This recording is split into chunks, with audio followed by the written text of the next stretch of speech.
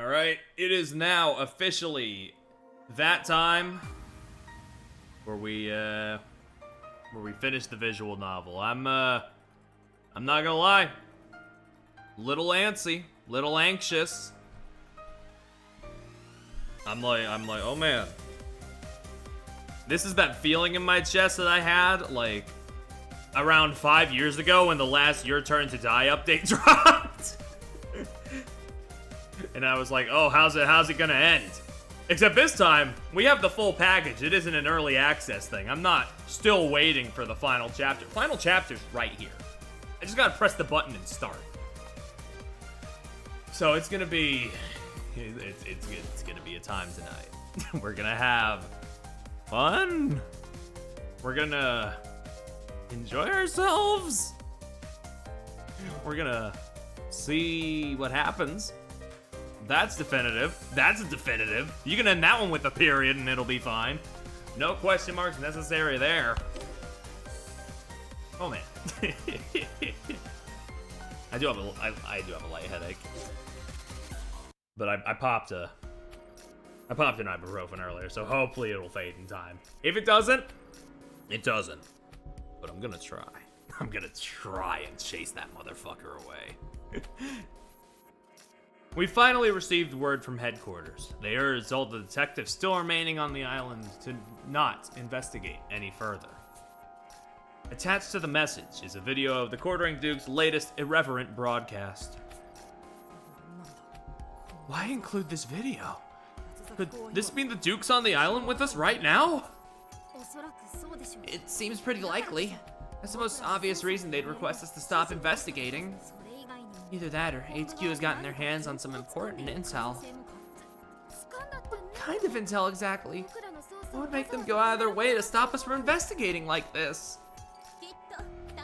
I believe this message came directly from founding detective Vidal, the Alliance's institutor and highest-ranking detective. It's utterly devoid of humanity, as per usual. To think he didn't include even a single word of concern for those of us remaining. So, what shall we do now? Judging by the live cast, it's possible that the Duke is among us. It may be in our best interest not to be hasty, the girl said sourly.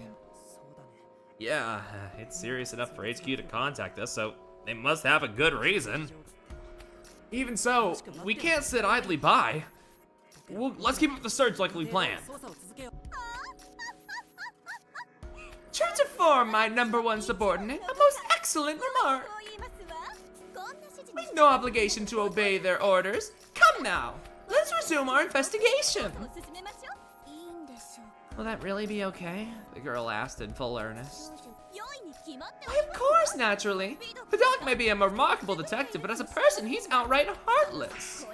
We've lost so many allies, yet we're expected to stand by and twiddle our thumbs? Poppycock, I say. I'm with Posh on this. As it stands, our experiences on this island hold far too many unresolved questions. For example, why bother summoning us detectives here to begin with? Why didn't the staff at Snarks resist the attack, and who actually killed Senior Detective? The Alliance can tell us no as many times as they want, but we have to keep moving forward, for the sake of all those we've lost. Okay, let's cool our heads a bit. Gourmet approaches the group, carrying a tray with enough soup for everyone. It's soup time. Enthusiasm is good, but now we're running on empty. With a new phase of our investigation underway, why don't we refuel first? Good point. Thanks, Gourmet. Oh my! Ryugui brand? I simply adore their matsutake soup. I found some bread too. Let me go toast it.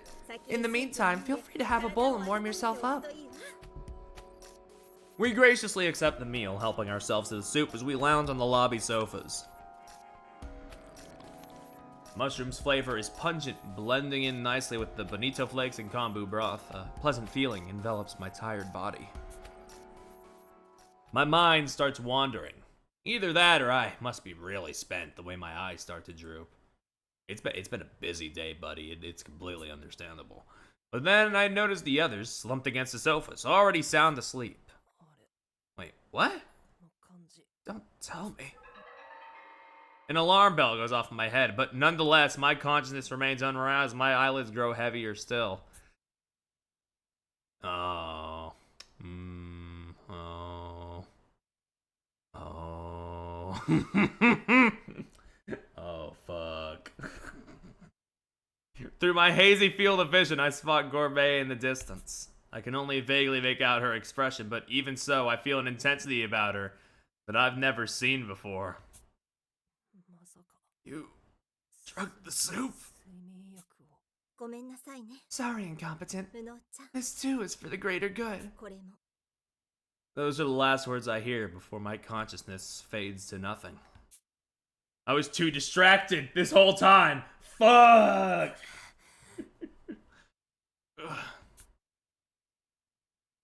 I awake with my head in agony. Seems I keeled over and passed out on the sofa. My arm is still numb and asleep. With a start, I immediately recall what had happened just prior. Oh, right! Gourmet, why'd you put us to sleep with that soup? Give me a chance to explain. Gourmet is seated on the sofa opposite me, wearing her usual gentle smile. The other detectives gradually come to, probably thanks to all my yelling. That's why to a salad, huh? Where's my sandwich? A pain from the moment she awakens. Give me a break, the girl grumbled as she rubbed her groggy eyes. Did I fall asleep? Why does my chest feel all funny? Isn't this one of those collars that Renegade was wearing? Spot on, Doleful. Such a smart guess. You make your big sister so proud. Following suit, I inspect my own chest and find a device similar to Renegade's clamped onto me. Unlike the one Renegade used on Posh, this particular device seems much harder to remove. Oh boy. I helped myself to Renegade's spoils and attached those collars to you while you were dozing away. I borrowed Incompetent's D-pad and sent a command, so they'll detonate after 2 more entries. Why are you doing this? Don't tell me you're the Quartering Duke! I don't know what you're thinking, but even if you've collared us, it's pointless when you've no means of issuing the remaining commands. Incompetent is the only authorized observer at present. We never recovered Ideal or her D-pad, and the electrocution shorted out Workaholic. Without the requisite commands, these collars are mere accessories, an empty threat. Actually, you're wrong. It wasn't Ideal who issued a command to Renegade. It was me. Oh. What? I blurt out in spite of myself. It's true. We just assumed Holmes was an observer, but we never found any evidence proving that. To think Gourmet had been one all along. At that moment, the device on my chest beeps as if to mock my revelation. Hear that? How is your caller receiving a new command? As you can see, I am indeed an observer authorized to issue them as I please. Just one more command and you'll all go boom.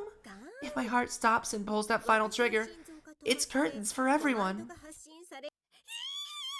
But why would you do something so... Being an observer means you hold an executive position in the Alliance like Workaholic did. Are you here on orders from HQ by chance? From Alliance headquarters? Don't be Excellent guess, Techie. That's exactly right. Yep, same as Ideal and Workaholic, I'm involved with the DA's management. I'm more or less the coordinator of our anti-Duke conference here. My role was simple. I was to blend into the group, weed out anyone suspicious, and restrain them if needed. No killing involved, unlike Workaholic. But why were you a coordinator? Did you already suspect the Quartering Duke was one of us? Yeah, exactly. Barring a few exceptions, each member here possesses special abilities, and would have been below age 10 at the time of the experiments. According to our past data, there was no doubt the Duke was among the group of detectives who were brought to this island. How can you be so confident that the Quartering Duke is part of the Alliance, the girl asked.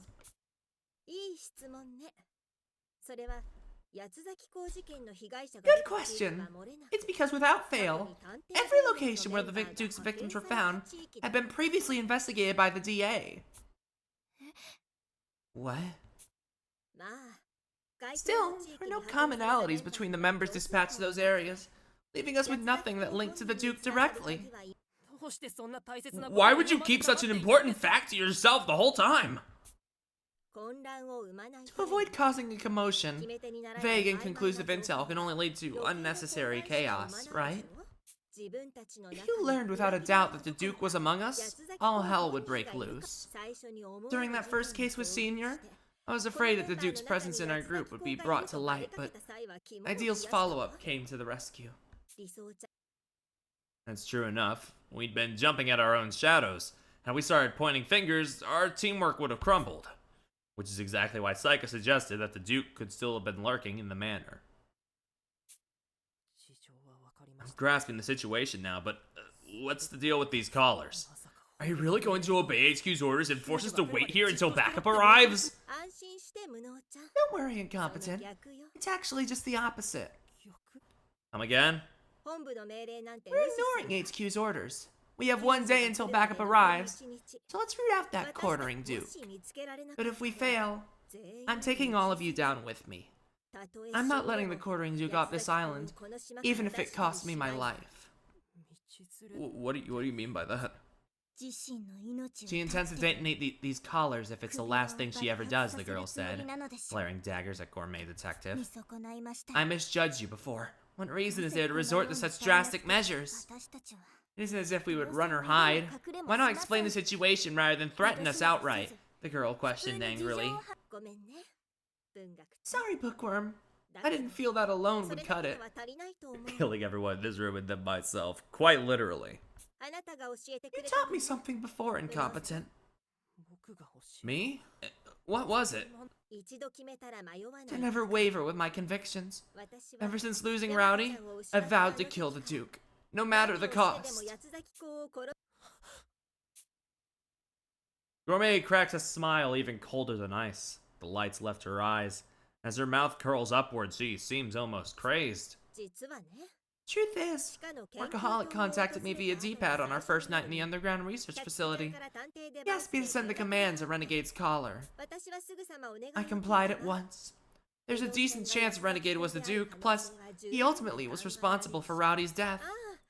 Oh, and the reason Workaholic was in such a starry state when he died is because I had to punish the one who actually committed the deed, of course.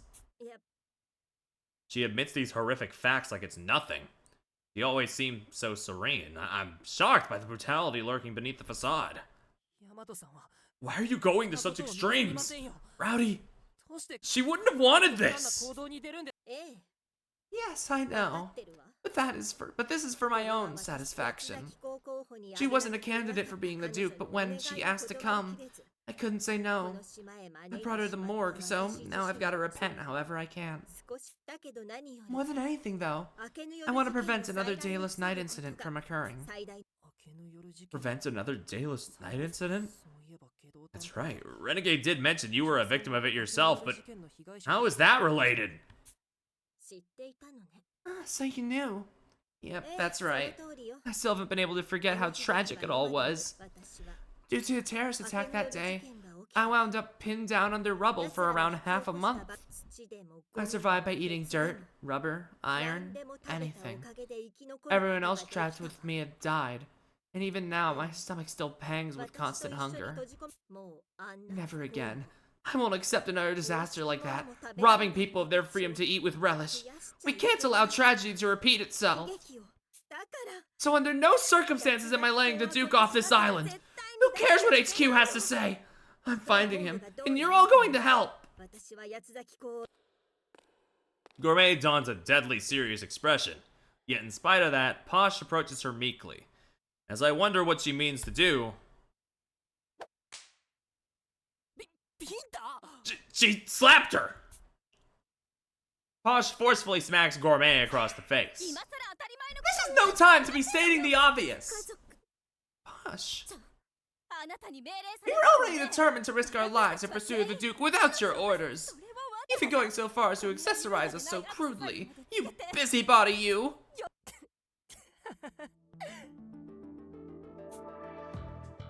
That's Posh for you. We'd all been cowed by Gourmet's intimidating aura, but now we can't help ourselves from laughing. Posh is absolutely right. I said so too, didn't I? From the moment we received HQ's orders, I had no intention of following them. This too is Yuri, baby. I'm telling you, they keep giving me the ammunition. You made your resolve crystal clear, Gourmet. Let's corner the Duke before our time runs out, by any means necessary. I get where you're coming from, Gourmet, but these callers are dangerous. We don't even know for sure the Duke is here. You think it's someone else? Could another person still be on this island? It's possible. Not to mention someone we thought had died could still be alive, right? This is the quartering Duke we're talking about. We shouldn't be surprised by any unexpected twists. As Doleful Detective stated, your actions have been far too risky, the girl said with a sigh of exasperation. But I'm glad you revealed your true nature. Something about you seemed off. Let's continue our search until the end, Gourmet Detective. You guys... I expected as much, but it seems we're all in agreement. I'll help too, Gourmet. I won't let you or anyone else die. In light of that though, will you share whatever you can tell us about the Duke?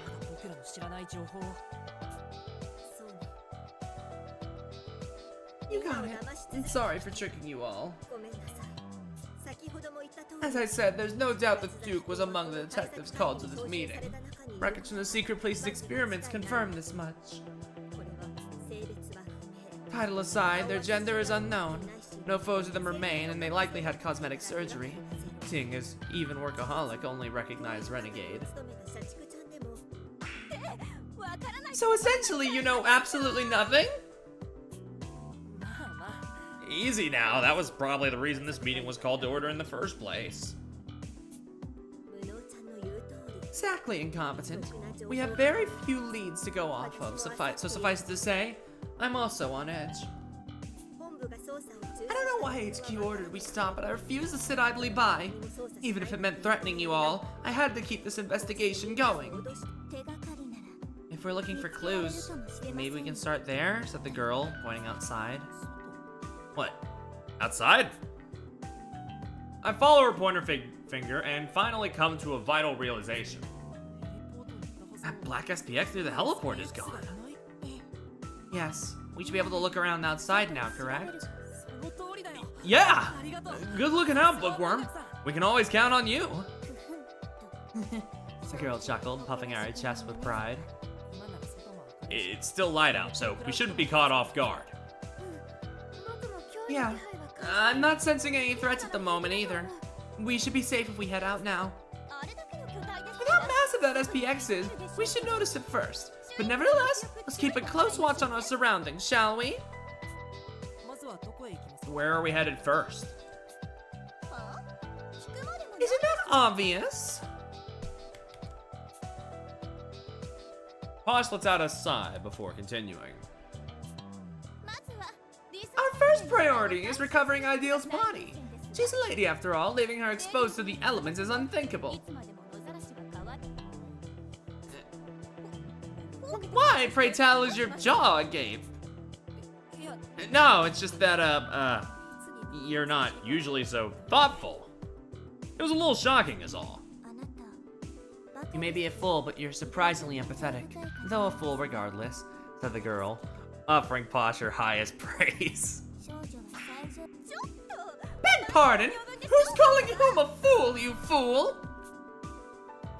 It totally slipped my mind. Saika's been out there ever since she was dismembered. She's probably in a terrible state, considering that it's been over a week, but I still want to give her a proper burial. Not out of professional obligation, but because she's my friend. Thanks, Posh. I'll lend a hand too.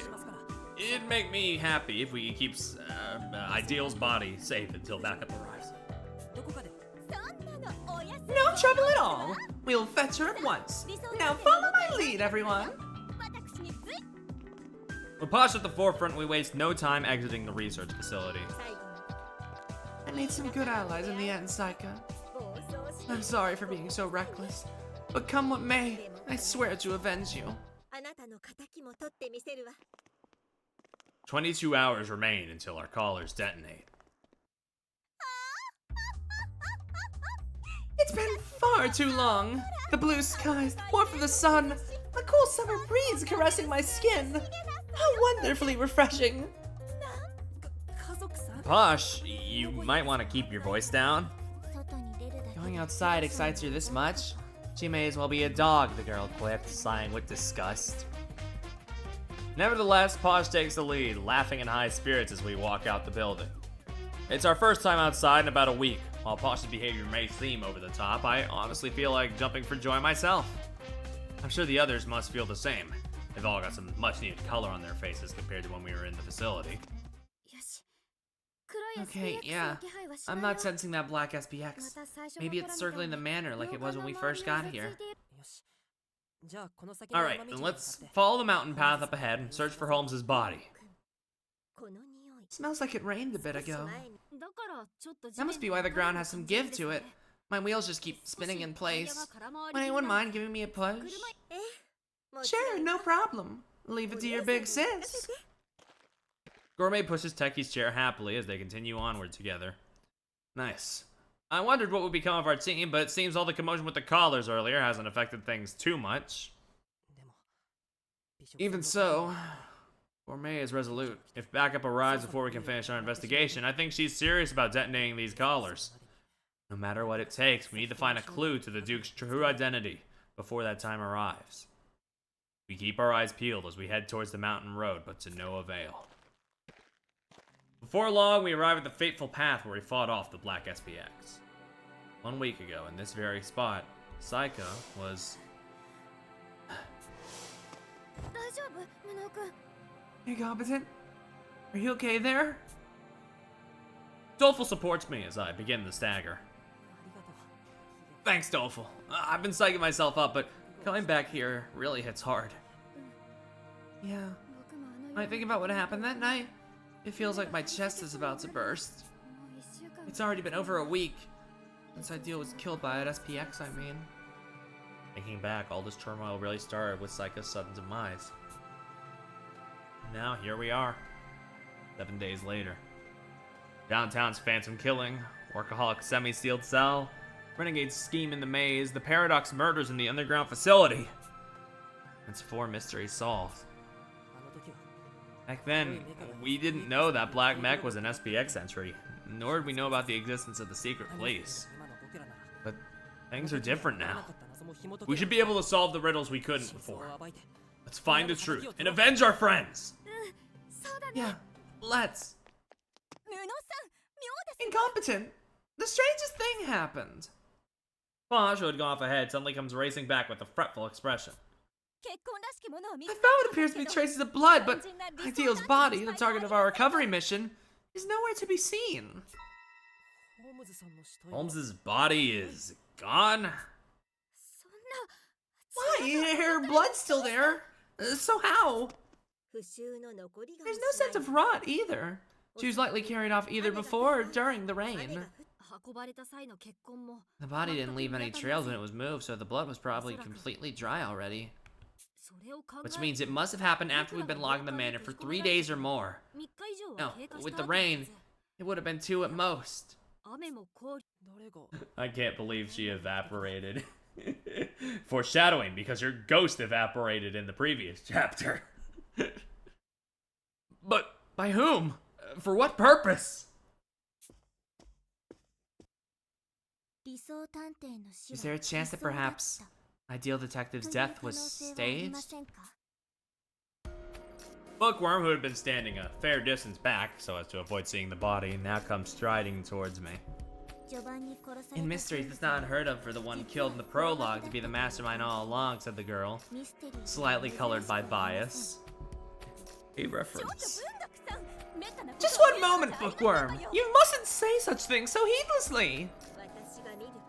As far as I'm aware, Ideal really was killed. The scent of blood is undeniable. I may have been a ways off, but I don't think I'm wrong. I'm with them. There's no question that Ideal got sliced all over. It's hard to imagine she could survive with wounds like those. Plus, we have armor's word to go off. I witnessed the moment she died with my own eyes. Her death was too intense, too vivid to question. There's no way I saw it wrong. It wasn't faked. But one thing's for certain, the body's gone. Just who could have moved it, and to what end? We searched the area around the bloodstains, but as nothing sticks out. Though I had already figured as much, it doesn't seem the body is anywhere nearby. Our investigation has already hit a snag. We've got 21 hours until the rescue team arrives. Let's hurry and find whoever carried off Ideal. If there's a culprit besides us, killing us with these collars would be senseless. We'll lend you our aid regardless, so release us already. Sorry, no can do. It's true that the quartering Duke may not be one of us, but if he is, I'd be letting him go from right under my nose. Unless we discover the Duke's true identity, none of us are leaving this place alive. That fact won't change no matter how much I adore you all. Why don't we just resume our investigation after leaving Morgue? Sure, we're all suspects, but couldn't we just weed out the culprit among us? Would that it were so simple. Even after all we've been through, we still haven't learned a thing about the quartering Duke case, have we? All we know is that Renegade killed a workaholic, then died himself. As it stands, it'll be assumed that the Renegade was the Duke. Case closed. Maybe that's for the best? Thinking back, Renegade was already the most likely candidate for being the Duke anyway. No one else seems suspicious, so I don't think there's much we can do about him getting pegged as the culprit. Hi, Rui. Welcome to the stream. You only missed like 25 minutes. We're just getting started. But shit has gone down. Don't get me wrong on that. Shit has already gone down, but you didn't miss too much. I tried to stall. True enough. He's definitely the most convincing option. Ideal's body is missing. Gourmet may or may not kill us if we don't solve the identity of the Duke. He's also be the easiest to present to the public. A former murderer masterminding a new incident. But that's exactly my point. Things will end with Renegade branded as the quartering Duke. All without confirming the actual truth of the matter. What are you talking about? Wouldn't it be irresponsible to do that without verifying all the facts first? No, I'm afraid it isn't unlikely. The scale of this incident makes it undesirable for officials to wave it off and admit they were baffled.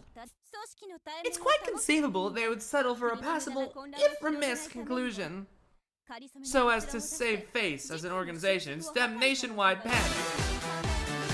Heyo, Kali, thank you for the raid.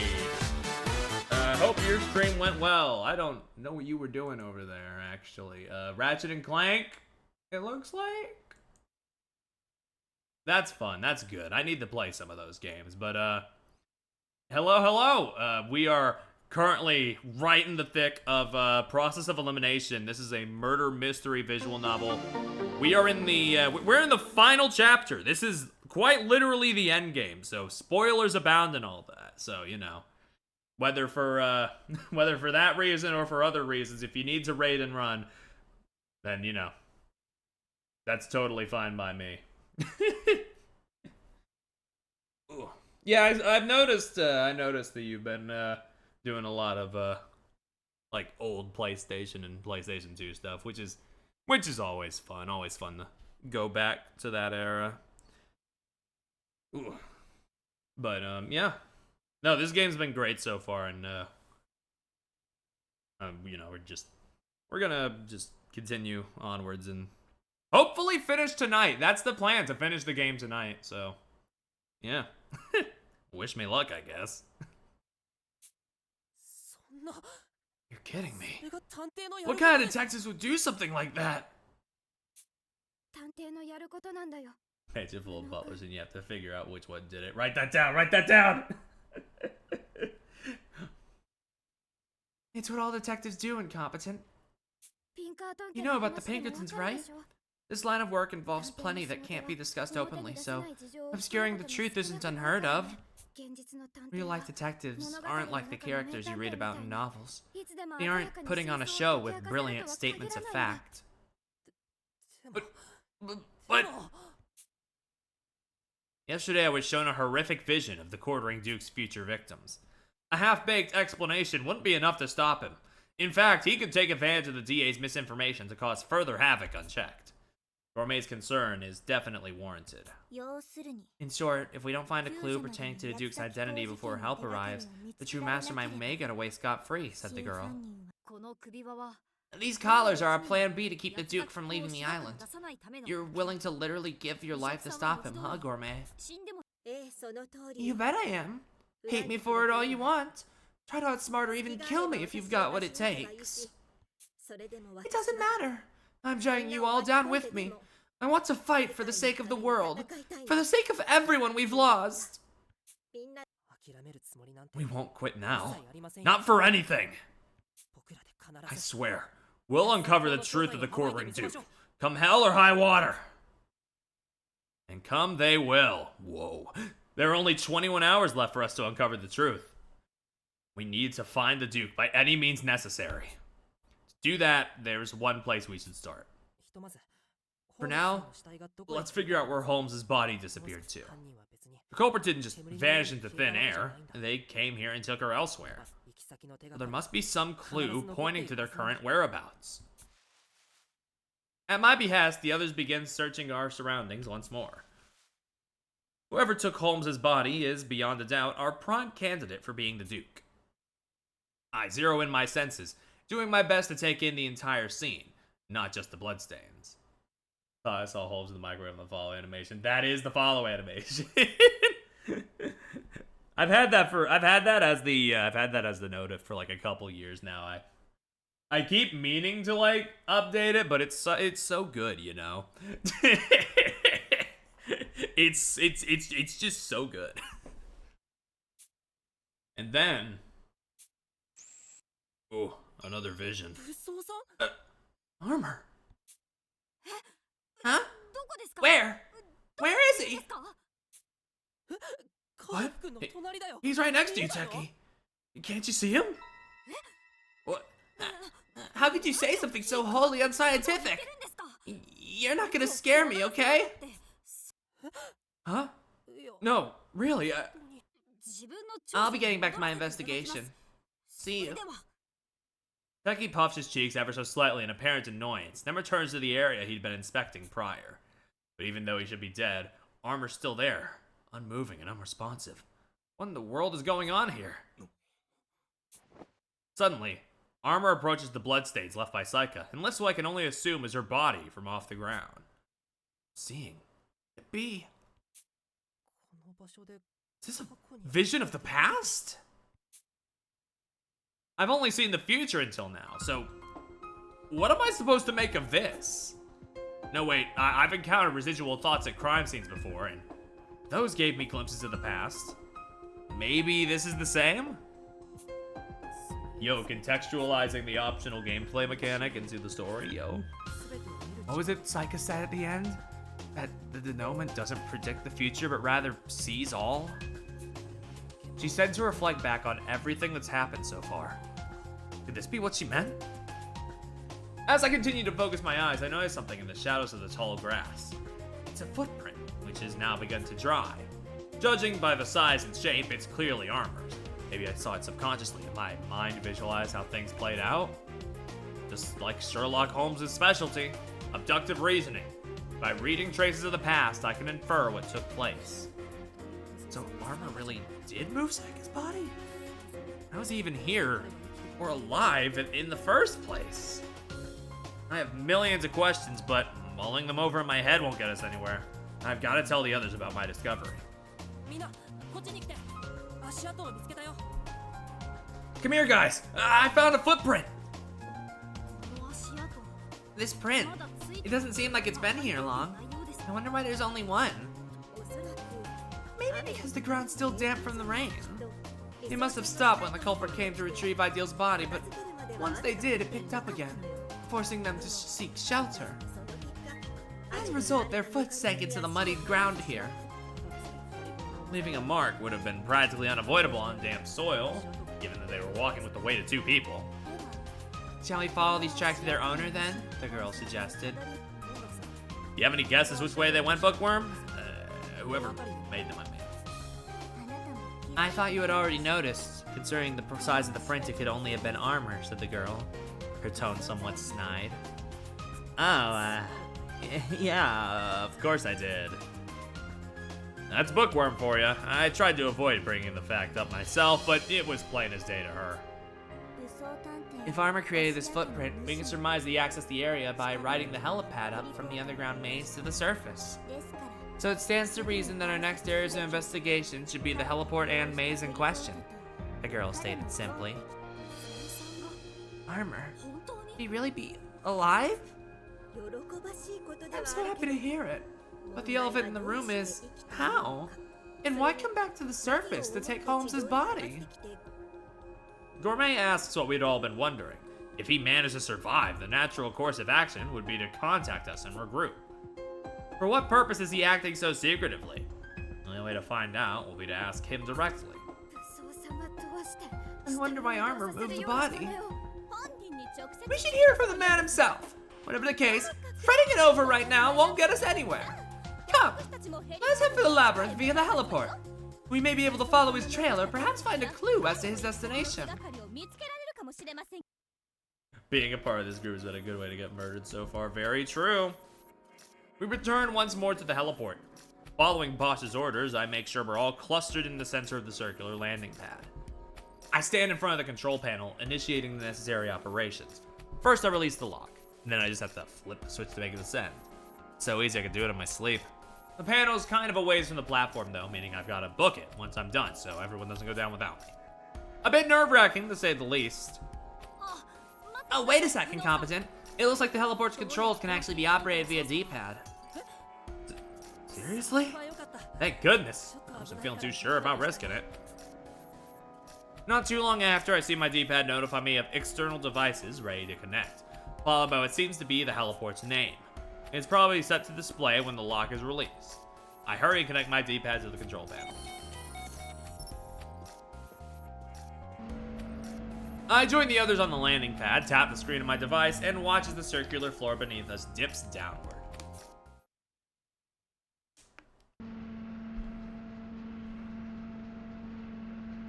The ride takes a little under 10 minutes. The helipad stops its descent, arriving in the underground hangar where we spent the night a few days prior. What will we be investigating down in the labyrinth, Incompetent? Typical. Always playing chief and leaving it to others when the going gets rough, the girl said, struck in reverent awe of her posh detective. Well, excuse me. Frankly, I haven't a clue what to do at this point. There's an order from your chief. Incompetent? Take over and lead the DA in my stead. It seems you turned over a new leaf too, the girl said with a small, exasperated sigh. Thanks, Posh. I'll do my best to get our investigation off to a good start. I scan the area, deciding where to begin. Our top priority is finding some clue as to Armor's current whereabouts, but there are still other questions to look into. For example, how did Armor survive in the first place? Why did he go to the surface and take away Saika's body? Plus, there's one more thing that bugs me. What did that black SPX use to track us? Each model of SPX has unique sensors which allow them to chase us relentlessly. Now that I think about it, the black SPX did behave similarly to the red one. A closer examination might reveal something to us. Just taking a quick glance, it doesn't seem like anything's changed since last time. I found traces of what seems to be mud, both from the helipad and beyond it, so I think we can say for sure that he came down here. The footprints stop after a while, though. Would tracking the scent of the mud be viable, Gourmet? I tried, but sadly I couldn't pick up any traces. There's not a lot of it to begin with, so the odor was already pretty faint. Hold on, I'm smelling something unusual over that way. She points in the direction opposite to the research facility, the path leading to that horrific, winding labyrinth. Something unusual? It smells kind of like my blender just shorted out. Not even a little appetizing. Oh, yeah, it definitely isn't food. I start to feel uneasy. What could be waiting us up ahead? That pit armor fell into is nearby. Why don't we start our search there? As if retracing our earlier steps, we return to a familiar room. But no one could have predicted the sight we would encounter. What's that sound? Incompetent! It's him!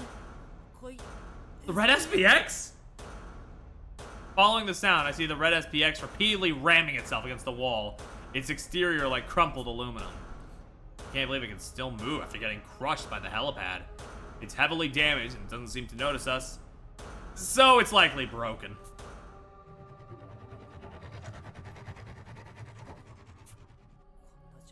Still going, even in that sorry state. What I feel isn't anger, but pity. My fate's been deeply intertwined with this machine, yet I'm moved as it soldiers on despite its damages. It's nothing short of admirable. Just like Saika, this mech is only attempting to fulfill the role it was given.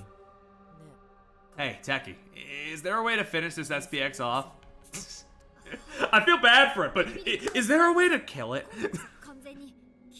There is. If you use Shakiwaki, the current should short out all its functions. Thanks, I just want to give it some peace. Right then, incompetent techie bookworm. Can I trust you three with its deactivation and subsequent inspection? While you're occupied with that, the rest of us will investigate the pit armor fell into. Roger that. We got it covered. We watch the others exit the room, then begin our operation. The SPX continues slamming itself against the wall. We approach from the side, slow and careful. Regardless of the damage it sustained, it still is armed with weapons capable of piercing even armor suit. We need to exercise absolute caution. The SPX suddenly turns to face us. We're gonna die, I think, for a moment, but it ignores us, heading to the corner of the room instead. There I see the charging station we had examined previously. Seems he's just filling up his batteries. Impressive that he can rely on backup power supply until he reaches the charging station. If we don't do anything, it will only continue ramming the wall and recharging. A senseless, pitiable cycle, the girl said compassionately. Yeah. Yes. Taki, when it comes back, could you shoot it? It's up to us now. Let's put it out of its misery. This doesn't feel right, but there's no other option.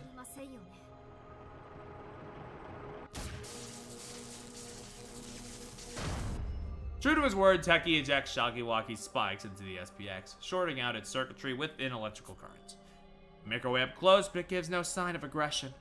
I get mixed feelings seeing its once menacing presence vanish so abruptly. Is it safe to touch it? The girl asked, arm extended in trepidation. Yes, he's fine. I hit the exposed motherboard directly. He'd truly be a monster if he could still function after that. Talking about exposed motherboards as if I can understand any of that. Make your future comments more accessible, will you? The girl demanded. I essentially set its brain on fire. Does that make more sense? Seems a little violent when you put it that way. From an SPX's perspective, that's pretty much what it's like, and as a lover of science myself, it definitely makes my heart ache. Gingerly, I touched the remains of the red SPX. What had been functioning mere moments ago is now just a pile of steel. It sits there, completely motionless. Saika, our lives were torn from each other by this machine, but now, it's finally over. I've gotten my revenge in a sense, but even so, the heavy feeling in my chest won't leave me. Ultimately, all of us, Saika, myself, the SPXs, were all tools to be used by a secret police. Bookworm? What's got you thinking so hard? Well, that SPX's behavior reminded me of something, so I'm running it by my recollection, the girl explained. Thank you.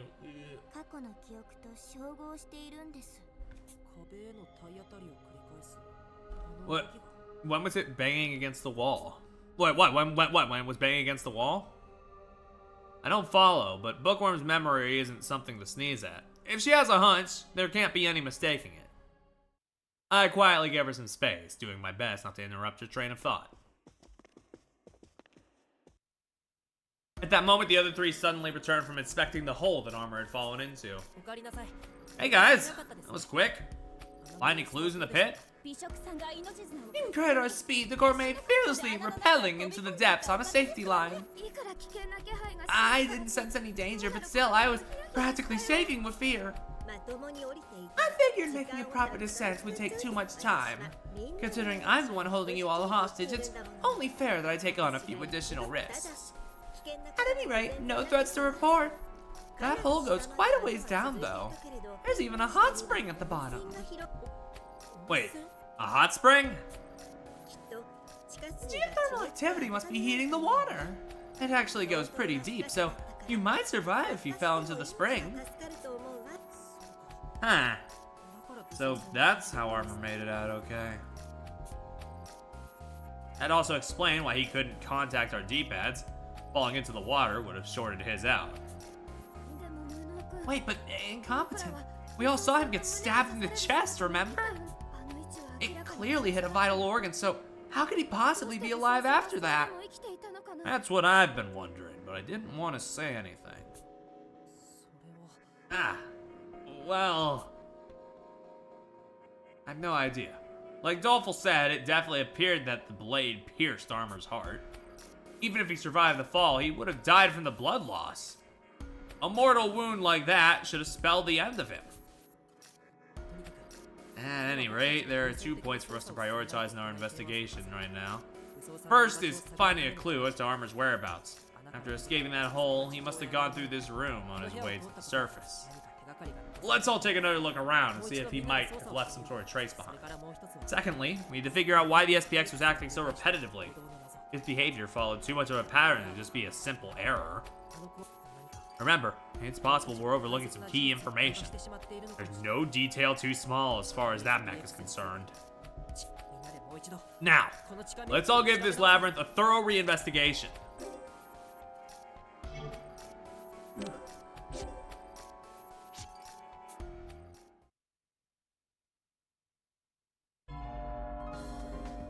Alright. Lock in. Oh, there's like some extra instruments added onto the song now, I think. Oh yeah. Oh. Whoa. Here we go. Yeah, that is a different mix.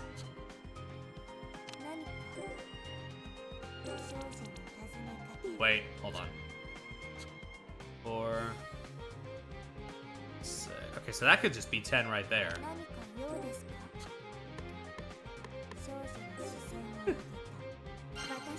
just like Danganronpa, they got the they got the late game investigation theme variant.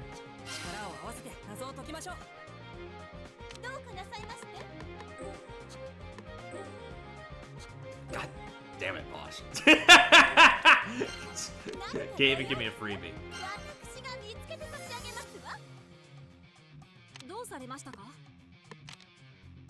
Yeah, makes sense.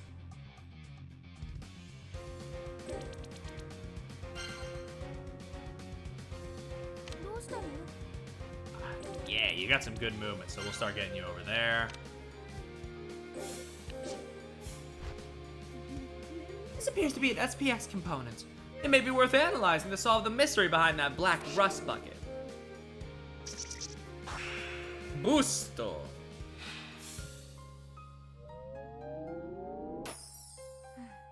The symbol on the floor is clearly deliberate. It would only make sense as a message left for Armor, the girl said with absolute certainty. Sign on the floor.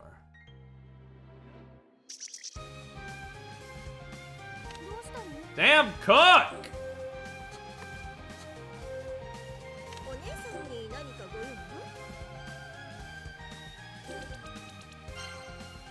They even got a little bit of a fucking choir in there. Jeez. That is a 4. You are a 3. Damn.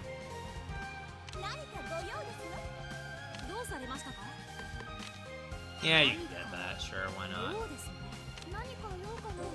Yeah, no, you can't get that, so. Can't move you. Move you though. I'll make our budget afford for real. I just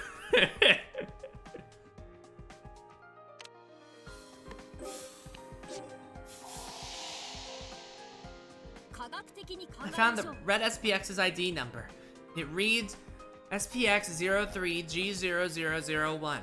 So it was the first unit built during the third phase of development. The white SPX, which uses cameras, was 01C0023, i.e. the first model. Then came the audio tracking invisible SPX. They improved with every iteration. 9 hours left.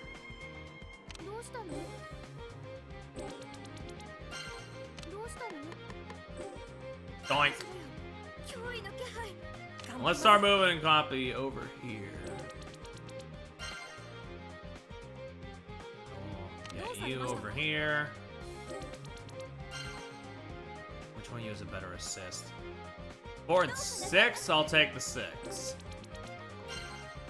I mean, I could get both over here, is the thing. This ain't unlocking until later. Does this need to be analyzed? No. Okay, but it would be good to leave some people open.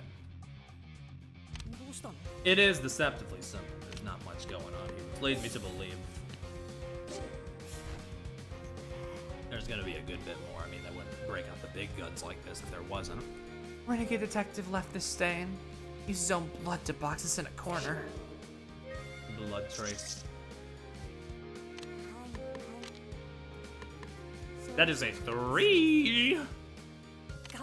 Which you can do, actually. I can't move you any further towards the thought, so why not? Just...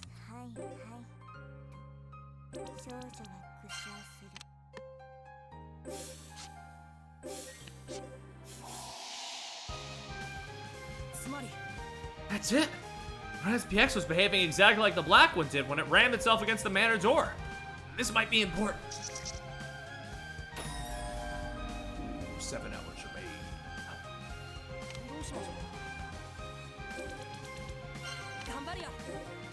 Let's get that residual.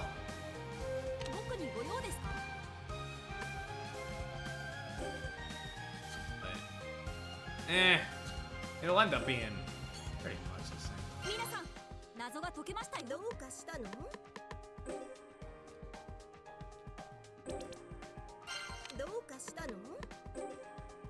Wait, I meant to assist. My bad.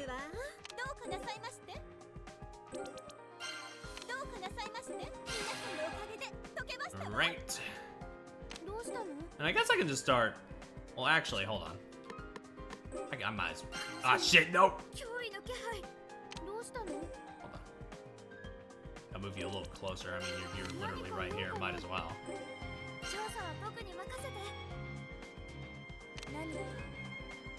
Doink. Do a prelim.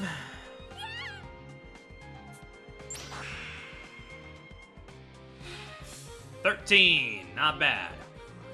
Is this Holmes's necklace? What's it doing here? These new violins keep giving me Leighton. A little bit. Huh? This vision I'm seeing. Could it be of armor after he climbed out of that pit? My chest throbs as if I myself have become armor. My head grows dizzy and my vision is blurred. Just walking is enough to make me totter, legs a-quiver. Dolphin screamed that somehow I thought he died in that corner with no dangerous things. Yeah, I can understand that thought process. Rather than watching the past, it feels as if I'm experiencing it vicariously. I can feel the denouement growing stronger within me. I have been made to suffer tragedy anew. Forgive me, Saika. My very being aches with repentance. Forgive me. I beg of you. Armor removes something from his pocket and begins speaking to it. Looks exactly like the pendant Saika was wearing, but why would Armor have it? And did he just call her Saika himself? By my troth, I shall avenge you, even if it should claim my life. I failed to uphold my oath 10 years ago. Thus I swear I shall uphold it now. These two hands of mine shan't falter. Saying this, Armor then begins walking towards the heliport hangar. The pendant he had been holding in his hands now dangles from his metal suit. Did Armor have some kind of connection to Saika? And if so, what was the point of his actions just now?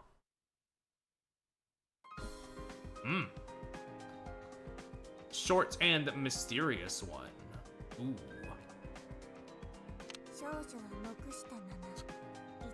Well, actually, there's nothing left to do, so I might as well investigate. Ooh.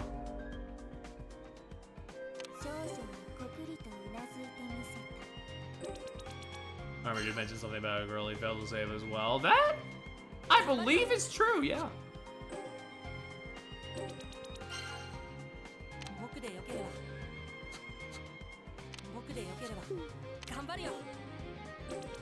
Just get right on this.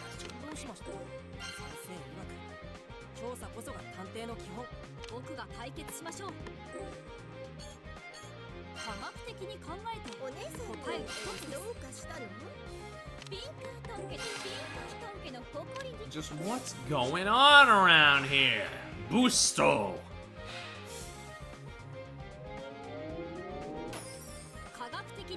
The red SPX slammed into the wall the same way the black SPX did to the manor door. That means they use the same tracking method. Scent. Investigation complete, but I don't buy that. I don't buy that we're already done. Come now, that was too simple. 18 hours remain until our collars detonate. Having wrapped up our investigation, we reconvene at the helipad in the hangar. Well then, we spent a considerable amount of time inspecting the area. I trust our efforts have yielded favorable results. Yeah, I'll go ahead and share them. Our search has produced 3 major breakthroughs. First, the most important question. Where did Armor go after he fell?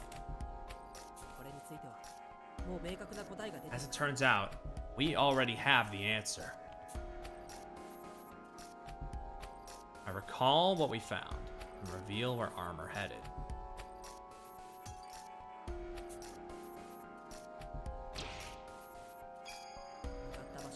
He went towards the underground research facility. What we found on the floor of the room we were in supports this theory. How can you tell? There weren't any prints or mud left behind. There's a good possibility he went to the dungeon instead. A message was left on the ground. It was easy to miss in a hurry, but not for someone as worn out as Armor would have been, explained the girl. I'm a bookworm. At first it was hard to notice from our perspective, but the pattern on the ground forms an arrow.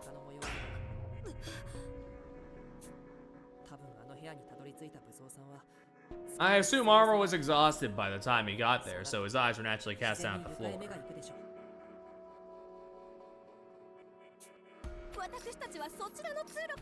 We too made our way back using that very passageway, yet we saw nothing of the sort. Well, in our case, we had incompetent and the others waiting for us. We probably weren't very focused on the ground then, you know? Plus, they look more or less like tire tracks. Unless you inspected them closely, it'd be easy not to give them so much as a second thought. Whoever left these marks must have intended to share their location discreetly, without anyone else knowing. So the purpose behind this message was to allow Armor to reconvene with our group? It seems that way, based on our current info. Though we can't know what his plan is after meeting back up with us. It wasn't a highly specific message, so he didn't have much choice but to head above ground. He knew we made for the research facility, but couldn't tell whether we exited to the surface or continued below ground. We did the former and checked around. That would make for a consistent story. Only one question remained. Why did he carry Saika's body away? But there's not much that can be done to figure that out right now. We'll just have to ask him the moment we can. He couldn't have gone to the lower sector of Snarks from the surface by himself. To meet up with us, he'd have to go back down the helipad. In which case, his next stop would have been the underground research facility. Yep, exactly. To sum things up, Armor climbed out of the pit and spotted the arrow on the floor. He then trailed after us, but couldn't discount that we might have gone to the surface. After failing to find us up there, his only other option was to head towards the underground research facility. That's about the gist of it. No one refutes my theory. Seems I've explained myself pretty well. Details notwithstanding, it's a sure bet that Armor set out for that subterranean sector. We mustn't waste any time giving chase. Everyone, make your preparations at once. Hold on, Posh. There's something we've got to clear up first. Something to clear up, hmm? And what would that be, pray tell? I gestured toward the now-defunct SPX. That SPX made me realize something. Something about the black model that killed Holmes. The black model, you say? Really? What is it? Tell us. Posh and Doleful look at me with eager eyes. The others give inquisitive looks as well. No matter how much time passes, I still can't get used to people awaiting my take on a situation so excitedly. Just goes to show how amazing Saika was for handling it so graciously. And for so long, too. But that was then. I can't look up to her that way anymore. I psych myself up, determined not to bend under the pressure. From now on, I have to be Ideal Detective. With full conviction, I share my theory. Right, so about that red SPX. As I speak, my eyes wander to the remains of the SPX, and suddenly my vision flickers. Wait, the denouement again? Why now? I'm not sure what's going on. My vision whitens like I've been blinded by sunlight. My feet no longer sense the ground, as if I'm sinking. Oh. What's happening? I vaguely hear someone call my name as my consciousness slips away.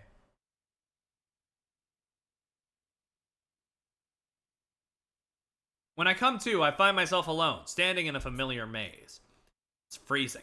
Even the inside of my chest feels cold, and I shiver when I stand still. It's almost like I'm the last person alive in the whole world. Over here, Saika. That visible mech has good ears, but its eyes are weak. If we hide here, I'm sure it'll pass right by us. I hear a voice, one I know very well.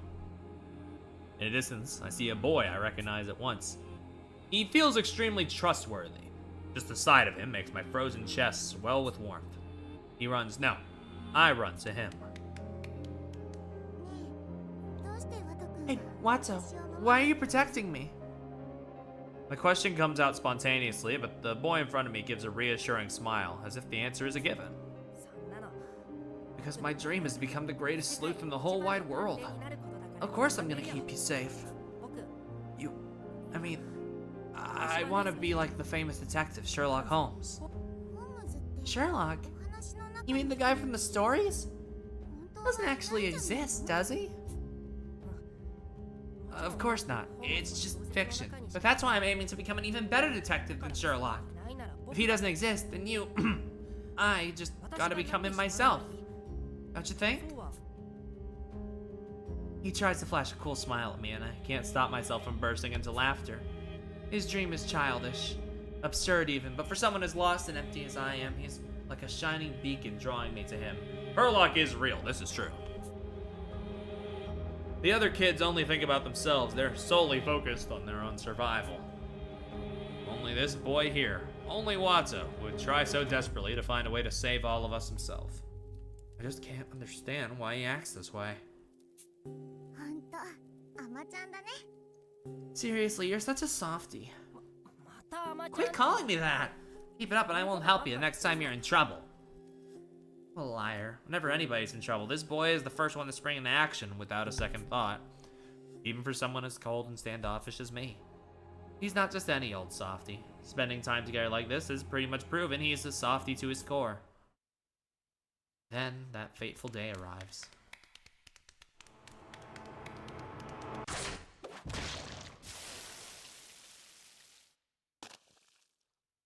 The boy shields me, getting torn apart by a red mech as a result. I run to his side in a panic, scooping up blood and trying to pour it back into his wounds. But there's no way for spilled blood to be returned. I scream in frustration as I splatter red across his body. Why would you do that for me? My papa told me before that my life was one huge tragedy. That from the very start, I never should have asked for happiness.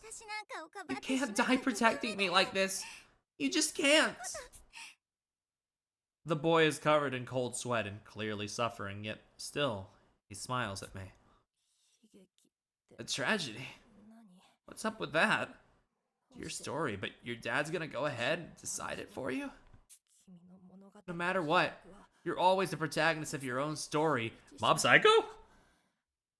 No matter how much tragedy you face, all you gotta do is reverse them. The boy shakily gets to his feet, still smiling through his blood-covered face. Stand up, Saika. Let's turn this tragedy around. You and me, together. Yeah, let's. But ultimately, tragedy is what awaits us. Save this boy, I become his substitute. I take the new name of Saika Sharonfold Holmes and begin my life as a detective. Others believe that I took inspiration from Sherlock himself, but that isn't the case. If there's a tragedy, just reverse it. The one I patterned myself after was none other than Wato Hojo. This day, even as a detective, I keep those words of his close to my heart. Always believing that one day, our paths will cross again.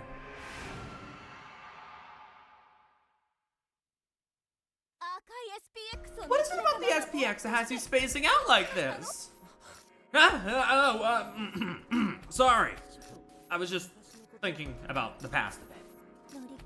I just assumed old Humbert's perversions had finally pushed him off the deep end, the girl said, noticeably relieved. It's not like I go insane from that. Besides, I'm not into little girls, okay? The way everyone's eyeing me with concern, I assume I must have blanked out the way I did yesterday. The memory just now was probably Saika's. It was just like when I witnessed Armor's before. Another vision involuntarily triggered by something I saw. My ability to look into the past has only grown stronger. The heck is going on with me? Your face is looking rather sallow and competent. Are you feeling unwell? That red SPX nearly killed you before, didn't it? Are you certain you're not pushing yourself too hard? I appreciate the concern, Posh, but after what Teki said, I'm not scared anymore. Those SPXs aren't evil. They're just trying to do their jobs, that's all. If that's what you believe, then so be it. At any rate, did examining that SPX reveal something to you? Let me explain. Posh, when you saw that broken SPX repeatedly smash itself against the wall, did it make you feel anything? Like, deja vu? I found it unsightly in the extreme, but that's about the extent of it. What are you getting at? I'm not too shocked she didn't realize, but someone with a sharp memory would have. Alright, let's get into it. Huh? What are you asking me? Oh, sharp memory. Okay, bookworm. Hey, bookworm, I bet you noticed, right? Of course I did, said the girl, confirming that Incompetent's misgivings were not unfounded. The repeated movements, that harsh, artificial sound. It was exactly like the black SPX when it initially chased us back to the manor. You recall how it slammed against the door again and again, demanding us to come outside? Said the girl, sharing her thoughts. Bingo. You hit the nail on the head. That red SPX behaved exactly like the black one when it attacked us. What does it all mean then? They behaved in similar ways, yes, but explain it to me in a simpler manner, the significance of this fact. Good grief. Think carefully. Their behavior is reminiscent of insects cluttered around a lamp at night, don't you agree? Yo, moth? Bugs drawn to light exhibit a quality known as positive phototaxis. So what I'm implying is that the SPXs share similar behavior patterns. From this, we can surmise the black and red models both use set-based tracking, the girl explained, such that even the self-styled noble could follow. That seems consistent with what we know. Even after we hunkered down in the manor and held our breaths, that black SPX just kept hammering against the door. It wouldn't have been able to see or hear us, yet it never moved away from the manor. That always struck me as a bit odd. Things change if it can track by scent. Even a closed door can't seal away an odor. That would account for how it detected us from far away, too. Being the source of the scent ourselves, it makes sense why the black SPX never left the area. Huh? Wait, but remember the first time we arrived at the underground hangar? When we were considering going up to the surface? That black SPX was there at the time, just like when Ideal was killed. What was up with that? If I had to take a guess, I'd say it was there to recharge. In a similar vein, the reason the red model kept operating afterward was because it had a function that allowed it to recharge itself independently. There's a charging station in the heliport too. Being there at the same time was just unlucky timing on our part. Huh. So if there had been a window of opportunity, we might have been able to escape to the manor? No, it would have been too risky either way. The SPX came from the heliport when Holmes was killed, remember? To leave the manor and get off the mountain, we'd have to pass by that heliport. There's no way we could have avoided engaging the SPX.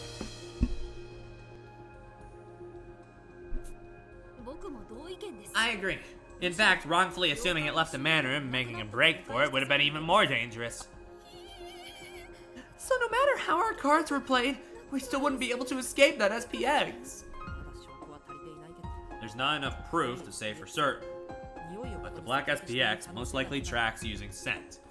Let's assume as much as we continue searching. Alright then, let's shake a leg and get to the underground facility.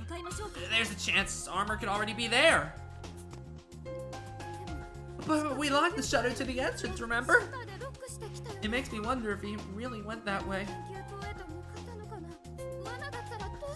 What if this is all a trap? I don't want anyone else to die. Dolphin looks terrified. It's no surprise that he's wary of unknown threats. We have to consider that Armor, our trusted ally, could be a dangerous foe. But there's no way Saika, or anyone who calls himself an ideal detective, would show any apprehension at a time like this. All we can do is keep going. Just a moment ago, we managed to figure out something new. The only path is forward, even if it's just one step at a time. Let's all go together, Dolphin. Incompetent. You're right. Thanks. Sorry I was being such a chicken about it.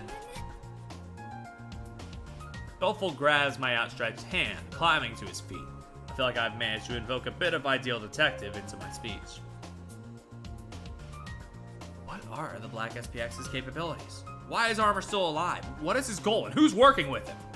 We have a mountain of questions that need answers, but even so, forward is the only way to go. As it stands, our callers will explode and kill us, making way for the Duke to claim even more victims. It's up to us to prevent that tragedy. Alright everyone, let's head to the underground facility. With that, we set off once again for a lower sector of Snarks.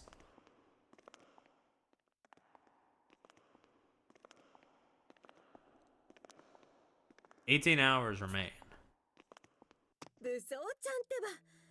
Oh, Armor. I think he'd break through the shutter to get inside the research facility. I've had enough of that musclehead, the girl said, feeling uneasy over reuniting with the man who is her very antithesis. Easy now.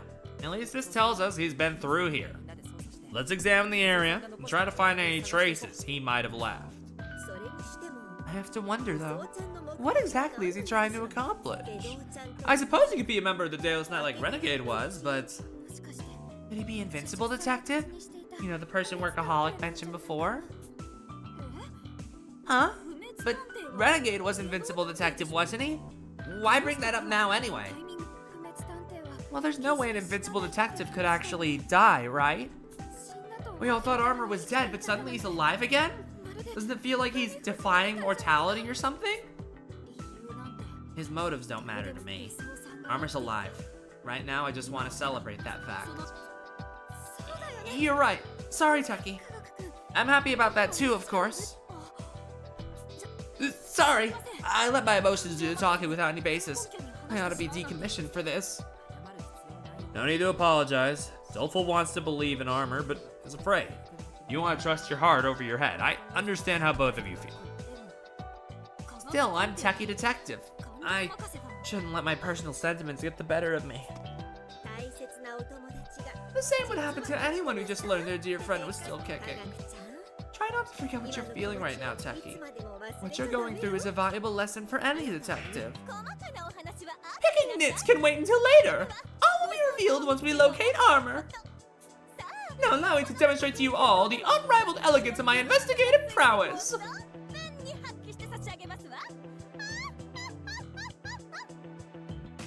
I love her so much. Look at her little bob. Posh has the right attitude. We still can't be sure of the meaning behind Armor's suspicious behavior. We need to make sense of everything the culprit has done since arriving on this island if we hope to track him down. While we're sweeping for any traces Armor left, I also want to review the Paradox murders where Workaholic and Renegade died. Renegade killed Workaholic, only to fall into a trap that resulted in his death as well. So why was he smiling at the end? Seems off somehow. There must be some hidden truth we have yet to grasp. I want you all to help me find it. This tragedy was one orchestrated by Renegade Detective. It's up to us to turn it around! We'll be back in. God damn it, Posh. This is the second time in a row. You've been right next to a thing, and I need to, like, move you 2 squares. 2 squares to get it. Like, sheesh. Any residuals around? Doesn't seem like it. Only 6 instead of 9 now. Oh no. Am I gonna have to like? Oh god. Oh god. I forget how many turns I had at the end of the previous investigation. Am I gonna have to like? Oh man. Okay. Eesh. Way to pile it on.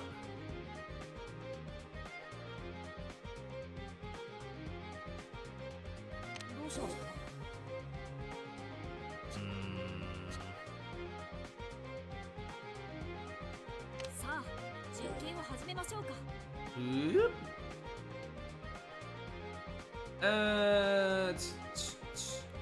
Yeah, your inference and assist aren't necessarily good, and we don't really have anything to analyze yet. I'm gonna go ahead and W over here. We can do a double tap next turn.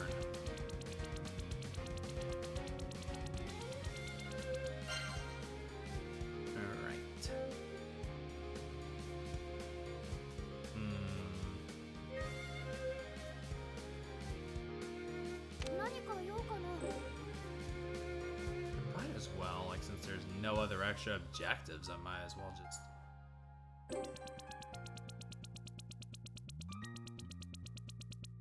I literally just might as well just get moving, you know?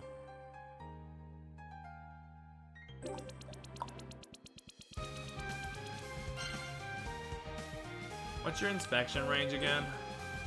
Not enough to get that, of course. Shame. Still not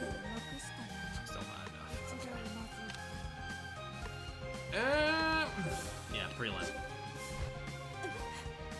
Your eyes to yourself, you cad. No one is around apart from this shabby plant. How dubious. Perhaps I'll take it just in case. Okay. Anything on the plant? That is a 4. Okay, so maybe I made a little. That's a tiny mistake, but it's okay. We'll make it back. There'll be another 3-turn investigation, then there'll be 3 turns in the next one, and then I'll die.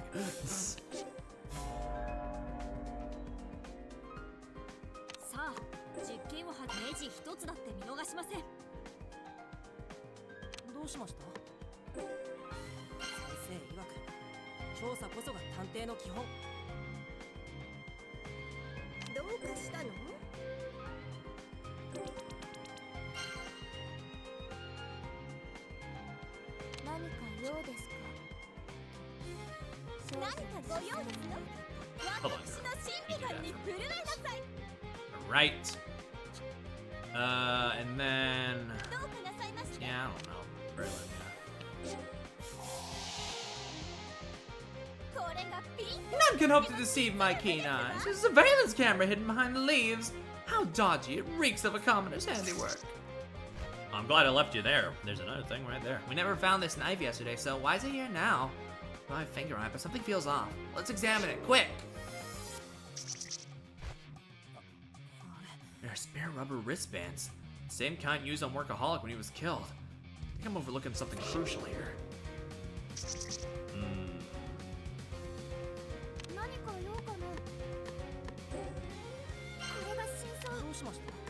Oh, yeah. That was my bad. I forgot how it worked. You can only move on the first turn and then do an act. You can't, like, do the vice versa. What's your that's a 6. That's pretty good.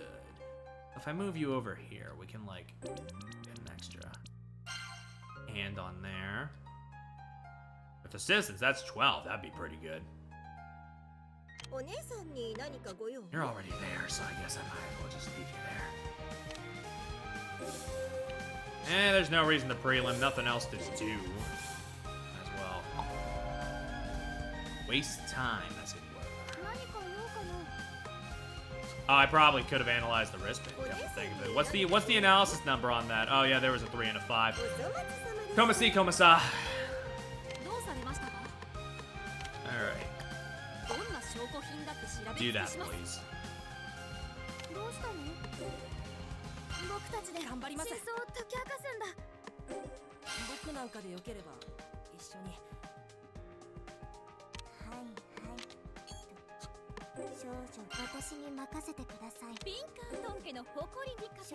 Get right up next to her. Do your assistance. I guess that's enough for a prelim, yeah? There's no fingerprints. It only makes sense to wipe a murder weapon clean, but for Renegade? That's a bit hard to swallow.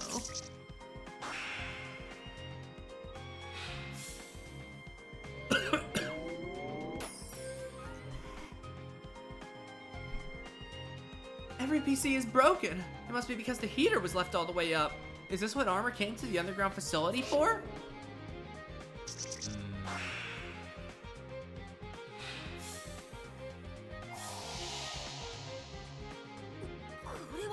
And Oogly Googly examined the wristband and detected saliva.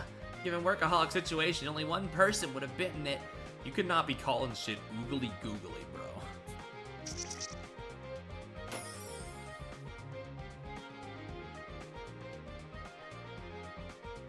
Okay, let's see. Yeah, you can't really do much. Guess I can move you a little.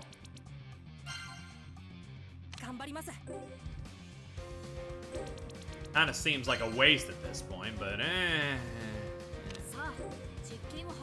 I've resigned myself to 2 turns on the last investigation, so we'll see if that's even possible.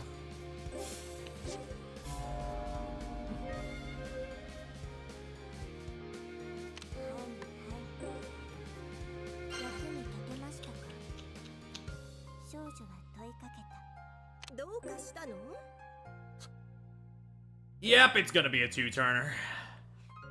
4 and 6 and that would be 10 boost. Actually, that'd be more than enough with you 2 alone. Jackie, you got anything else to analyze? No, okay. Very well then. Yeah, I'll just move these 2 over here. Waste more time.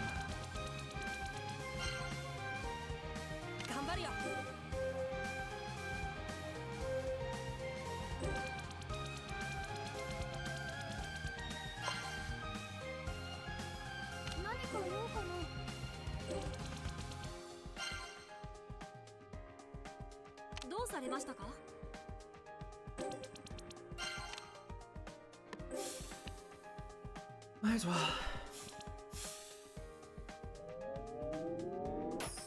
Dude, Bookworm was on that. The man in the chorus on this recording is Armor, is it not? Save the rejoicing for later. First, we might find out who set this camera up. Okay.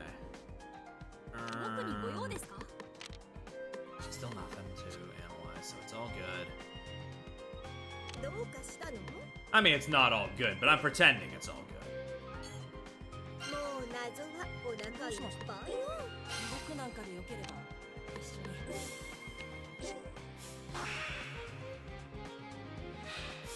Whoop! I see what's off. Workaholic's stab wounds. A pro like Renegade would have thrusted parallel to the ribs. These marks weren't meant to kill. This gives me a hunch about the truth behind yesterday's case.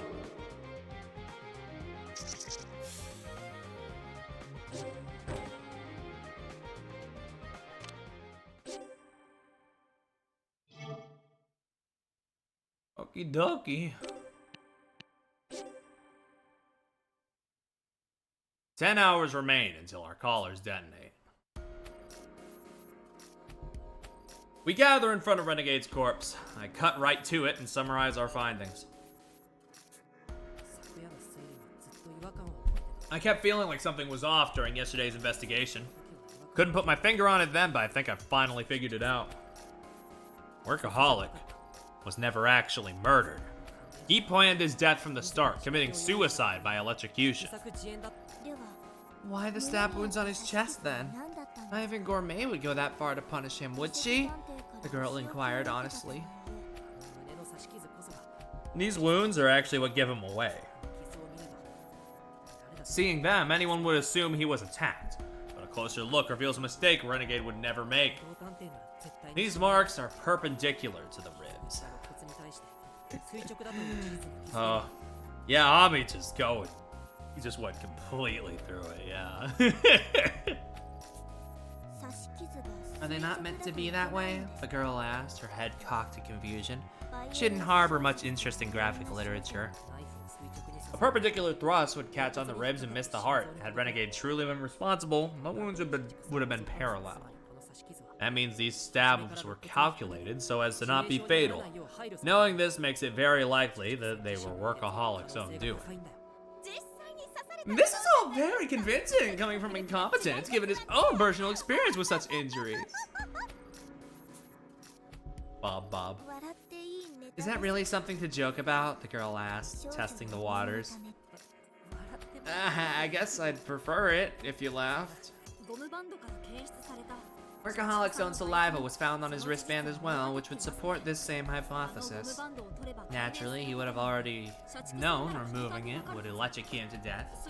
If he pulled it off with his teeth, then that must have been his goal. Right. Yesterday we assumed the Renegade detective took the wristband off during the blackout, but that's not what happened. The power outage, the electrocution, it was all Workaholic's doing. Does that also mean he used the handcuffs to personally restrain himself? Seems like it. Only his arms were actually bound. That way he could delay his electrocution and make preparations as needed. Think it over and you'll notice the crime scene was also by the distribution board, putting Renegade in range of a command when he came to mess with it. In short, Workaholic wasn't murdered, rather he orchestrated his own suicide, and Renegade unknowingly played right into his scheme.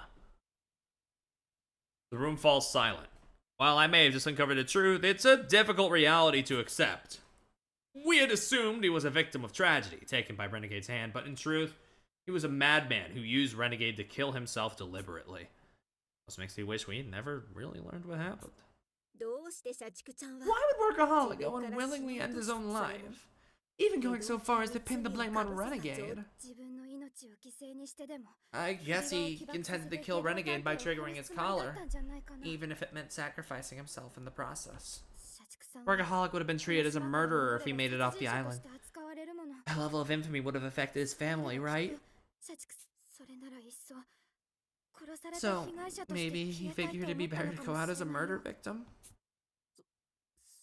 That was his reasoning? I try to argue against it, but words fail me. There are likely a number of people who do the same out of love for their family. He carried such a dark past, but he raised the family in earnest and did his best to change. It's hard to denounce him knowing all that. Incompetent. How about we just say that Workaholic was killed by Renegade? What? But that isn't... It wouldn't be fair, huh? I mean, he did kill Rowdy, only to meet a mysterious end himself. But even so, I can't see him as a bad guy. I don't want to. Would it really be so unacceptable to report Renegade as culprit to the Alliance HQ? I can't respond. I fully understand Doleful's reasoning, and honestly, thinking about Workaholic makes me want to do the same. But still, I don't think we should do that. What? But why? You really want to pursue his crimes that badly? No, that's not it at all. I don't want to put more blame on Workaholic than necessary, but what? I want to express my feelings, but my mouth fails me. We can't go with Doleful's suggestion. That much I know, but oddly enough, I can't put my thought process into words. Why does the prospect stir up such a negative reaction in me? That's quite enough. We're still in the middle of an investigation. It's not truly the time for a class-wide discussion of morals. Your job at a crime scene is to hold panels on ethics. Leave that business to the higher-ups. We've far more pressing matters at hand, wouldn't you agree? Posh then points her index finger at Teki, teeth bared in a fierce, aggressive expression. And you, Teki, why'd you refrain from telling us about Armor being caught on film? It's not my desire to suspect you. There's good reason to believe that you're Invincible Detective, or counted among his accomplices. I'm sorry, I swear I didn't mean any harm by it, and I wasn't trying to trick you guys. Teki bows his head deeply in apology, then shows us an image on his laptop. Armor? It really is Armor. So he lived after all. We spontaneously shout for joy upon seeing our friend, but the gaping wound in his chest silences us immediately. Our eyes hadn't deceived us. Right before that fall, Armor had been pierced by that SPX, and he's still alive somehow despite that. The wound that is not showing the sprite. It's okay, they had $10. It's almost like he actually is invincible. I'm sorry. Before we went to the surface, I secretly installed a surveillance camera so we'd know if Armor was really still out there. I was also responsible for the arrow in the maze. My head kept telling me to give it up, but I just couldn't bring myself to. On all his sprites. I mean, we saw how many ults Renegade had. So sure enough, that arrow was your doing. Sure enough. You already knew? Not for certain, no, but by going by the size and shape, anyone would have stuck out while drawing it. Anyone aside from you, that is. It dawned on me that by dragging your tires a certain way, you could probably make an arrow on the ground. Yep, you got me. By moving my wheels with the brakes engaged, I'm able to leave marks like the ones you saw. Why didn't you tell us? Learning that he's alive would have been amazing news. Like we noted, it's odd that he's still alive, right? I was positive if I told you up front, you'd all think I was the culprit, so I'm really super sorry. Teki's voice trembles as tears well up in his eyes. He usually keeps such a level head, so it's clear that this really has him shaken up. What would Saika have done for me at a time like this? Recalling my fond memories of Saika, I flash Teki the most reassuring smile I can muster. It's only natural you'd be upset. Armor protected you, only to get hurt himself.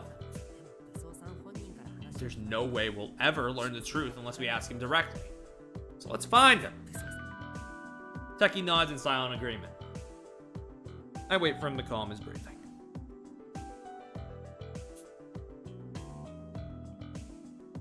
Just like when Saika did the same for me, watching over me as I struggled with this and that. Do accept my apologies, Teki. I was being so terribly harsh on you.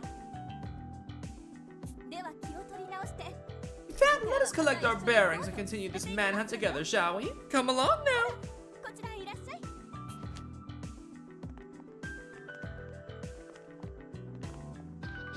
Posh heads to the elevator lobby, dragging Teki and me by our arms. The elevator cabin should still be up above, but oddly enough, the outer gate has been forced to open, revealing an bottomless yawning abyss below. It would appear that armor accessed the lift using nothing but pure brawn. What an astounding feat! I see. Without the elevator key, I suppose that would be the only other option. Quite the inventive solution. Please, as if brute force should be considered inventive. At any rate, let's call the elevator down and give chase. Must have just missed each other as he went up, but we can still catch him. Using the elevator, we head above ground and quickly hurry outside the research facility. I nearly cry out in surprise at what confronts us. The black SPX? I thought it went somewhere else! The SPX in question is guarding the outside of the heliport, just as it had been the day Psycho was killed. We almost attempt to rush back inside, but then we notice something peculiar. He's not responding to us at all. It seems like he's recharging using that mechanism by the heliport. Maybe he's programmed to stay put while he's filling up his batteries? According to Incompetence Theory, this one tracks via smell, right? We worked up a sweat climbing around, so I'd say we're fairly pungent right now.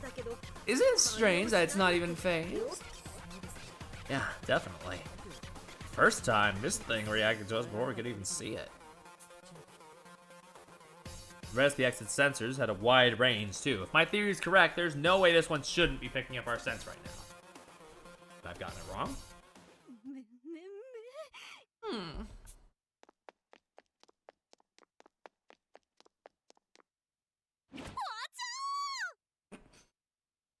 Girl, what are you doing? Whoa! Why are you smacking it, Posh? That's dangerous! Considering payback for earlier, we've now confirmed that not even physical touch will arouse it. While it may be charging, does it not seem a bit too defenseless here? I can't fall in love with you anymore, girl. Come on now. Its power is connected, so there must be some other condition it needs to meet before it can begin tracking. What kind of condition, though? My scent tracking theory should be correct, more likely than not.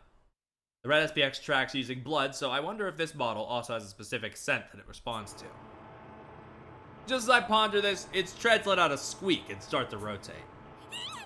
It's moving! Get back, Tofu! This situation calls for the traditional Pinkerton Buritsu technique! All of us ready our stances, but the SPX ignores us, darting off in the direction of neither the research facility nor the manor, but the woods. It's woods time! To the woods with you! The woods where I was first found? Why would it be going there? Take a closer look at the ground. There's a trail of tread marks, like the SPX has passed through this area before. This may be the route he's been programmed to follow under standard conditions. So normally it's programmed to patrol around the woods? The black SPX was originally designed as a sentry unit. Seeing as he's still being used as a guard here on Morgue, wouldn't his current behavior make sense? Oh, I see. The idea was to cover areas with low visibility. A machine like that would definitely be the way to go. It's able to charge itself up automatically, and as long as there were no targets to pursue, it would be totally harmless the way it is now. That robot was probably a handy invention for the people working at HQ. Still, it's kind of a hard pill to swallow, given how great a danger those things have been to us. I'd pass out if I ran into one of those guys in the woods. They make an excellent defense against anyone trying to infiltrate the island, that's for sure. Going off what we know, they repeat the same route over and over again, but will pursue any identified targets without end. Maybe he left the manor's premises and returned to his standard programming because the rain cleansed the air of any residual scent particles? If he uses the same tech as Sniffy Whiffy, he probably has issues maintaining proper cleanliness and ventilation. Plenty traces it could have used to detect us disappeared with the rain. If it were in an enclosed space, like the maze or the manor, that'd be a different story, but it's not so lucky with the outdoors. Only it rained while it was trapping us inside. But there's no use complaining about how things could have been at this point.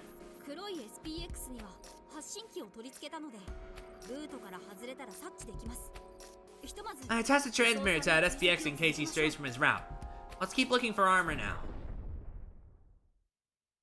At that moment, we hear a tremendous crash from the mountaintop manor. That sound! That must have been Armor. Sparing not even a single moment, we sprint towards Gormenghast. 9 hours remain. It feels like we haven't been to the Manor's entrance hall in ages. In the center of the room is Armor, pinned beneath the chandelier. Jeez, Armor, how come NIS lets you have 2 death scenes? Fuck me, dude.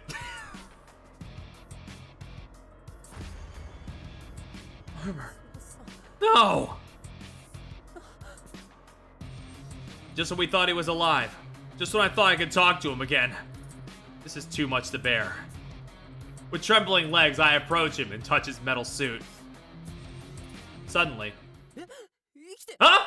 He's alive! Never mind.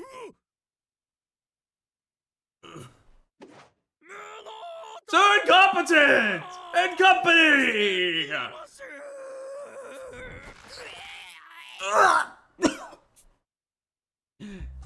Armor hugs me with all his might. Summer's day! 'Tis good to see you all well. Search as I may, high and low, I wasn't able to find you! Oh, how wrought with worry I was! I get it! Let me go, please! Nay, I say, nay! Let us revel in this moment, for we are alive and unharmed! I'm bound to be harmed if you keep doing this!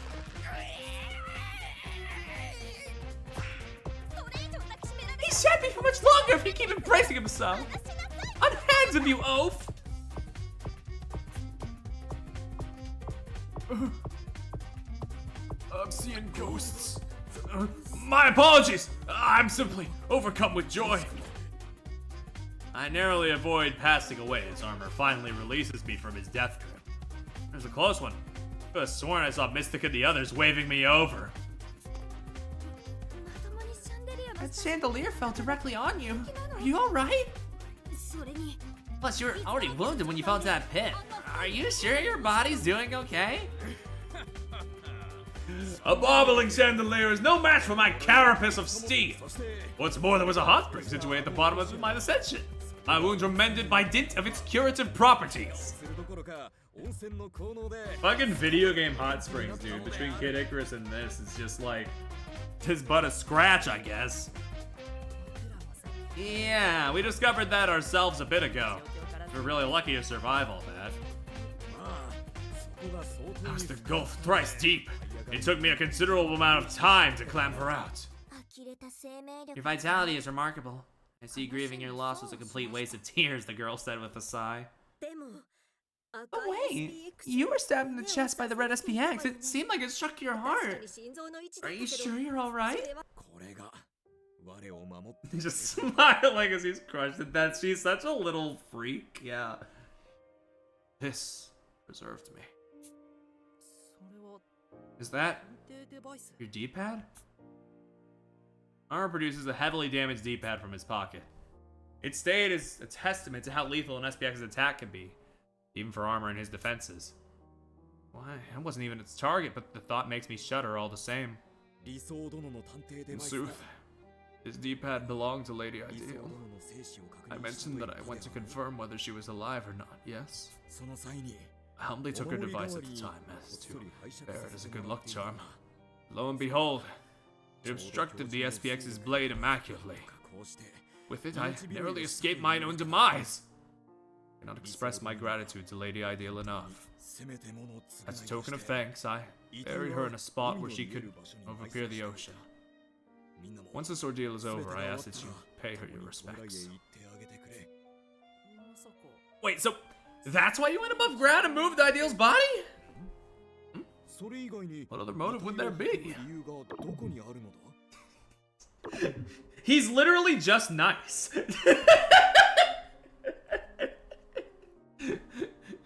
We all look at one another. An awkward smile plastered on each of our faces.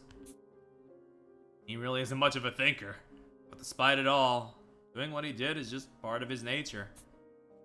Freely moving bodies around a crime scene is inconceivable for a detective, but it's hard to be upset about. All I can really do is laugh. Whatever's the matter? Have I committed yet another grievous blunder? It's fine. I'm already over it. I can't help but chuckle as I respond. Giving it some thought, there's no way someone as kind as Armor could be invincible detective. Believe it or not, we were looking for you because we suspected you might be the mastermind, Armor. Mary, come up! It would be impossible to concoct a murderous scheme with such mental faculties as mine. Not to boast, but they are quite poor. Not to boast, but they are quite poor is crazy.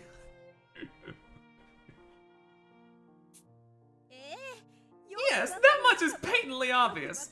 To a painful degree. I missed him so- yeah, literally. I was about to say it, Rui. I missed him so much.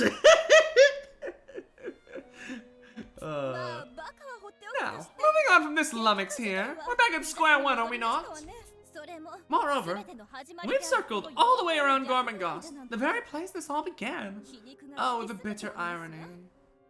It's been so hard not to tell you guys he wasn't dead. I can imagine, yeah. Yeah, no kidding. I think this is a good opportunity. Let's all investigate the manor again. Still don't know who murdered Senior after all. Wait, that reminds me. Didn't downtown fill the building with poisonous gas? I checked and there isn't enough on the first floor to harm us. I topped off on my decontaminants at the lab so we can neutralize any danger zones. Looks like the second floor still has toxic fumes though, so it'd be better not to go up. Let's keep our search here at ground level. So I failed to grasp our current situation. I shall lend you mine aid. If there's any way I may service you, your wish is my command. For now, try not to activate any more traps. That isn't a setup for some gag, alright? The girl said, wary of incoming punchlines. She's so awesome. Why don't we disarm the falling chandelier? It'll be bad news if it gets triggered again and lands on anyone other than Armor. Lieutenant, a most excellent idea. I may yet draw breath, but were anyone else to get ensnared by this knavery, it could be decidedly lethal. You narrowly escaped if so incompetent. Your luck is unmatched. Although I suppose fortune similarly favored Lady Downtown. Downtown was lucky too? What do you mean? Have I neglected to mention this? Lady Downtown was the first of our company to arrive. I attempted to keep pace, but could only trail behind her, arriving second. Had you not opened the door first, Lady Downtown would have been met with a crushing end. Perhaps that was the reason behind her favor for you. So, Downtown was the actual target? That's right. Why didn't I know this before? Just as Psyche theorized, there were meant to be 2 victims in the case of the dismembered detective before I disrupted the plan. Which means he would have had an intended first victim. I think it was her, the Duke's very own ally. Quartering Duke attempted to dispose of Downtown alongside Senior Detective? Why? This, that, and so much else. It was all quite an ordeal. Both Sir Renegade and Sir Workaholic at once? That means it must have been the work of the Duke, does it not? Well, I mull over the facts in my head. Armor yelps in shock as Posh quickly fills him in on the events of the past few days. By my troth, he will find no mercy from me!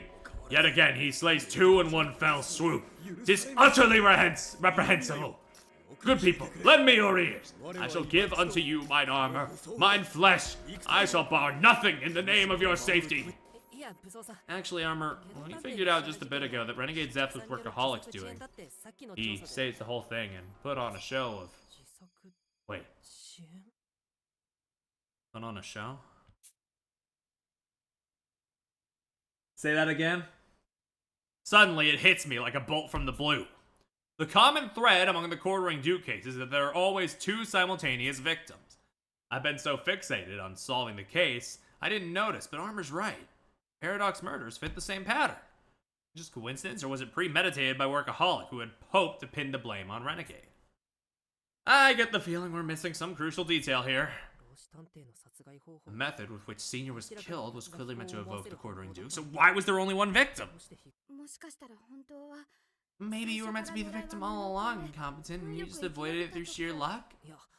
No, the Duke wouldn't have known about my presence to begin with. There must have been some reason he would sacrifice downtown. Trust in yourself. I recall Saika's final message to me. I get the sense that I'm close to the heart of this case. I just know it. Well, seeing as we're already here, let's review our first case, the dismembered detective. According to our D-pads, it took place 9 days ago at around 9 o'clock. 999. Aside from incompetent, we all gathered on Nanase Island, the one closest to Morgue. About 3 hours later, we arrived on Morgue and discovered the corpses in the research lab, and spent some time examining and IDing the bodies. I woke up and arrived at the manor about an hour before that. Probably around 11 or so, I set off the entrance hall trap and lost consciousness. During that time, the following people were sent to the manor by Ideal. Workaholic, Doleful, Techie, Downtown, Rowdy, and Armor were called the girl. Yep, we got to the manor right at 1300. And then we found Incompetent passed out there. We spoke for a bit before deciding to work together. After that, Rowdy sniffed out a knife in this room. We then used Sniffy Whiffy to follow the traces of blood, leading us towards a hidden passage.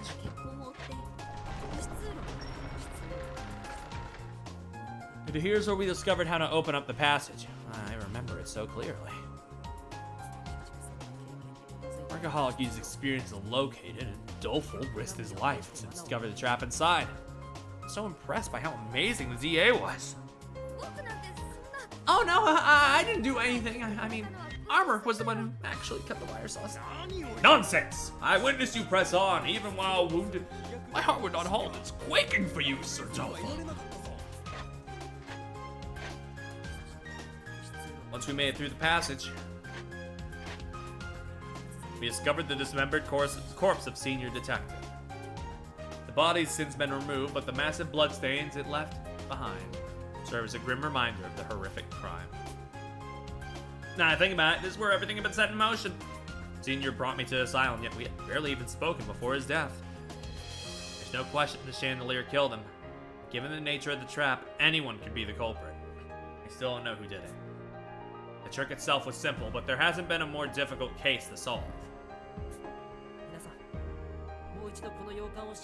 Scan the manor one last time, everyone. You might notice something that we previously overlooked. It's now or never. We're gonna solve the mystery of Senior Detective's death.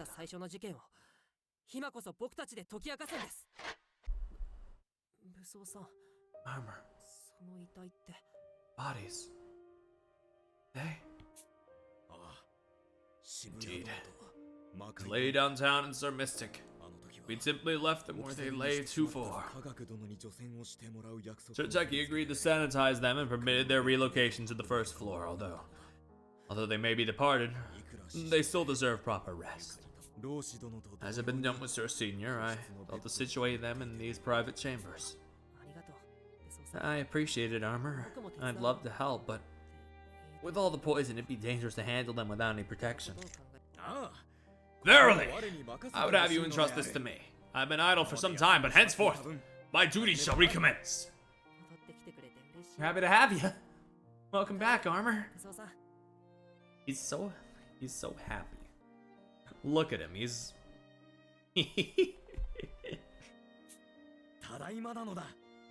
Who glad am I to be back, Sir Incompetent?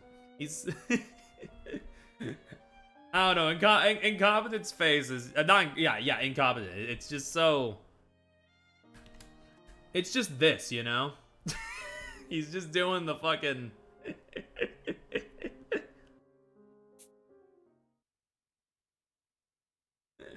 Oh, man. Okay, not 3. Like I thought, it's only 6. That I can handle. I see a residual thought in the corner. It's about the same place the last one was. That was here, I mean, I should say. And we have Armor back, so it's not actually, it probably won't be as difficult, but there is a good bit around, is the thing.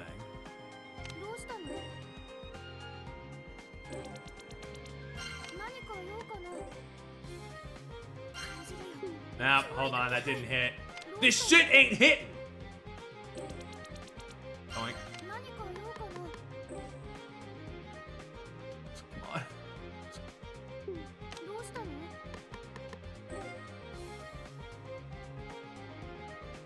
It's it's just not happening. No, yeah, no.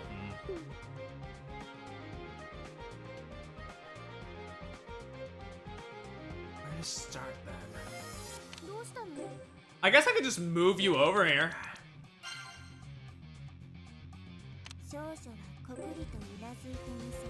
And drop you over here.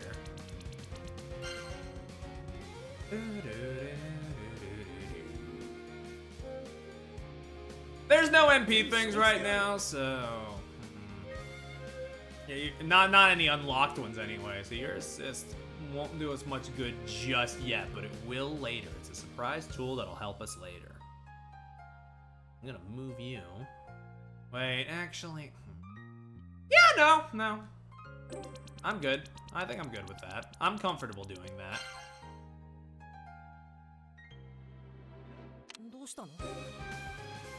Move you over towards here.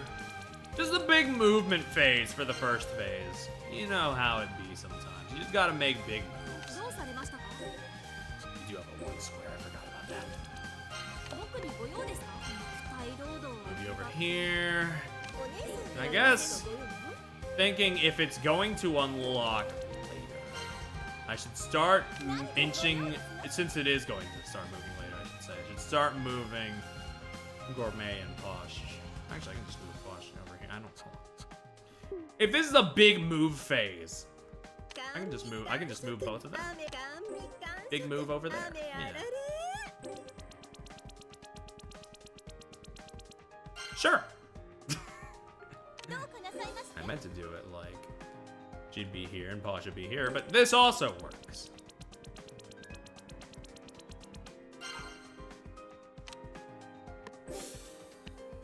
Blip. Okie dokie.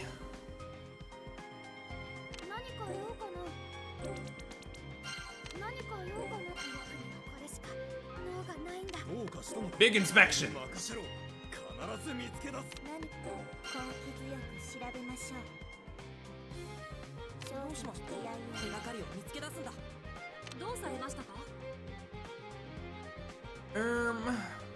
I don't know. Over here, I guess, in case the number's big.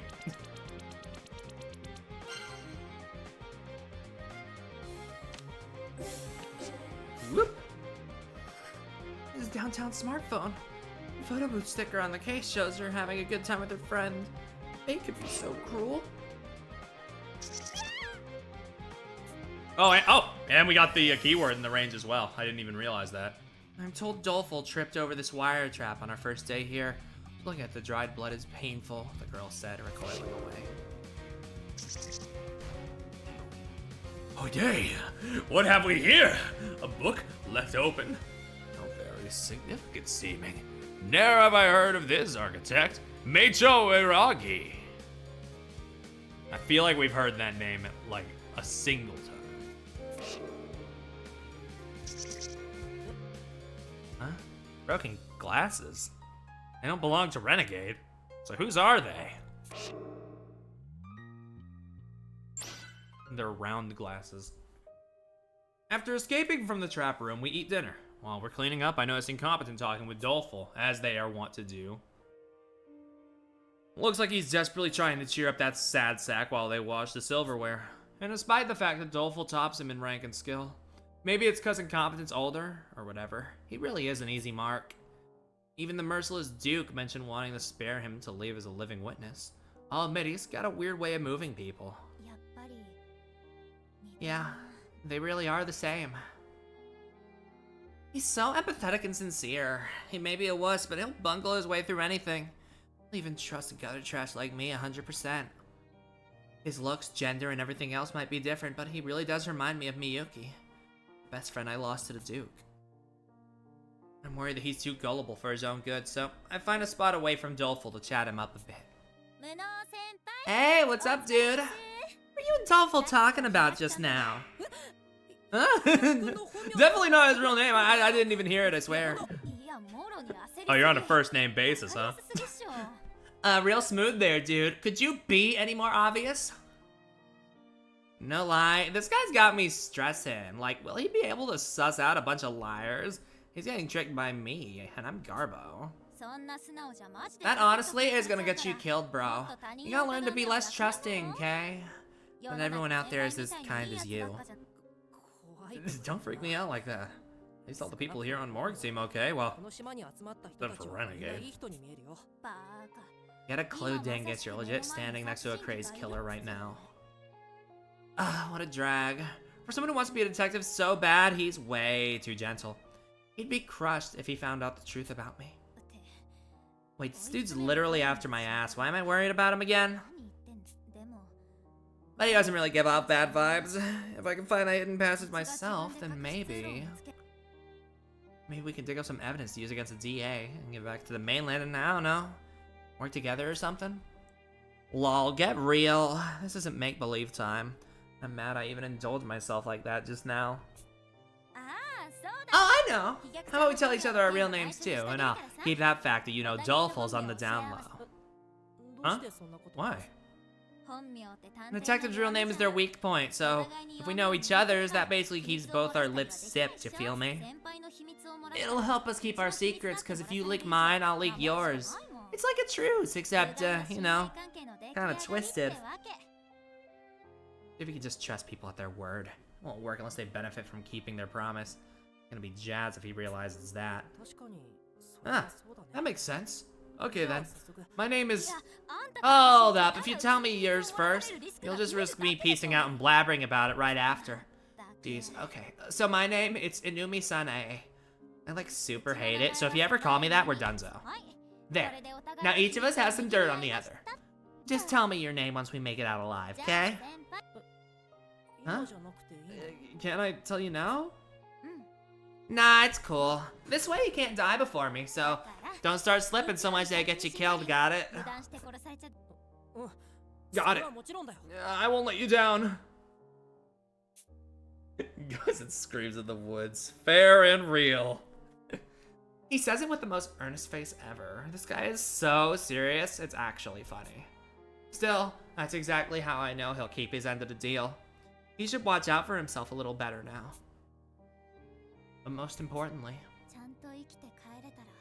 we'd have to actually survive this first. I kind of want to keep living too now. But reality sucks. Things aren't going to go my way, and karma's definitely going to smack me in the face one of these days. I mean, come on.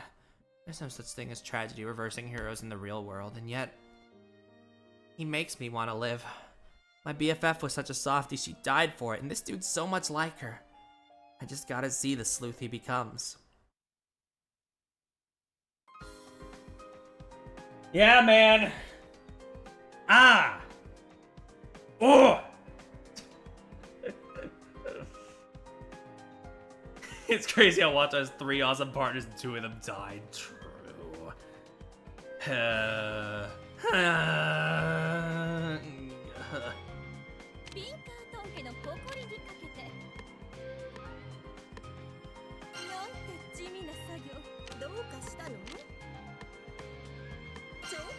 Oh, no, shit, go back.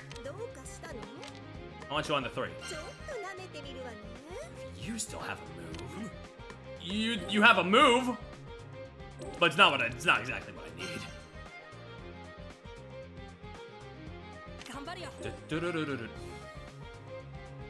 Yeah, it's bad. I gotta get out of here.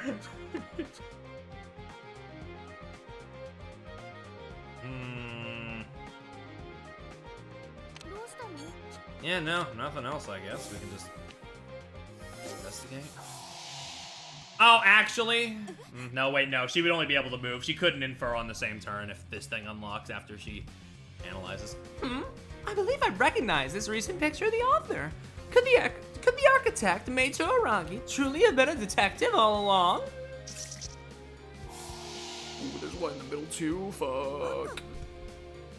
Black Sesame SPX tracks via smell, right? I believe Dolphin was still bleeding when Ideal was killed.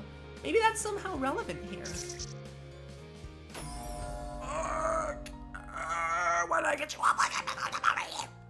Well, it's because I thought, I assumed that, the ones that open up first would be the ones that we have to go for. You think you're so goddamn funny. You think you're a real comedian. And I was like, what the hell's your problem? Stop fucking staring.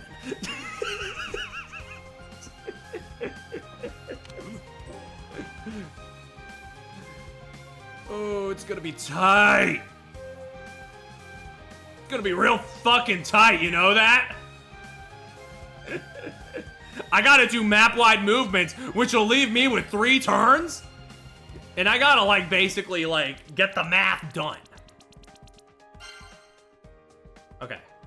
Your assist is 4, and your inference is 4. Your assist is 4, but your inference is 6. Which means you should probably be the key player on this one right here.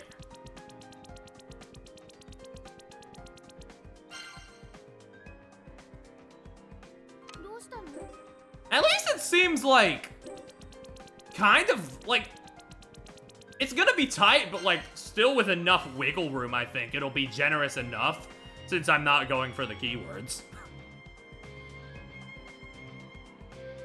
I don't know how big this one will be. Let's see, right, 2. That'll be 11 per turn. So if I move you out of the way the second one and have armor do that, I think, no matter what, we could definitely get, okay. They wouldn't make this, like, 30 or anything crazy like that, I don't know. But don't jinx it. These guys aren't going to be able to do anything significant via moving, so I'm just going to pass the turn. We're going to start doing our thing.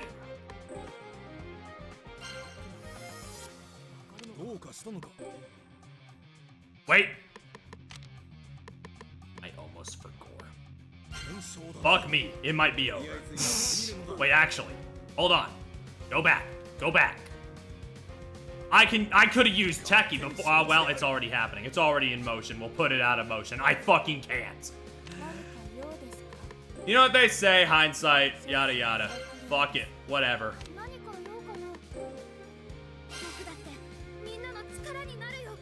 I can use one of you to do it. We got plenty of people. We got, like, never mind. I'm stupid. Fuck it. I'm speaking wrong. My words are scrambled because I'm just so flustered. Yeah, I'm just so flustered, man. I just don't know. I just don't know what to do.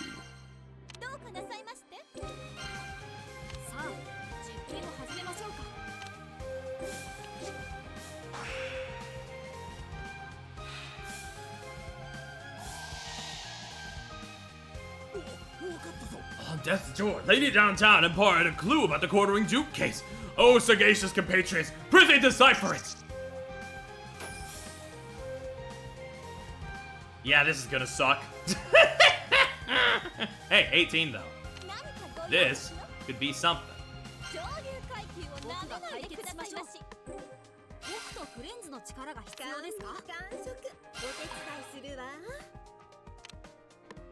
Alright, pass the time since we already did it with those. Minus 10. Well, I mean, we're still gonna have time. We're still gonna have time, and that's the important part. 90% sure.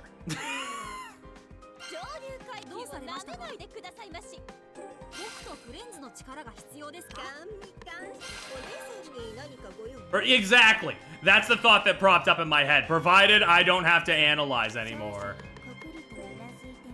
we should be fine.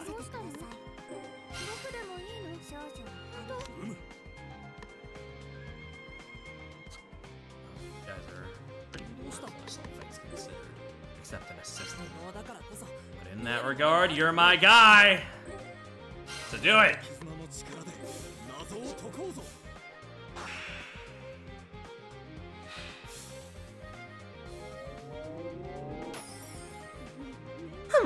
Incompetence shared downtown's final clue, but it has me baffled. Why bother making a distinction between killing and dying?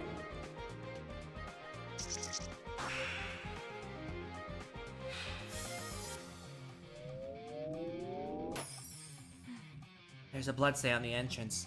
Is this why the black SPX repeatedly threw itself against the door when we hid inside? The girl asked. That could do it.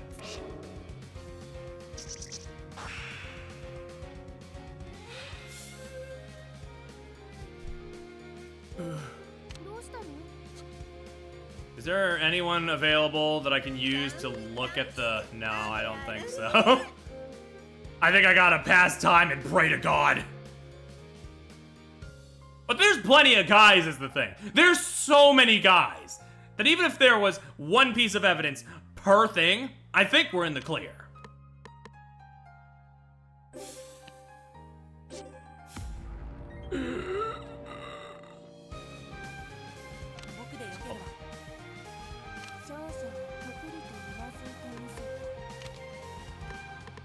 Okay, so far so good.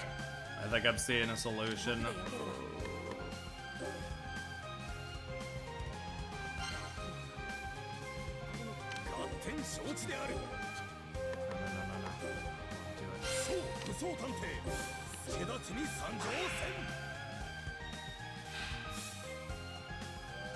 Delicious dread me when I'm playing the 5th 2D Metroid.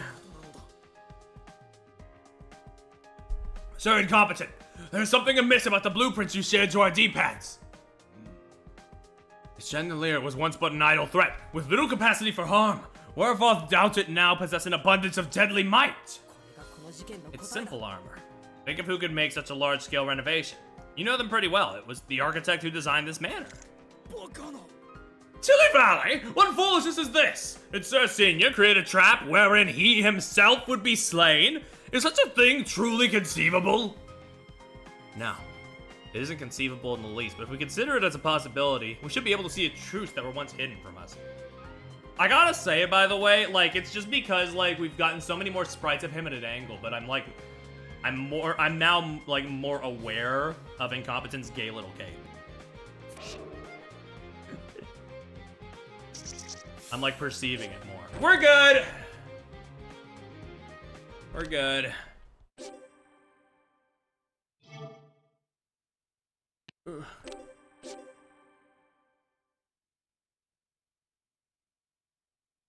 One hour remains until our callers detonate. I think the group in the living room, just as Ideal Detective did when she first presented her hypothesis to us. My heartbeat gradually quickened. Same, brother! I think I've finally hit upon the truth, but it's a hard one to swallow. I'm a bit hesitant to tell the others, to be honest. Saika, I'm still as inexperienced as I thought. Incompetent really is the better fitting alliance for me. I chuckle as my own shortcomings before shifting my gaze forward. Everyone's here. I can't back down now. My only option is to trust in myself and share my theory. Thank you for coming, everyone. Discovered the culprit behind the case of the dismembered detective. Allow me to explain. Tell us your conclusion first. It'll spell trouble should the culprit escape. Better to inform us at once if they're in our midst. Relax, Posh. The culprit isn't here. They're already dead. The culprit is someone who already died? Was there a traitor among the research facility staff? I see. That was an oversight on my part. Were that corpse mingled with the rest that snarks, they'd have practically disappeared. Senior's killer was a maniac uncaring of their own demise then. No, that's not what happened. Beg pardon? Everyone in the research facility at the time said the Ideal had been contacted via D-pad by a voice resembling Senior's, right? That means whoever did so was undoubtedly still alive at the time of the crime. In short, the true culprit was one of the people you were working alongside with. Pardon? It isn't actually that mind-blowing. Maybe your abilities as a detective are just that inferior to his, the girl said, hitting the bullseye.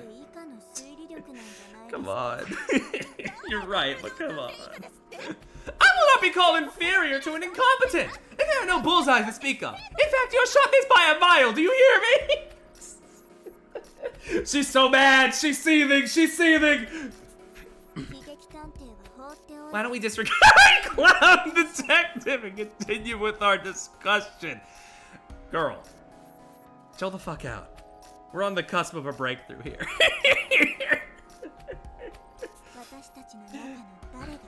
So you're saying that someone in our group murdered Senior Detective? The girl asked, prompting Incompetent to elaborate. Before I reveal who the culprit is, let me first explain some special characteristics regarding this case. What would those be? Was there something different about this one compared to the others? Yeah, but it goes beyond just what happened here. Every incident linked to the Quartering Duke shares something in common. The common thread is that there were always two simultaneous victims, right? Although in Senior's case, he was the only casualty. Was there someone else? No, Senior Detective's deaths didn't have any of those commonalities, because the culprit attempted and failed to pattern it off the Quartering Duke's killings. A remark Armor made clued me in on this. Me? What was it I said? I've not even an inkling! It was something you mentioned just a bit ago. His comment was the piece I needed to put all this together. What he said was that I was lucky to escape, just as Armor said. Anyone who got caught in the chandelier trap shouldn't have lived to tell the tale. That means there were supposed to be two victims. The same pattern seen in the Quartering Duke cases. So whoever set up this trap intended to indiscriminately kill another person in addition to Senior Detective? Didn't care who it was so long as somebody else died. Oh, awful. No, the crime wasn't that random. That's the most disturbing part. Had I not shown up as an unexpected factor, there would have been even more chaos than we already experienced. The Duke had clearly planned for one individual in particular to be killed alongside Senior Detective. One sec. There isn't any way to just lead someone into opening the door and dying to the trap, is there? How did the Duke arrange to kill another person so purposefully? Simple.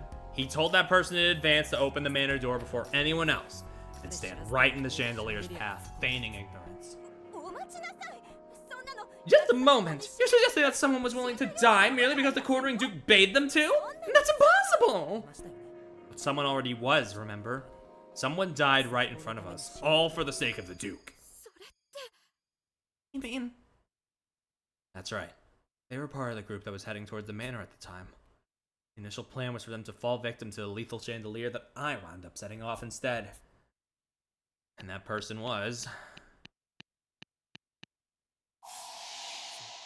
yeah, Downtown Detective.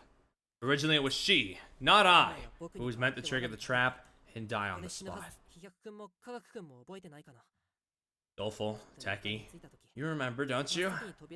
I bet she rushed to open the door first when you reached the manor, right?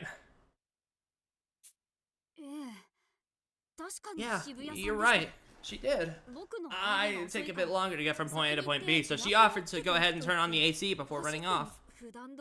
She was just being her usual bubbly self, so I didn't think anything of it. It felt a little dangerous to me, but to think she was acting like that while gearing up to die. So the burnt remains of the gloves used to handle the wire saw were hers as well, correct? The girl inquired. That part has me curious. If she planned to die anyway, keeping those gloves on her as evidence wouldn't make much sense. Should have had some extra time after rigging everything up, so why didn't she just dispose of them outside? We found those hastily burned gloves in the fireplace while investigating the case of the dismembered detective. It's no overstatement to say that it was thanks to those gloves that we came to the conclusion the culprit was still in the manor.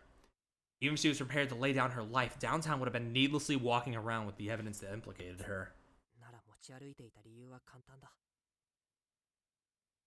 Which means there was a simple reason why she kept holding on to those gloves.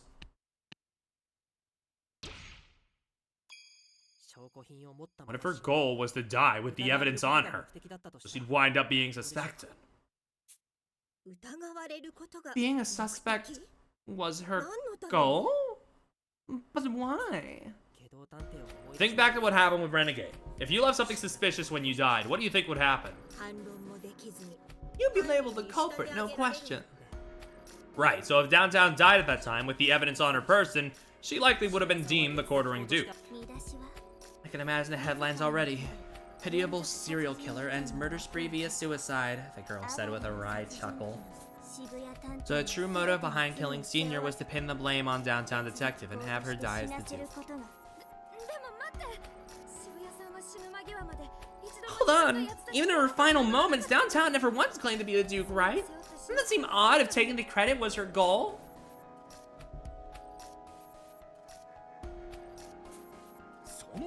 Well said.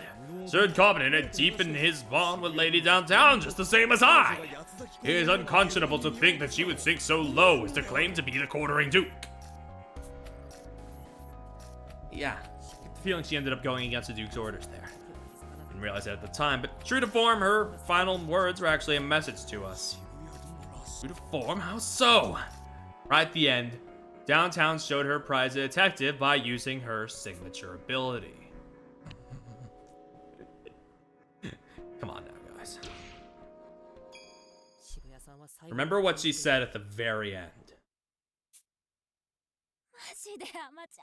You're such a bleeding heart. Like, legit, it makes me want to cry. Downtown. You poor sweet summer children. This is all a total walk in the park for me. You're no match for the complete whack job you're up against. But still, you tried. So here's a little hint. The Duke is the reason my friend died. And me killing Mystic and the folks on the island, it's like all connected. Your detective died because of the Duke. I killed Mystic, and now I'm gonna die too. Not because of anyone else, but of my own free will. Just chew on that for a sec. What do those words really mean?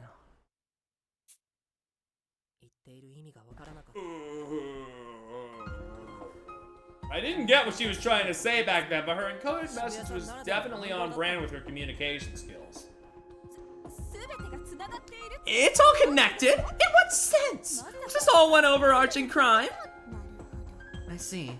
Her method was to be expected.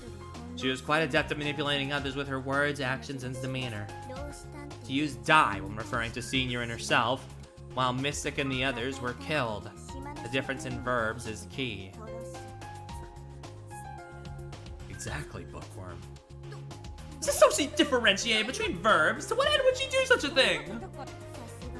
How very like you, clown detective. You missed the point entirely, the girl sighed, too frustrated to speak. You're speaking right now, are you not? Yes, surely the fault is all mine for being so slow on the uptake. Die is an intransitive verb, while kill is transitive. Intransitive verbs don't have an object. Isn't that significant how exactly? Well, Downtown said that both her friend and senior detective died, meaning they weren't killed by someone. So the person who killed senior detective was in fact Senior himself. The reality is that this case was suicide, which he committed. I beg your pardon, mimicked the girl, deftly snatching the words out from Posh's mouth. No snatching, you thief, you! What do you mean senior detective committed suicide? Threw me for a loop too. By considering a certain possibility, however, everything suddenly falls into place. Senior was the traitor working with the quartering Duke. Assuming he's behind the massacre at the research facility, that is. True, all the other personnel was killed, so I did find it odd that only one survived. Would have been too risky to go to all that trouble just to kill Senior. But if Senior himself was behind the trap, then there wouldn't be any risk. Because no one would ever think he committed suicide using a trick like that. One moment! Is it truly possible to lay so complex an artifice all by oneself? I shall speak plainly. Such a task would be far beyond the means of an oaf like myself. You're as honest as ever. But no worries. It'd be an impossible feat for most people. I'm sure Downtown helped out with setting things up as well as wiping out the staff. I see. One could envision the success of this stratagem were both to be involved. So that means Downtown not only assisted Senior with his death, but also had to anticipate her own down the line. What a heartless scheme. But is there any concrete evidence that Senior really was a traitor? I'd like to believe Downtown's message, but I just can't see him double-crossing us. He is the most tenured vet in the DA. I've got proof. Something that clearly points to Senior Detective's involvement in this scheme. However, it also reveals that this case is even more morbid than we realized. There's more? Downtown assisted in laying the trap to kill Senior before becoming a victim to it herself. And now you say there's more? Some alterations were made to the chandelier trap for this plan. You see, Renegade left a book open for us at the perfect section. Were it not for that, I wouldn't have realized the other truth of this case. Only a true crafty individual could throw this case a curveball post-mortem. But right now, Renegade Detective has my thanks. The one who designed the chandelier trap was none other than... Tell me, you recognize this recent photo of the author of this book? I opened the book in question and showed them an article on the author, causing everyone's jaws to drop in unison. That mustache! It's Senior Detective! Without a doubt! This Manners architect, Meicho Aragi, was mentioned by the book in the underground research lab too. That was Senior Detective. The one who fell victim to the manor. The very man who designed it. No way it was pure coincidence, so I checked the chandelier again. What I learned was that the trap had been modified. Its brakes were disabled, so I could descend at a lethal speed. Pardon? It was obvious upon examination. One specific section had more up-to-date parts than all the others. Chandelier's construction was altered for this crime. I believe the only one able to do such a thing would be its creator, Senior. Techie's got it. Senior clearly adjusted the trap so whoever got caught in it would be guaranteed to die. In other words, Senior wasn't simply a victim, but the perpetrator behind the entire crime. A victim and perpetrator at the same time? And this wasn't a homicide, but rather... That's the most horrific part. Finally, I share my conclusion with the group. Who was intended to kill Senior Detective?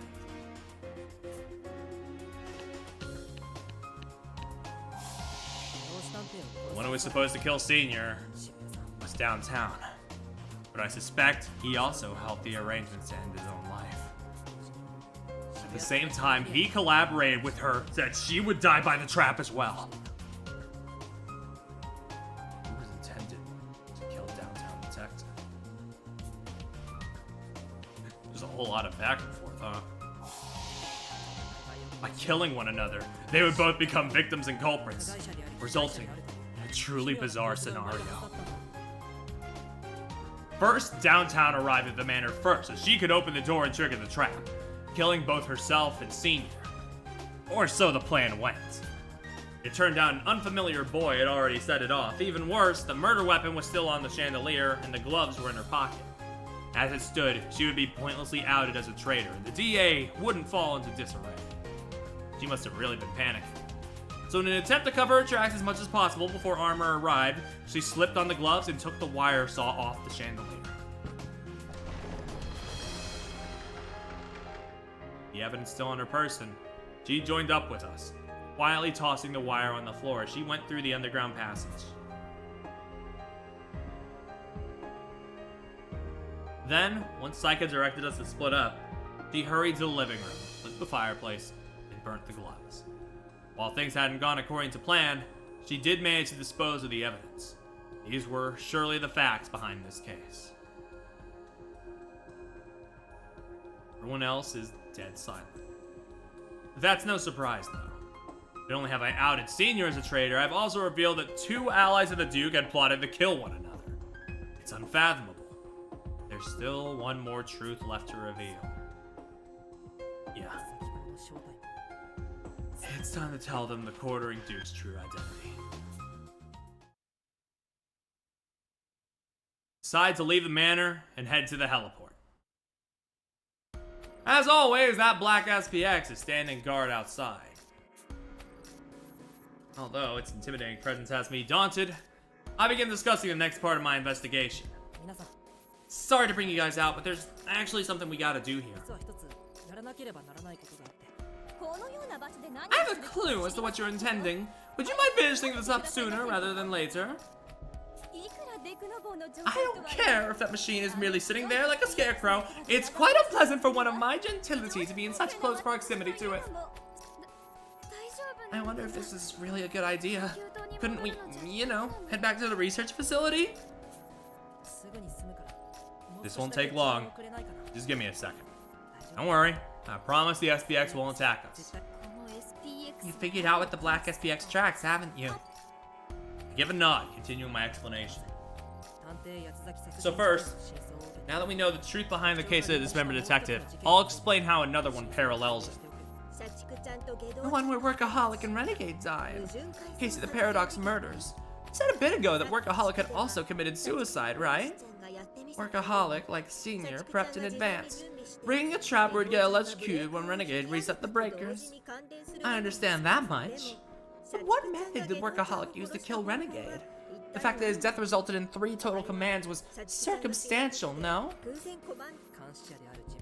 Simply dying as an observer would generate enough commands to detonate Renegade's collar. So in this situation, the act itself is tantamount to homicide. The most wicked facet of Workaholic's scheme was that it required Renegade to throw the breaker, practically making it a double suicide. Renegade was fixated on making people shoulder the heavy weight of the lives they took. But his actions forced him to bear his own death by explosion, with no way to impose it on another. Worse yet, the true guilty party was already dead. This all would have been the ultimate disgrace from Renegade's point of view. I see now. That would indeed be a nightmare scenario in his mind. Going by his general demeanor, he undoubtedly was frantic, hoping to make someone kill him before he died. So that means Renegade getting trapped and dying in the elevator was... Definitely premeditated. If he was gonna die from the bomb anyway, getting killed by someone operating the elevator would be more preferable. Until the very end, he was possessed by a fervent desire to make someone else bear the burden of his life. How utterly mad. You said it.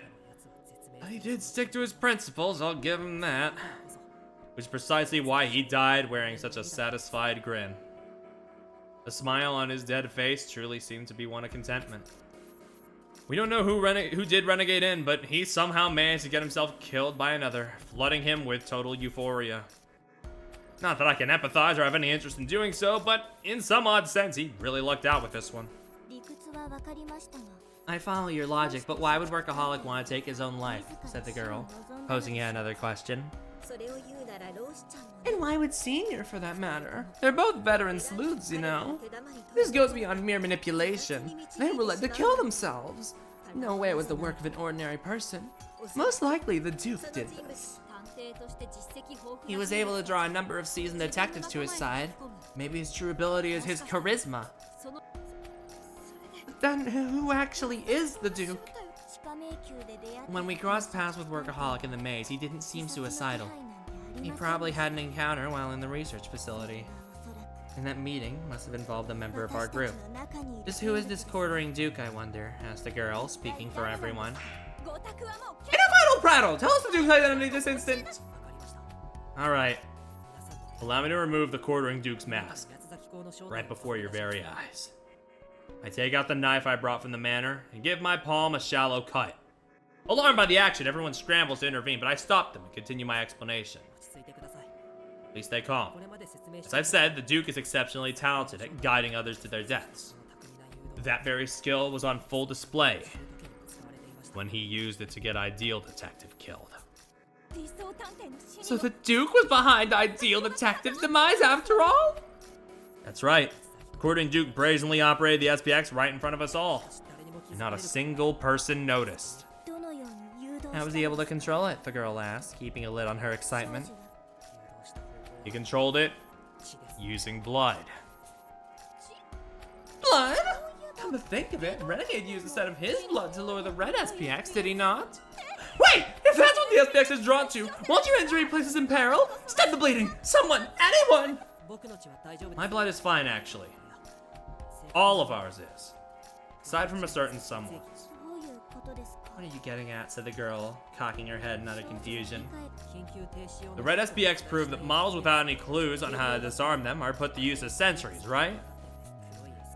This black one was likely created with a more specific purpose in mind. A specific purpose, you say? And just what would that be? I can explain that later. Right now, I'm gonna pass the knife around. Everyone, make a cut just deep enough to shed blood. Don't worry. My projections tell me that SPX won't move an inch. If something does happen, we can use the helipad to escape underground. Please, Trust me. A heavy silence hangs in the air, but then... Nothing for it. As your chief, I shall carve our path ahead. Posh snatches the knife from me and cuts her palm open. Blood wells in the center of her hand, but the SPX shows no sign of stirring. Posh, your theories have saved us countless times by now. A gang forms a blood pact. So true. But should this not pan out, you will be charged with marring the pristine skin of a young maiden, understood? Be prepared for that.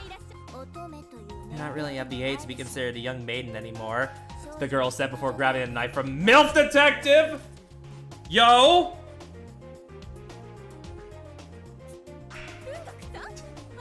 Bookworm, you're being entirely too disrespectful towards me.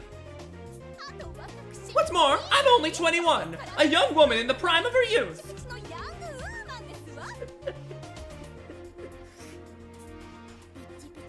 The prime of her youth. Only an old crone would say that, the girl retorted, literally laughing out loud as she admired her soft, pre-adolescent skin. As she banters casually, Bookworm glides the blade across her palm, drawing a thin line of blood. Posh Detective should be at the club. So true! Thanks, you two. Sorry it came to this. I'll go next. If anyone's afraid of cutting too deeply, just ask me to do it for you. One after another, the remaining detectives cut themselves to prove their innocence. As I watch, I expound my train of thought. If the black SPX is for use as a sentry, the way the red one was, it should have a target that it's supposed to track, right? Judging by Workaholic's attitude, there's only one person the SP would be so vigilant of. Invincible Detective. The subject who fled the maze. Yeah, where does armor cut it? That's the fucking question of the night. Jeez. Workaholic had believed that Invincible Detective's true identity was Renegade, but he was actually mistaken. Renegade told us he escaped morgue alongside a number of children. Among them was the true Invincible Detective, the future quartering Duke. Given this organization developed the SPXs out of fear of Invincible Detective, they'd use the same blood-tracking functions as Sniffy Whiffy. You can change your face and name, but not your DNA. By tracking the scent of their nemesis's blood, they could rest easy if Invincible came. For revenge. This is just a hypothesis, but it could be that the Black SPX was stationed at the heliport to intercept Invincible Detective upon their arrival at morgue. Either way, Invincible Detective was already aware of this SPX's unique detection method prior to infiltrating the island.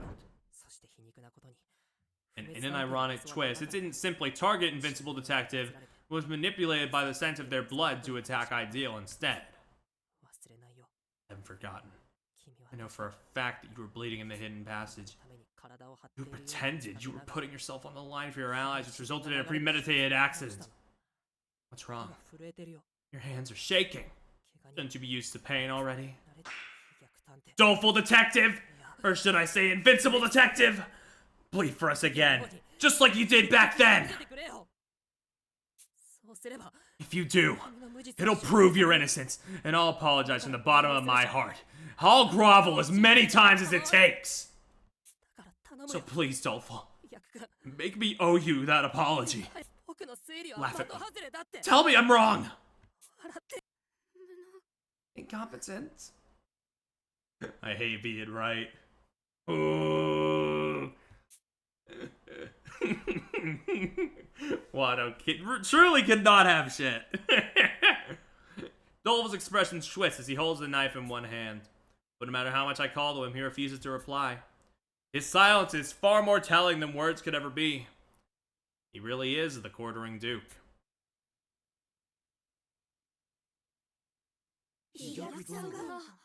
Invincible Detective is Doleful Detective? Everyone exclaims at once. The whole group's gaze shifts to Doleful, whose entire body is trembling as he still clutches the knife, his legs glued in place. You know.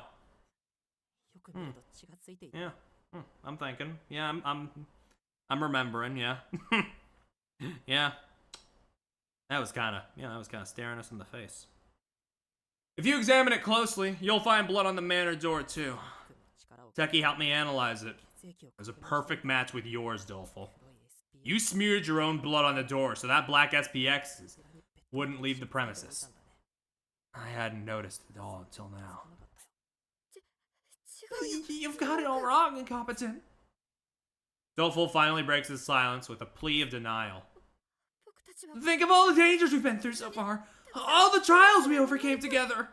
You're really suspecting me after all that? I've always been putting my life on the line. I've always been ready to die. And you still suspect me? How could you? Believe me, incompetent. I'm not invincible, detective, or anything else. Those are fair points. You've always been on the front lines when things got precarious. You endured it all, even when it meant pulling all the danger your way. I really admired you. If we look at it from another angle, you've survived every single threat, right? That's Invincible Detective's exact ability. The one Workaholic explained. If you were confident you could live through anything, it's only natural you'd put yourself in the front lines. Because you knew you couldn't possibly die. Okay, so what about that time where you threw yourself into the poison trap and fucked up my investigation 3 times in a row, huh? Stay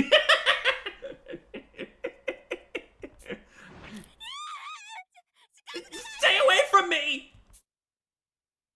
I start to advance as I speak, but Doleful shrieks, turning the knife towards me. His legs are quivering and his face is fraught with terror. There's no way this is just an act. How long have you suspected me? Here I thought we trusted each other this entire time. I've always trusted you. I still want to, even now! When I noticed the blood on the front door, I recalled why you'd been bleeding in the first place, and then it all clicked. Please, Doleful.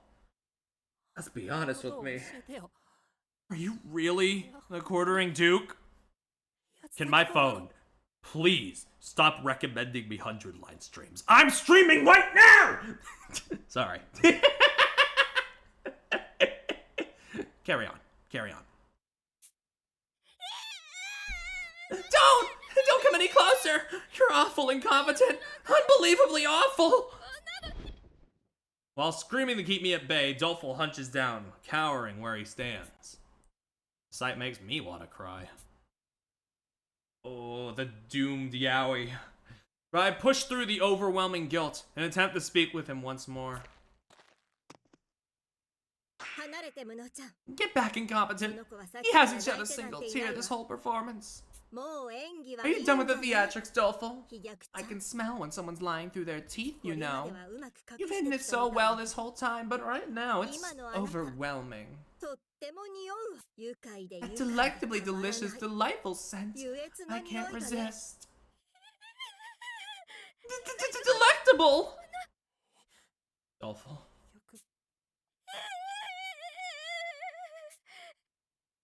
A noise, almost like the hiss of leaking air, mixes with Doleful's wailing.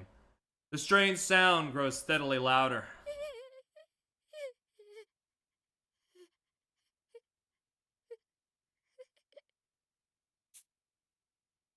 And then... Oh, man. He shifts into a chillingly familiar laugh. Well, the art goes hard, though. But of course it's delectable. I'm scum, yet you trusted me from the bottom of your hearts. Nothing could be more delicious. No doubt, this is the best entertainment ever. Doleful. Unconsciously, I speak his name aloud. This person, possessed by maniacal laughter, is far removed from the Doleful I've known. The others are stock still, similarly dumbstruck. I'll take that as an affirmative. Posh opens her mouth again. Resolute, she faces Doleful and addresses him once more. What fools were we to place our faith in you? We have the evidence. As soon as backup from the DA arrives, you will be restrained at once. Evidence? What evidence? Why, everything Incompetent just told us. Just because some my blood's on the front door, I'm the mastermind? As if that theory holds any water. Of course my blood got on the door. I was running in a panic, so a few injuries are only to be expected. Concluding that I'm the culprit on that alone is a bit of a stretch, don't you think? You're the only one who refused to cut their paw. The rest of us already have. At this point, no one else could even be the quartering duke. We were talking about characters. The number one is actually Dolphin. Well, so it is written, so it shall be.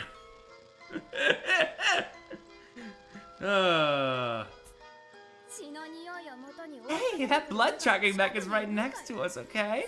Of course I can't cut it myself. I'm scared. Are you gonna force me? On what authority?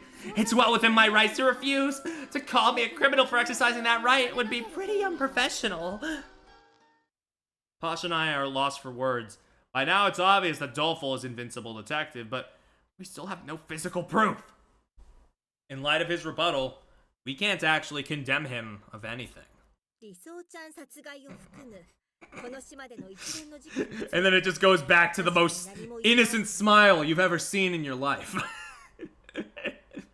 True, we can't connect you to any of the crimes that took place on this island, including Ideal's murder. What about all the previous quartering duke cases?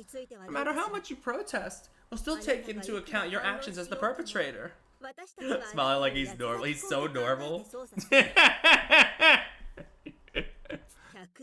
Over 100 lives have been lost. Something pointing to you is bound to turn up, so we'll see how long you can keep laughing. There we go. There's a more suitable expression. You're gonna reveal the truth of the quartering duke? Alrighty, feel free to try. I'd be happy to defer to your zeal and play along as a quartering duke, but personally, I feel it'd be better if the public never learns the facts. Maybe you guys just haven't noticed yet. What'll happen if you reveal the truth of the quartering duke incident, I mean? The truth is the quartering duke incident? It can't be. Gourmet takes a step back, seemingly struck by a revelation. You're the foulest homicidal maniac to ever walk this earth, Girl said with a rancorous expression. You figured it out too, Bookworm? What's this truth he's talking about? I'm sure you can figure it out for yourself. Recall the details of the first and last cases, the girl explained. First and last cases? The case of the dismembered detective utilized mechanisms built into the chandelier to kill remotely. In reality, it had been a self-orchestrated suicide, one that Senior staged in collusion with Downtown. The actual plan had been for the both of them to die simultaneously, each killing the other. The last, the case of the Paradox murders, was an odd one. 2 deaths occurred in quick succession, thanks to Workaholic's efforts. Renegade reset the breakers. Workaholic was electrocuted by his own trap, triggering the countdown for Renegade's collar to explode. Though Renegade had resisted, he ultimately died by someone else's hand, not Workaholic's. This case, too, was originally meant to have 2 individuals responsible for one another's deaths. Motherfucker. What the dismembered detectives and the Paradox murders have in common is they were meant to have 2 dead, each of them a victim and a killer. If the Duke was behind both incidents, what does that mean for all the other cases tied to the Duke so far? In the other quartering Duke cases, there were always 2 people who died. The same holds true for the killings here on Morgue. That would mean 2 people dead, each a victim and a perpetrator, with a notable lack of evidence tying them to the quartering Duke. My heart jumps. Could it be? No, there's no way. All alone sends a chill down my spine. Seems you still don't understand why Vidocq lost his investigation to begin with. Doleful laughs, apparently sensing my unease. You've been treating me like some sort of murderer. What if the quartering Duke cases don't even have a culprit? What if the 2 victims had always just killed each other? What then? I don't give a whit either way! My only concern is denouncing you and your crimes! It may not be so simple. Pardon? Whatever do you mean? The Duke is ultimately to blame. Should we not disclose this truth to the public? The issue lies in whether we can convict the quartering Duke for any of it, the girl said, her voice swelling with furor. Exactly. Senior, Downtown, and Workaholic all created elaborate schemes to die in accordance with the quartering Duke's instructions. We can find some evidence supporting this. We could charge him for instigating suicide, but as long as we don't have proof.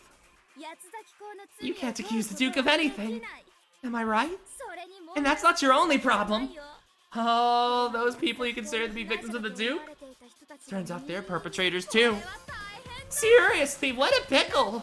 He put in so much legwork to pin down the quartering Duke, only to learn he didn't even kill a single one of them. Thanks to you fine folks from the DA, over 100 tragic victims would be transformed into a pack of deranged killers.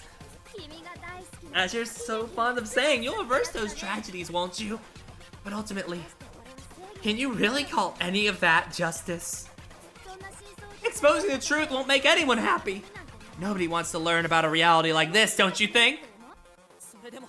Even still, we're detectives. There's no way we can obscure the truth like that. Technically not a killer at all. Fuck.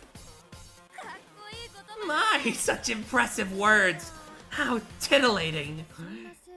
If your goal is to enact that level of justice, I just hope you're prepared. Prepared to deal those already mourning the loss of their loved ones another blow while they're down, that is. If those poor, hapless victims become the perpetrators of such mind-blowingly horrific crimes, their dignity would be stripped away. By revealing the truth, you'll invite the ire of hundreds, no, thousands of individuals. Are you sure you're prepared for that? I swore I'd become an ideal detective. Someone capable of saving others. I swore I wouldn't hesitate anymore, but now my heart is swimming in doubt. Will solving this case actually save anyone? Maybe revealing the truth of the quartering Duke would result in the greatest tragedy of all. What should I do? Please, someone tell me! I need your help, Saika! No matter how hard I think, I can't arrive at an answer. I don't know what choice a detective like me should make. Seems like you finally get it. I'm not the quartering Duke, so I couldn't say for sure, but I bet every detective would make the same face after hearing this. Downtown was committed to catching her friend's killer, but once she realized her actions would sully her friend's name, she had to side with the Duke. Both Senior and Workaholic have a long history of misdeeds. Maybe preferred being victims of tragedy like the rest, without digging up the past. Workaholic would have been especially worried since he left behind a family. Reveal the Duke's crimes, and you'll do the same to his.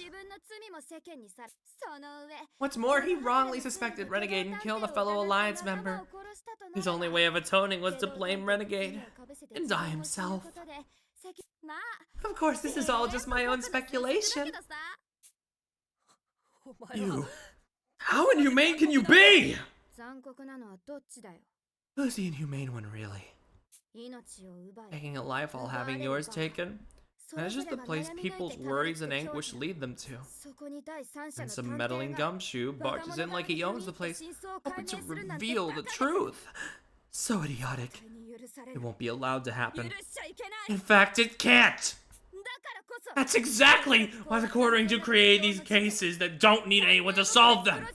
The Detective Elimination Project! Why is something like that even necessary? Sounds like you don't understand the feelings of those who died in the Quartering Duke incidents. Doleful gives a disgusted sigh, then continues. I get it, though. How it feels to suffer, to struggle in life, to want to die. But they lack the courage. For them, every day is a night without a dawn. The only one who could possibly understand them is someone like me. Someone who desperately wants to die, but can't. What do you mean by that? You want to die, but can't? Haven't you been saved by good luck all this time? Proof's in the pudding, I guess. Let me show you something fun, incompetent. Doleful abruptly turns the knife around in his hand and raises it high. What are you? He plunges the blade down towards his chest. It's carefully angled parallel to his ribs. As it stands, it'll pierce his heart and kill him instantly. However... HALT! Armor catches the arm holding the blade, leaving Doleful unscathed. I know this is the Quartering Duke we're up against, but still, I'm relieved. See? I just can't die. Remember how you saved me from the trap room in the manor incompetent? No matter what, someone interferes every time. What? Of course someone would interfere! Honestly, you should be thanking Armor. Why's that exactly? Is it up to me what I choose to do with my life? Yeah, you stepped in. All because you felt like it! Don't act like I should be grateful! Sir Doleful. Either way, the plan's been carried out.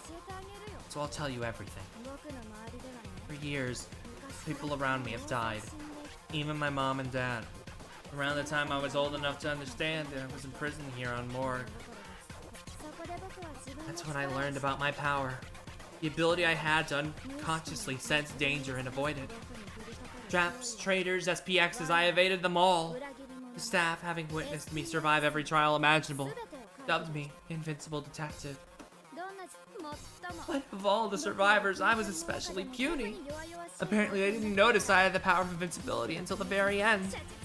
I guess Workaholic never put two and two together. His face was so priceless. I told him in the underground research lab. You admit it. You really are Invincible Detective, which means you're also the quartering Duke. Does it though? Maybe Invincible Detective being the Duke was just Workaholic's delusion. If anything, I'm a victim myself. I've spent this entire time trying to find proof of the DA's past offenses, but I could never get my hands on any. Even Senior, the manor's architect, was lost on how to open the hidden passage post-renovation. Because the elevator key was down there, I had to know. So when you guys found it yourselves while you just so happened to be locked in the manor, that was a huge help. You really did me a favor there. So that's why you didn't kill us. You intended to use us as pawns all along.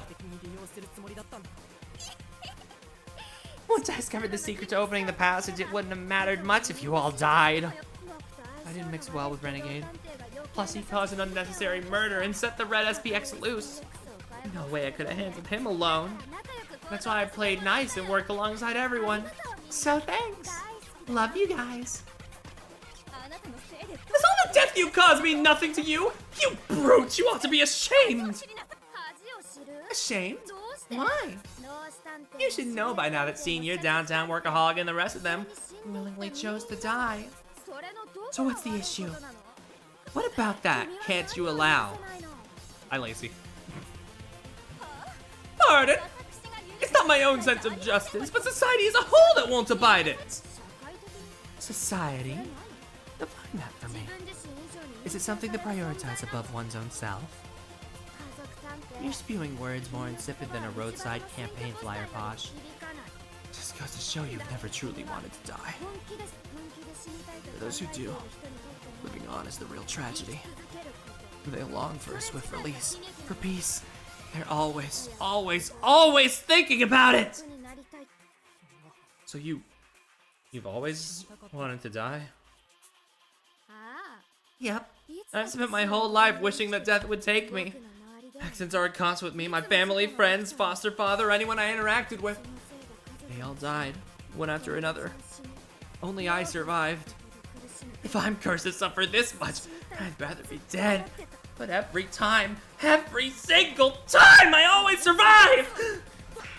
And you're telling me I've got no say in it? I should smile and carry on, even as I rain death around me? And I should just be happy? That's precisely my point! What good will dying do you? People must press on with the cards they've been dealt. Take myself, for instance. I lamented the fall of my house, but I still resist. Fighting with tooth and nail. People can change and grow. Sure, abilities can be honed, but some things just can't be changed. For example, the fate you're born into. Posh, you possess talent and the means to nurture it, but I'm the total opposite. Truthfully, you've all grown during the events of this island, but luck is one thing you can't ever change. As long as I keep living, misfortune will befall those in my presence. That's been the plague of my existence ever since I came into being. Can you truly say there's value in living, even for someone as miserable as me? But if you work hard enough... So you're saying to work hard until things pan out. But enough days trying and trying with nothing to show for it, and you'll eventually break down. Those who work tirelessly and struggle endlessly, they're the ones who opt for death. They try too hard for too long, until they give in to despair. There's some things blood, sweat, and tears will never change. If you can't even realize how entitled you are, then shut the hell up! I understand how it feels to hate the circumstance you were born with. My legs being the way they are, but aren't there things that can be achieved thanks to those unique challenges? You've been a successful detective, haven't you? True enough, living life as an investigator was fun. It really was.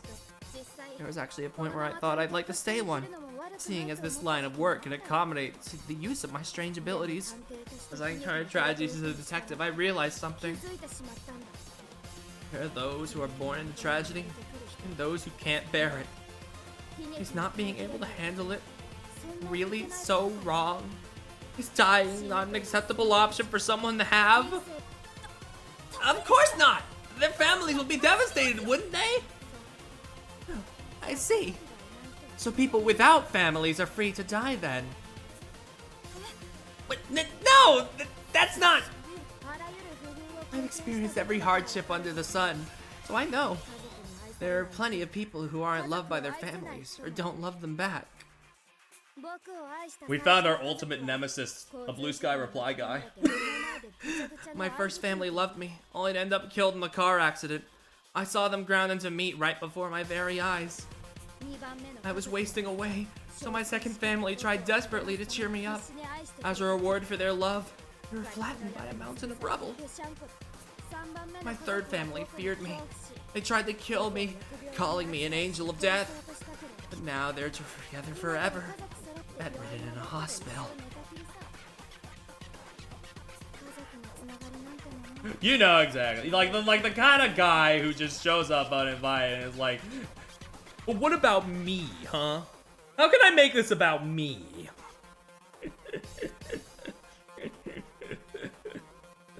The bonds of family are tenuous as mist. there must be those outside your kin who value you. To yearn for death is the height of folly. I have a long-lost sister whom I can no longer call family, yet my love for her prevails. Whether or not you're aware, someone surely feels the same as you. And what if I don't have a single person in the world who does? If not today, then in time you shall. Believing as much is the only way. How can you say that with so much certainty? I could never be so confident someone would care for me, no matter how hard I tried. It's amazing how much faith you have in yourself, Armor. Nay, that is not what I... What do you mean then? You want to make the peaceable claim that everyone on this planet is destined to be cherished by someone someday? For a wretch like me, shunned by all just for being around, the idea is unfathomable.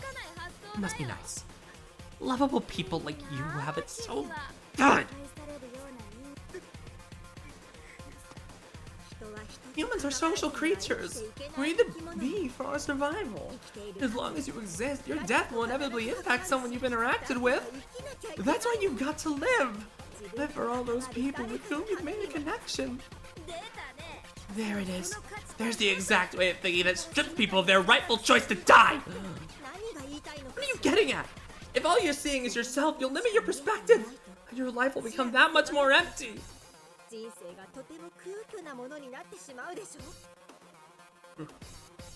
I accidentally pressed the hide button. I didn't realize. I thought something fucked up happened.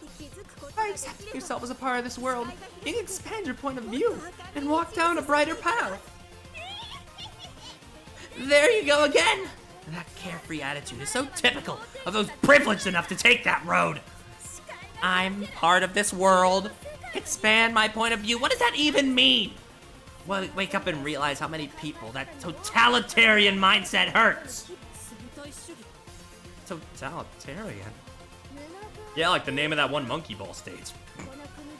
Say incompetent, did you know? Apparently, 70% of those with suicidal thoughts in this country never mention it to anyone. They're driven to the brink of ending it all, but unable to express themselves out of fear of being a burden. So they die without telling a soul. Don't you think that's odd?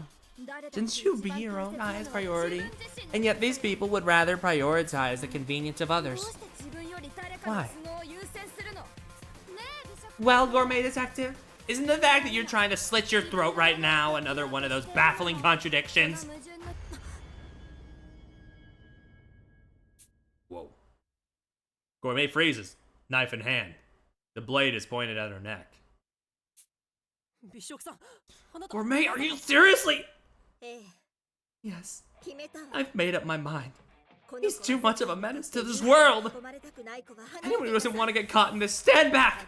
My death will detonate his collar. Her eyes tell me she's serious. She really intends to kill Dolful here and now. Normally, I would have stopped her immediately, but right now I can't find the courage. The Quartering Duke's existence is an even greater atrocity than I realized. I'm keenly aware of the societal rot he's caused. I don't think killing's acceptable, but in this case... At that moment, my vision flickers.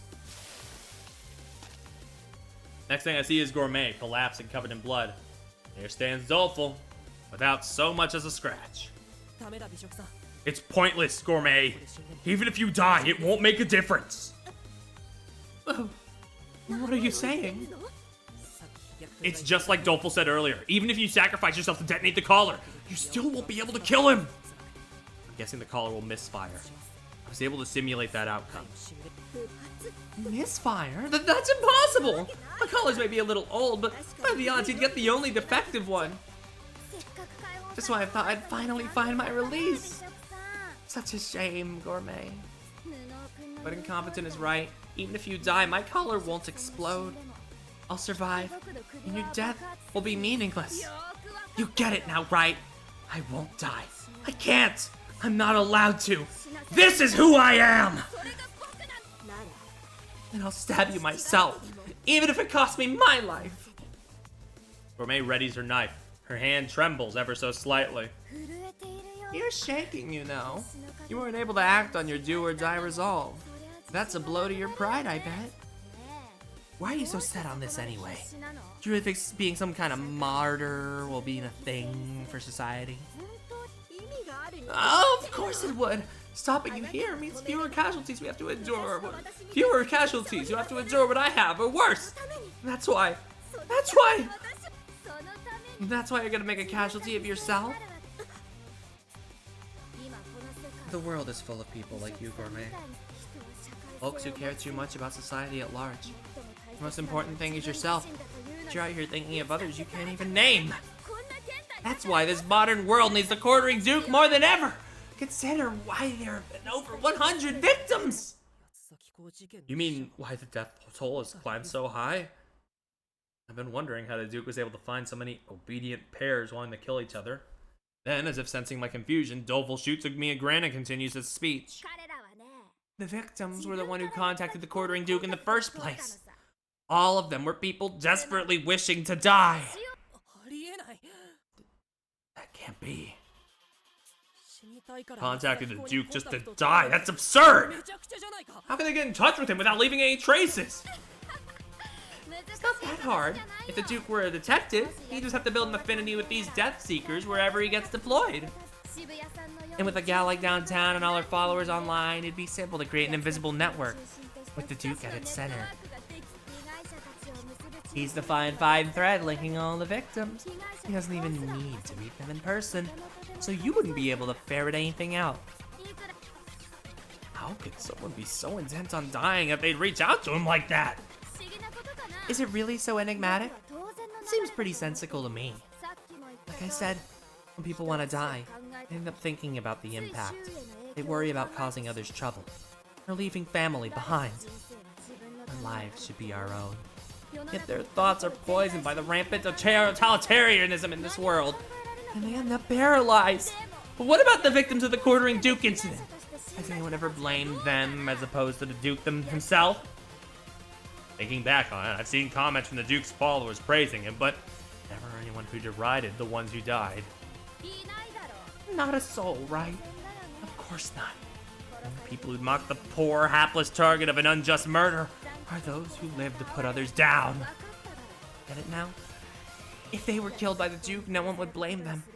People all over would sympathize with their untimely end. The quartering Duke is a free pass to death! 100 victims attest to the vast number of people yearning to escape modern society! The Duke doesn't kill. He simply offers salvation to those who suffer in life! Everyone falls silent, at a loss for words at the reality of this case. Yeah, I need a drink. Hold on. Give me a second.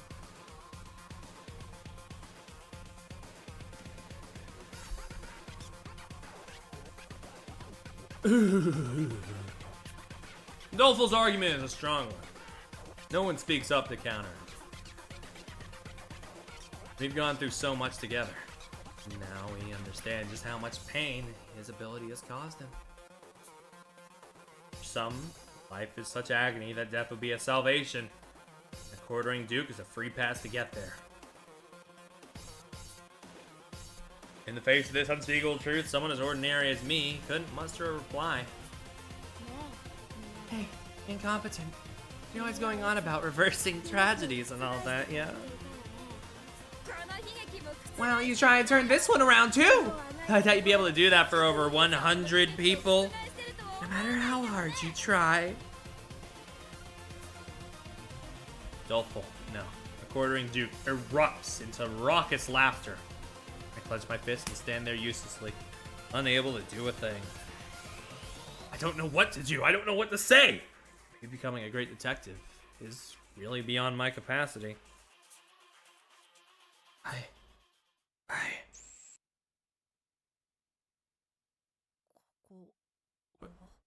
This is... I realize I'm on a familiar street. It's the town that I call home. I live the normal life in this average, peaceful place. Back then, I didn't know the truth about what had happened 10 years ago. Even though it's only been a week, I can't help but feel a strong sense of nostalgia. Oh, his gay little hoodie.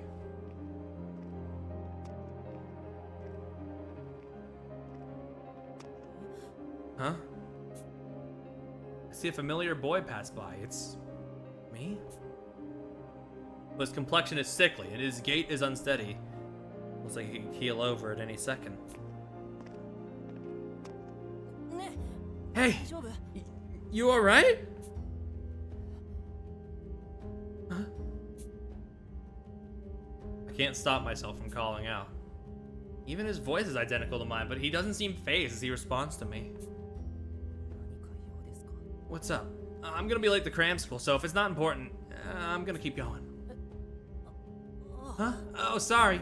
Your face looked a bit pale, so I was worried. You were worried? So what? Next moment, the face of my lookalike turns angry, and he begins shouting, his tone growing coarse. Are you gonna help? You gonna study for me, raise my grades even though I never go up, no matter what, get me into my dream school? Everyone's always asking if I'm alright, but do they ever do anything about it? No! I'm not alright! But no one ever tries to help me! Yeah. The only one who could save me now is the quartering Duke. So I'm over it. I'm not alright. I'm just done.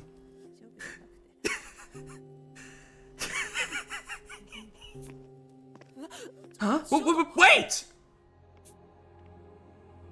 The version of me consumed by his academics darts off somewhere. But then another me appears. Again. I try to speak to him. You gonna take over my job for me?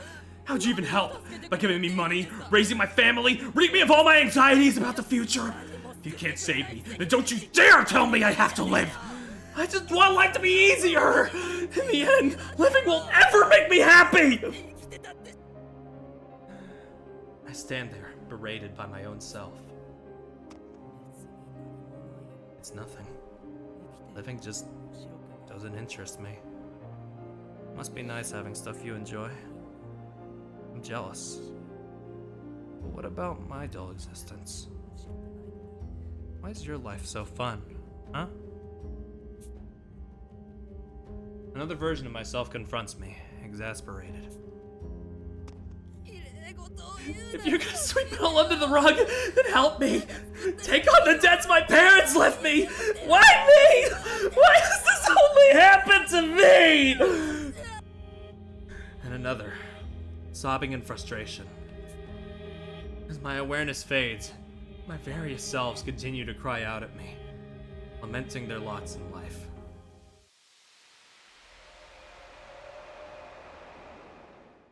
Soon, my vision and the entire expanse of my mind turn pure white. I remain still in an empty void, enveloped by a slight floating sensation. I see. I finally understand now. People I'm seeing, they're the sort who would cling to a figure like the quartering Duke. The ones who will give up their lives to him in the future. There was certainly nothing remarkable about them, and in truth, this world is full of individuals like that. Sure enough, life isn't always fun and games. In fact, it's full of constant challenges. There's no guarantee I wouldn't have ended up as one of those versions of me. Not if I hadn't been summoned to Morgue and reunited with Saika.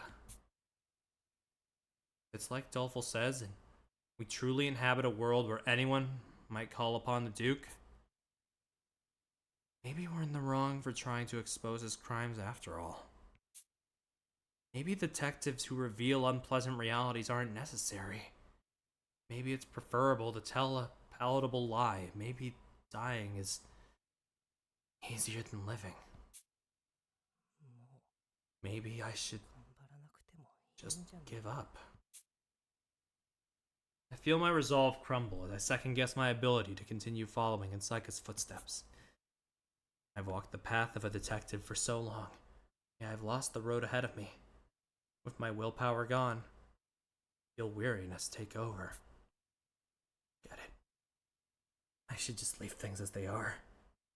Be so easy. I noticed something fall from my pocket. What's this? Picking it up, I realize it's a Hanafuda deck. As I examine the cards decorated in cherry blossoms, my vision flickers.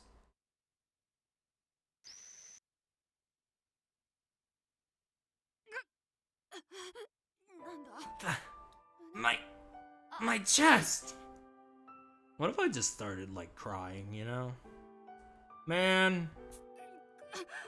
Sorry, sis.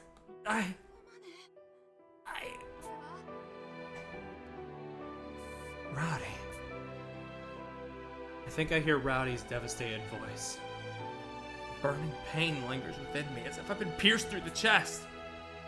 This scene, it's...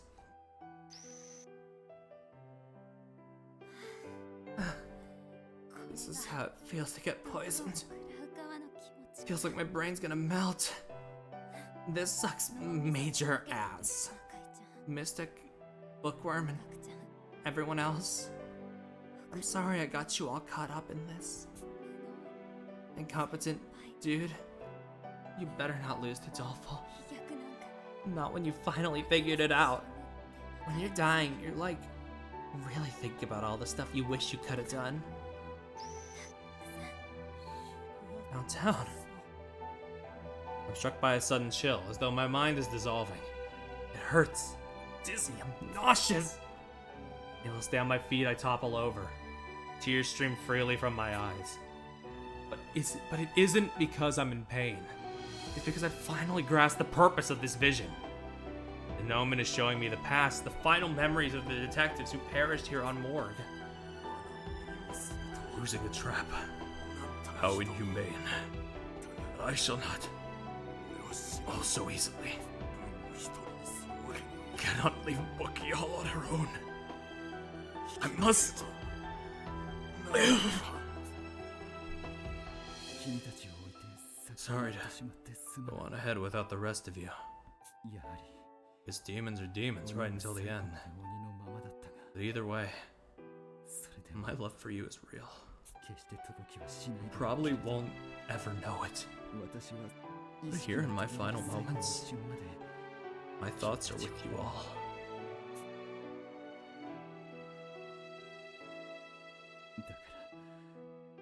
Forget about your papa. Live a happy life. You'll always be in my heart. Goodbye.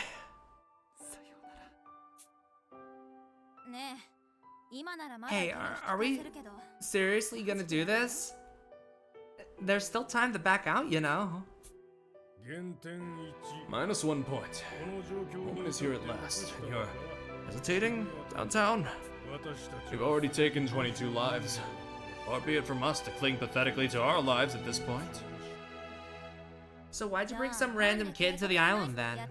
I won't tattle on you to a Duke or anything, but it's like totally against the rules, right? I'm not sure myself. Until now, I've always lived with the feeling that I'd missed my chance to die. Perhaps it's thanks to my encounter with that promising lad that I got the idea. To entrust him with a fulfilling life that I was never able to lead myself.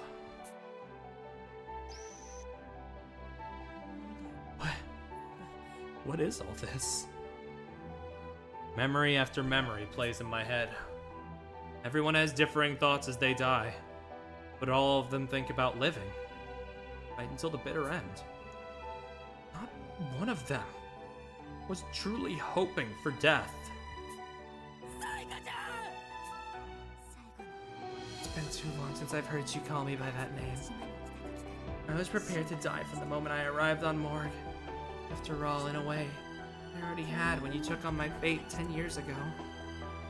Even so, people's hearts are insatiable. I swore I was prepared, but as I lay dying, my earthly attachments yet lingered. Mato, knowing you, I have little doubt you'll once again endeavor to step in my shoes and continue onward as ideal detective. I'm afraid I've been entirely selfish, from beginning to end. So until you can accept the title of ideal detective as your own, won't you allow me to stay by your side?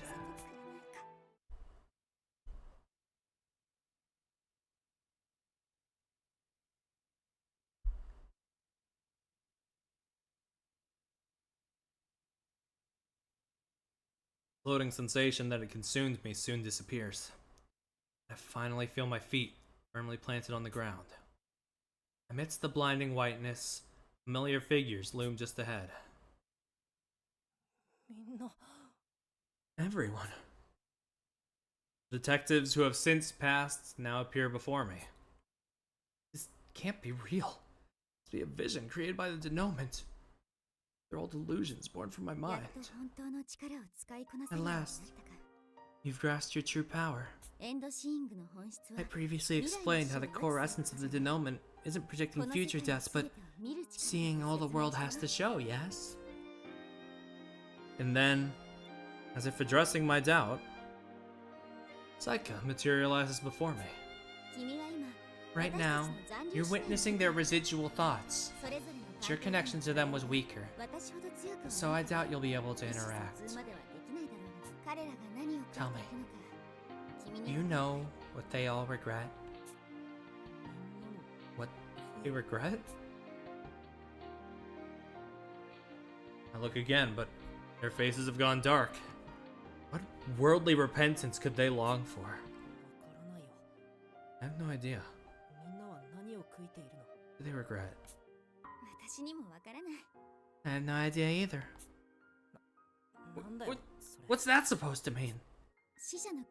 Normally, there's no way to know what regrets the dead may have. Quartering Duke has simply assumed he's brought them salvation.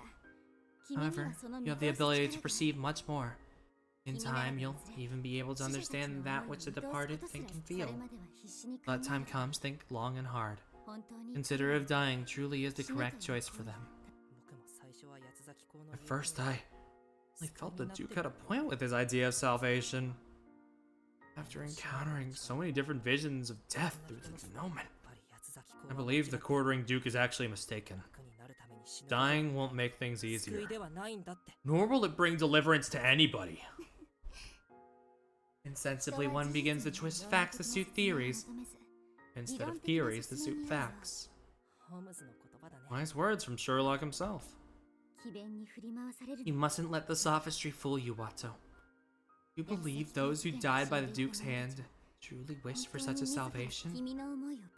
Use your mind to challenge these ideas. This is a duel against the Duke himself. Thanks, Saika. They should all be dead. Here they are, looking at me with happiness on their faces. I don't know what their smiles are supposed to mean. How am I supposed to understand what the dead are feeling? Whatever the case, I want to believe that they've placed their hopes in me. Don't worry. I'll handle those regrets of yours. Seeing this here and now is all I needed.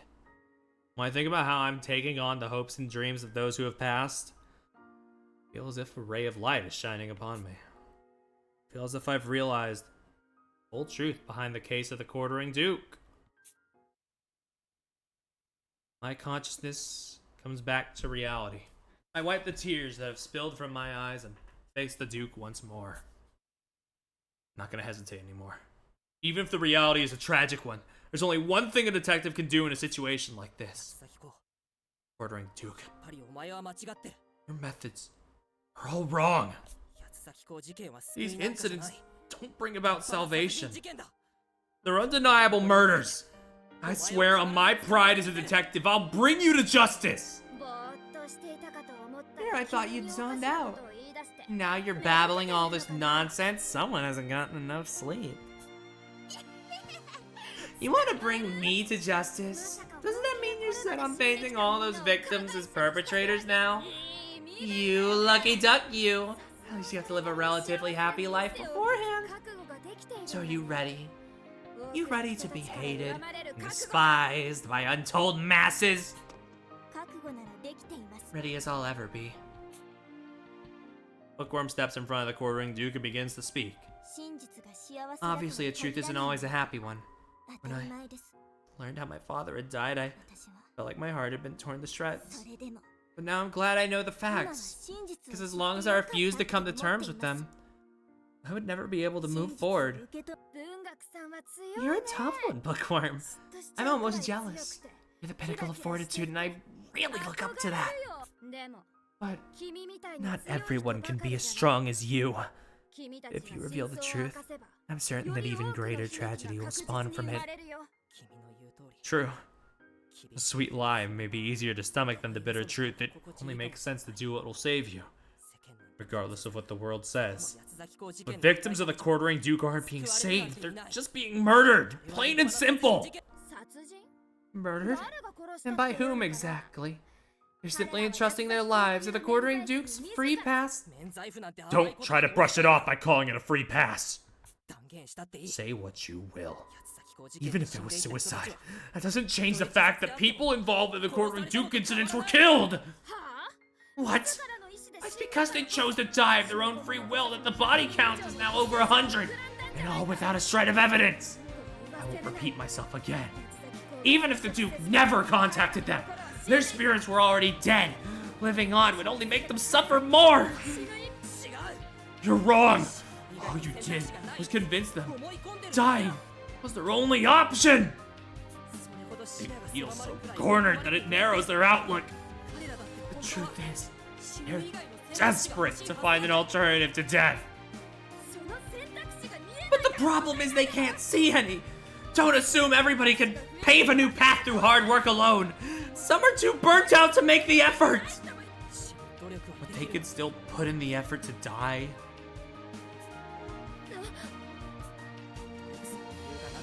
Who are you to decide they're at their limit?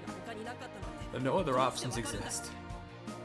Didn't you say there was no connection between the Duke and his victims?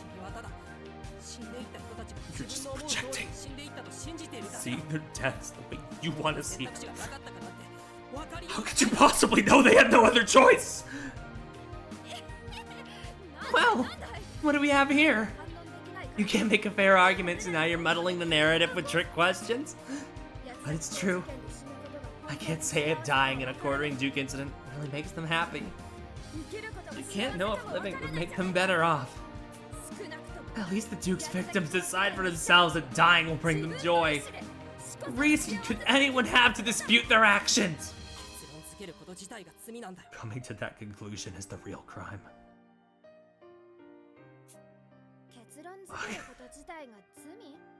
Their conclusion is the crime. The research facility. Workaholic asked me if I would rather sacrifice myself to rescue someone else or forsake them to save myself.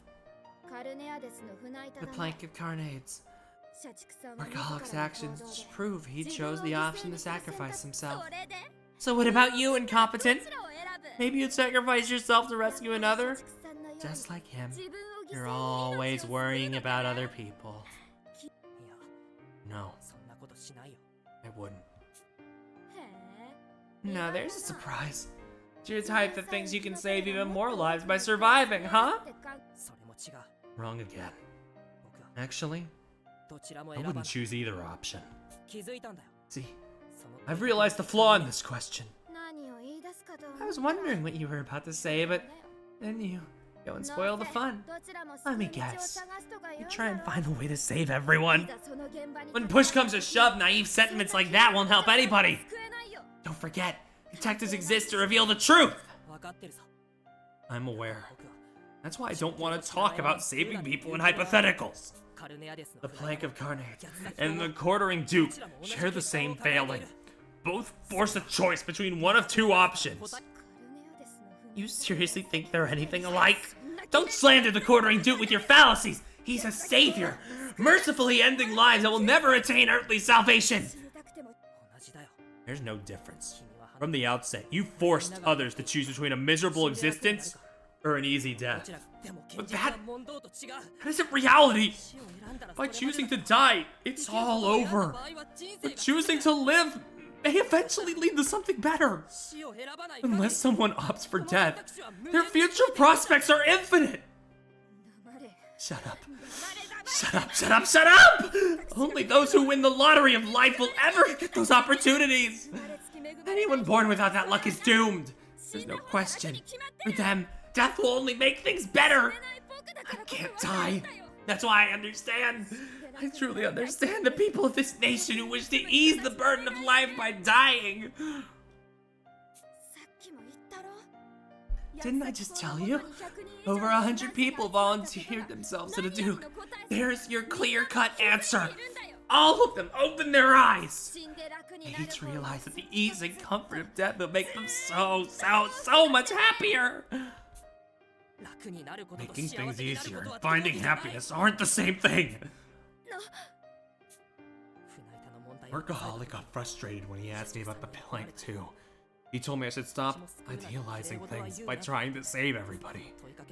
But that's what bugs me about it. In real life, it's never a simple choice between two options. It's always more complex than that. Even still, you're pushed to go one way or the other, with the possibility seriously reduced. Anyone would pick the path of least resistance. The trolley problem presents a similar issue.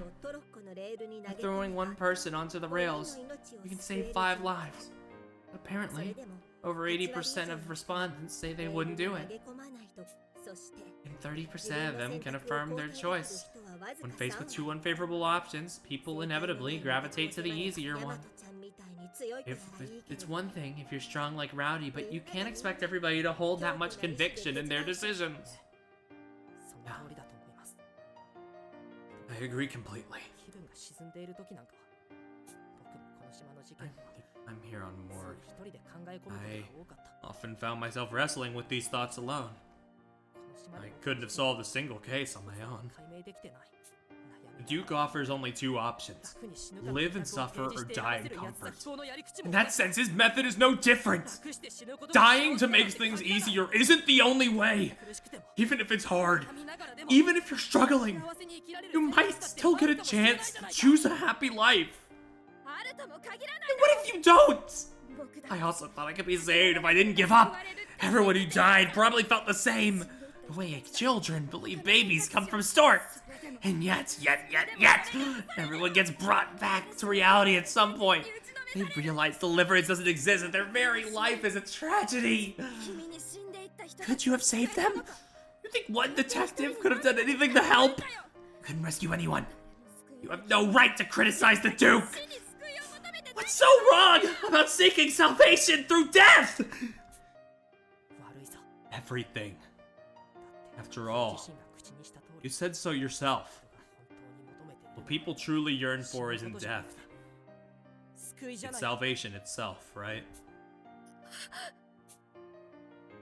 For the first time, the quartering Duke is at a loss for words. Without hesitation, I speak my thoughts to hammer my point home.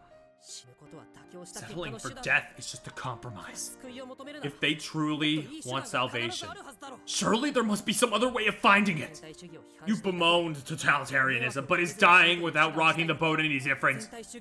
Why should they even care if they're only thinking of themselves? No! You've got it wrong! I just want to make a world where there's hope of salvation for anyone and everyone! To grant liberation for those who don't want to cause problems for others! It's better to live and cause problems than to die without causing any! Even if it inconveniences others, or the whole world! Living is still your top priority, isn't it? That's when you can start looking for salvation! Finding it by dying with a whimper is a tragic demise, and I refuse to accept it! You've created countless tragedies, but I'm gonna turn them around myself! Don't you realize how arrogant you sound? There are some who can't reach the finish line alone, who can't see any salvation.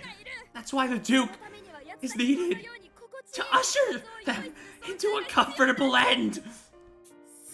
Or would you rather force them to continue dancing pathetically as their tragedy plays out, Detective? You're the crueler one, by far! Yep. I am. Hate me. Call me cruel. It's fine. Either way, I won't pull anyone off the stage, no matter how tragic it is. Once you die, the show's over. Stay alive. Any tragedy can be reversed. Keep the curtain up, and there's always a chance to turn things around. Yeah, maybe for someone with talent. You knew from the start how incompetent I was. If I hadn't come to this island, I'd probably have stayed my bumbling self forever, unable to do a thing. Maybe I would have given up on making an effort and offered myself to the Duke, just to make things easier. But instead, I met everyone here, learned, and got stronger. No matter who you are, you may get an opportunity to turn things around. Or maybe you won't. But it isn't a 0% chance! Dying will make it impossible for sure! Death robs you of your future and all its possibilities! That isn't a sacrilege upon anyone other than yourself. Everyone views themselves as the protagonists of their tragedy, but even as they brood and suffer, they're still fighting to turn the tide! I won't let someone like you rob them of their will to resist. No one is getting eliminated.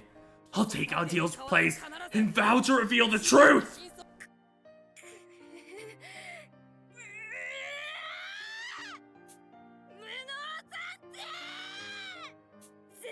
Promise you'll be sorry about this. You won't be lauded as some big hero. You'll be cursed as a fiend who dragged the name of countless people through the mud. An egotistical fool, blinded by his own morals. I'm prepared for that. Pretty fitting for a guy called Incompetent Detective, right? Even if no one agrees. Even if I don't have a single ally, I'll... Don't go assuming such things without consulting your superior first.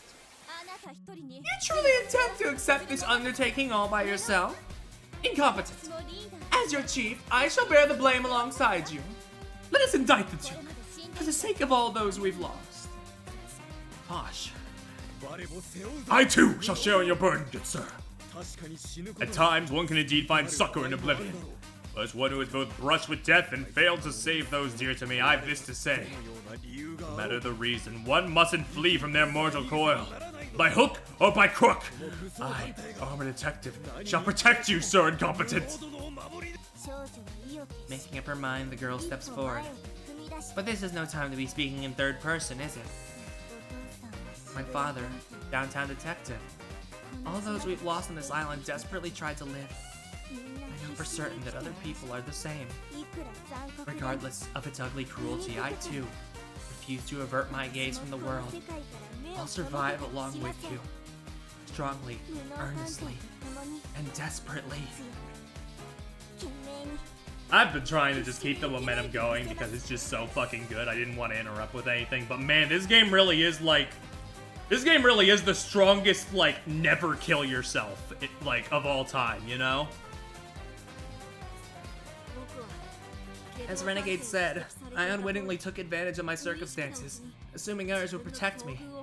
I saw myself as a tragic hero. But after all I've experienced here on Morgue, I realized something. Facing yourself is the most important thing you can do. The Quartering Duke. No, don't fall. You should face yourself properly too. Don't sugarcoat things with lofty words. Acknowledge the lives you've taken!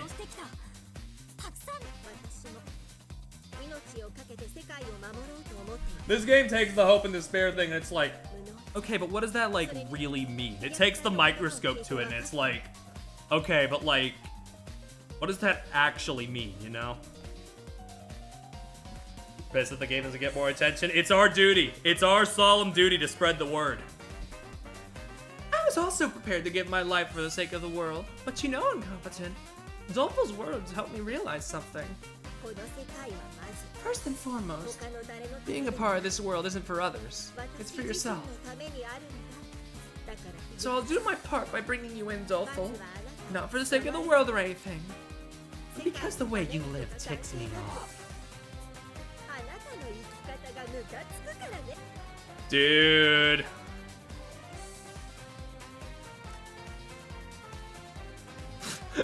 Armor being cropped out of frame is kind of killing me a little, I'm not gonna lie. The morning sun pierces through a world shrouded in the darkness of night. Another pause PFP for Perry. You're right, but shut up! Its rays shine on those gathered around me, casting long shadows upon the ground. Really, I'm just sad for you. The bookworm is also cropped, so you don't get one. You don't get one. Its rays shine on those gathered around me, casting long shadows upon the ground. Thank you, all of you, for shouldering this responsibility with me. Are you insane? What are you thinking? Will the DA stop you? You guys don't have a single ally on the planet, so why are you so committed to... Because that's a detective's duty. They're always needed in the wake of any tragedy. It's our job to face the challenges that no one else can. Even if the whole world shields its eyes, detectives must still face reality. That's why we'll say it as many times as it takes. The culprit of the Quartering Duke case is you, Doleful Detective! Everyone faces Doleful. No, Quartering Duke directly. No one's flinching. No one's looking away. Just the Duke says, it's hard to tout our efforts to reveal the truth as justice. Just a quick aside real quick on me. Those extra thoughts that we can go and get after this, are they like maybe a little bit of levity for this, or is it just gonna be, you know, is it gonna be like, is it just gonna be like more? Am I just gonna have to like, oh man. Words fail me right now, but oh man, you get what I mean. Jeez. But no matter how many names get dragged through the mud, no matter who criticizes us, no matter what hardship we may face, we'll reverse this tragedy, firmly believing that once we do, the brightest future awaits us.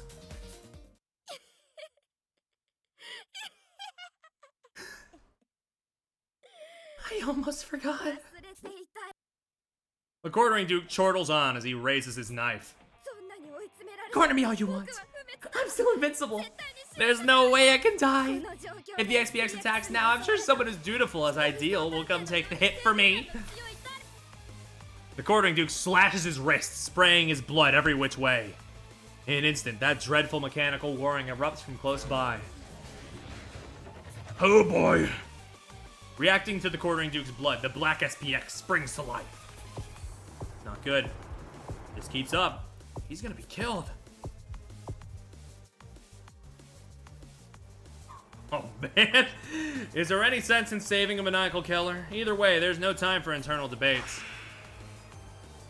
Fuck, I missed it. I jump in front of the quartering Duke, guarding him with my body. It's just like when Ideal Detective died. You acted on the spur of the moment, didn't you? How pitiable. You ought to die with regret for your decisions. I'm not regretting a thing.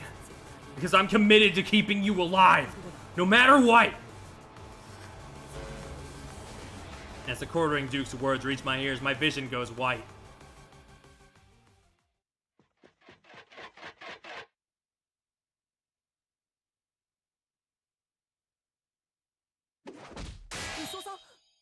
Armor?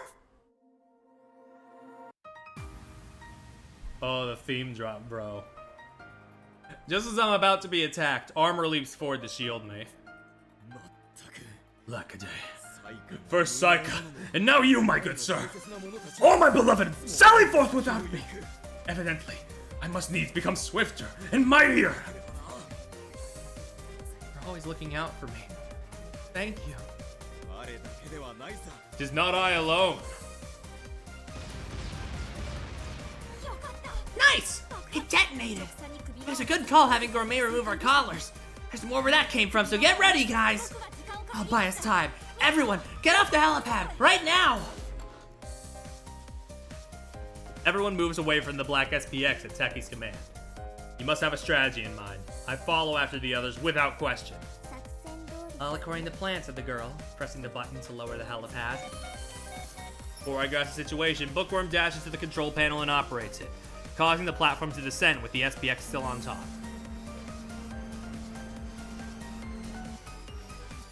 When did you come up with all this? On the fly. Thanks to you, our group has become a lot more cohesive, the girl said, a content smile upon her face. Hold it right there! I hear a voice call out from behind. I knew you'd look for an opportunity to flee, but you cannot escape my keen eye. Out of my way. I'm still armed, remember?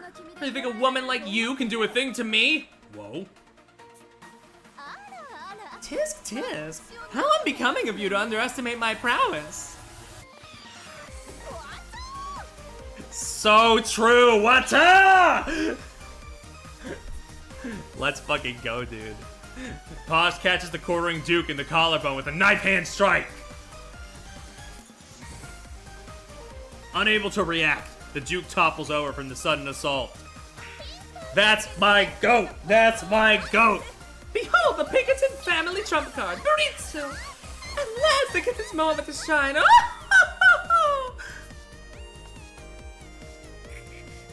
You still don't have any conclusive evidence. You'll keep me behind bars. You'll never reveal truth in this case to the world. I wouldn't be so sure about that. Gourmet stands before the quartering Duke and produces a slip of paper from her pocket that reads, "This button may cause death." Remember this, I wonder? It was stuck to the elevator panel when Renegade died. You were worried about this little note, so you pushed the button, right? What are you getting at?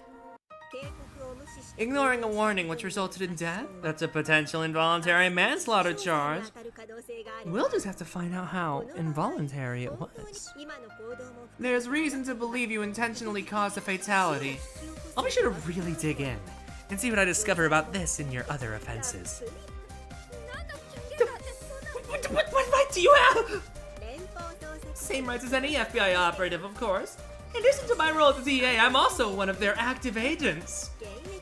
Dude. What? Me and the others are just as shocked. The news did say the FBI had joined the investigation, but to think Gourmet was with them. My mission was to secure the individual known as Invincible Detective. I hid my identity all this time for the sake of my duty, but it's finally paid off. You blabbed away of your own accord, revealing the whole enchilada. Left me no option but to assert that you were the cause of Renegade's death. You completely fell for his trap. That bastard! Even at the very end, You're under arrest, quartering Duke. We'll get the full story out of you back at the station. That's the lie I'm supposed to say here, right? Handcuffs click as the Duke's wrists are bound. Robbed of his freedom and the will to resist, he plants his face in the grass and lies motionless. I get the sense we finally brought this long, twisting case to a close. We all look towards the bright light of dawn. In the distance, I hear a steam whistle. DA's rescue ship has finally arrived. They certainly dragged their feet. Yeah, the sun was such a nice detail, dude. Or maybe they're actually right on time. We've just apprehended the quartering Duke after all. I'm famished, the girl said, clutching her stomach as she sank to the floor. Seems the boat will take a bit. How about I fix us up some breakfast? We can think of it as a little victory banquet. A wondrous proposal. Sir Incompetent, let us make haste to the research facility. Yeah, Come on, Delpho. let's go together. After all, We're gonna be spending a lot of time with each other from here on out. The Duke, no. Dolfo's head hangs low. Now for his shoulder, but stumble when he puts his full weight on me. His leaden body drained of all strength. I keep on taking one step after another, supporting him all the while. Who knows what the future has in store? There is no doubt that a tragedy unlike any we've seen before lies in our fate. But even so, there's no way I'll stop walking forward. Dude, if there's time to worry, there's time to move forward. For the lives of those I called my allies, for those who died by the Duke's hand, for her, the one who supported me until the very end. Resolved to shoulder all of these lives as I continue living. Goodbye, Saika. I whisper quietly to myself. As I do, I feel a fond and familiar presence from behind, warm as the morning sun. Thank you, Mato.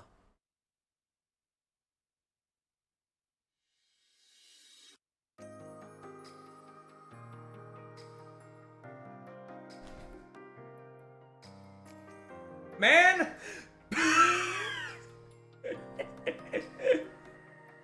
Who the fuck wrote this? Can I talk? Can I have a word? This better not be like fucking Brothership where the writer isn't in the fucking credits. I'll sue.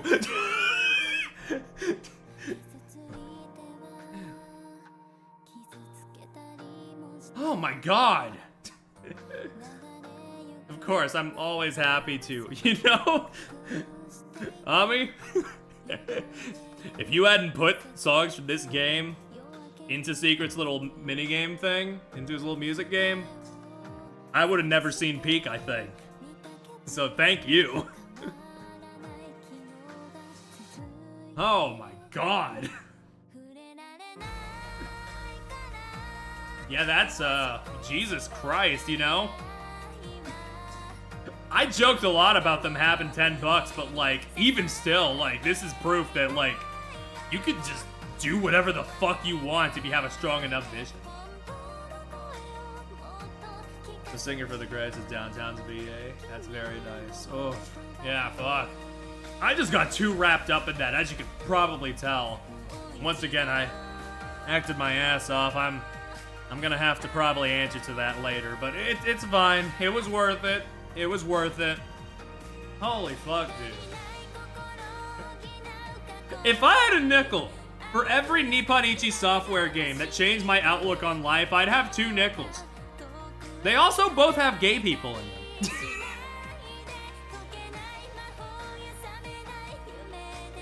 Oh my god.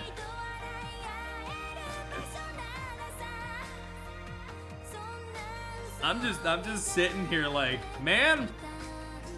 It's an apples and oranges thing. It's an apples and oranges thing. I'm just saying this for comedy's sake. But man, fuck Silk Song.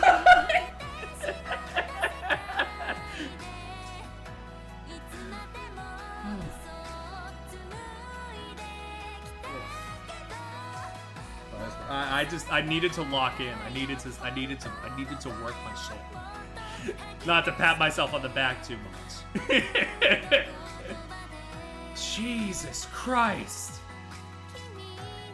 Literally, my only problem with this game is that they don't explain some of the, like, investigation things to you, like, in the best way, like, like, some of it is a little obtuse at first, but once you, like, learn it, it all, like, really comes together, is the thing.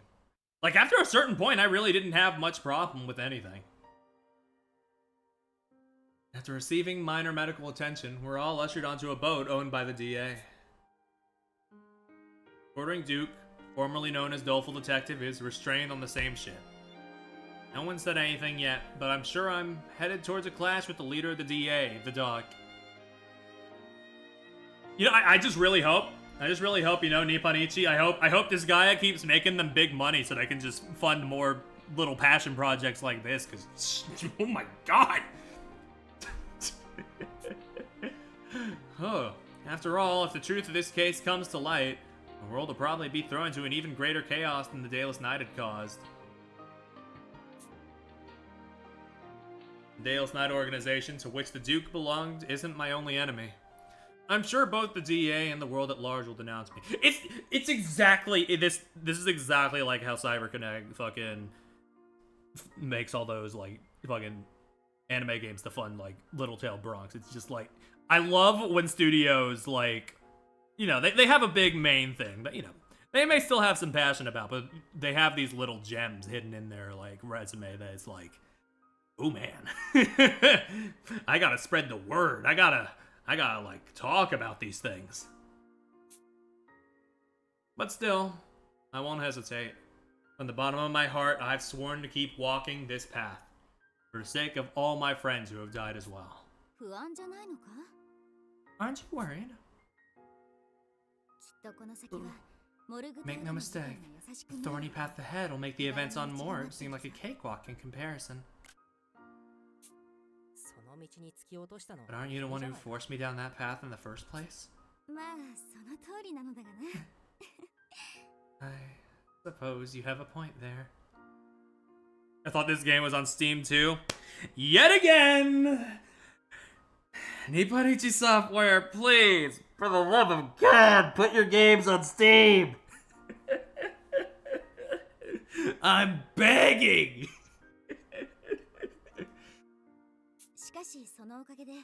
Thanks to that, I now feel enough guilt to appear by your side once more. Have pride in your determination, Mato. Yeah, I will. In a way, I'm glad, Saika. How much does the physical go for this? I need something. I need something of this in my room. How much is the physical? You know, I'm making extra money this month. Oh, that's actually not that bad. Huh. Okay. All right. Damn. That's like 40. Okay. That's $40. Okay. Yeah, I can drop that. I don't know if the psycho before me is just an illusion, but the truth doesn't matter. From now on, I'm gonna live for both of us. Together, we can shoulder the role of ideal detective. That's one thing I know for certain. Just what are you pondering so deeply? The real trial is yet to come, Chief. Oh, the character development. She called us Chief this time. Let's hold a strategy meeting. We're still facing a huge number of challenges ahead. Posh and Techie's summons bring me to my feet. There's no time to rest. We need to figure out how we intend to close the Quartering Duke case. First order of business is already decided. Our plan to outwit the DA going forward needs a concise name. Detectives are vital in the wake of tragedies. In other words, if the world was purged of tragedy, there would be no use for detectives. If we could create such a reality, there's no question it would be a truly peaceful world. That's why we purposefully decide on this designation for our future efforts. The Detective Elimination Project.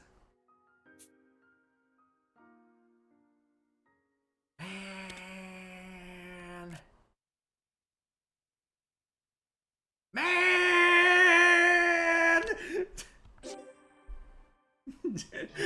Head in my fucking hands, bro!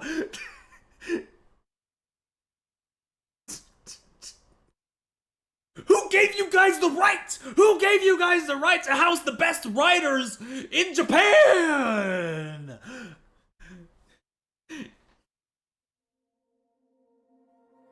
Between Mad Rat Dead and this?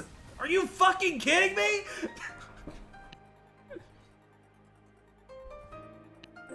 We're still missing one. There. It seems like we have them all.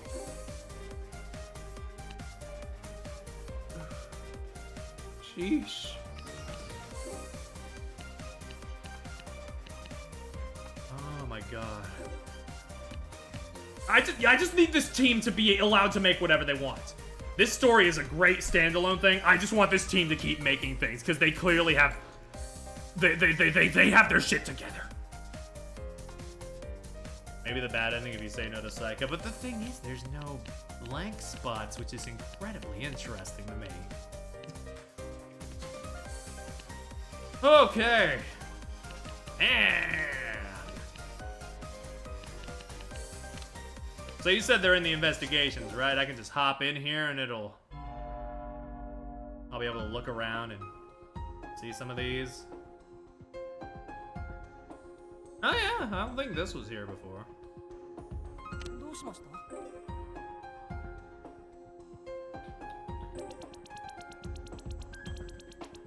my fucking god, bro. Go walk around my Blorbos.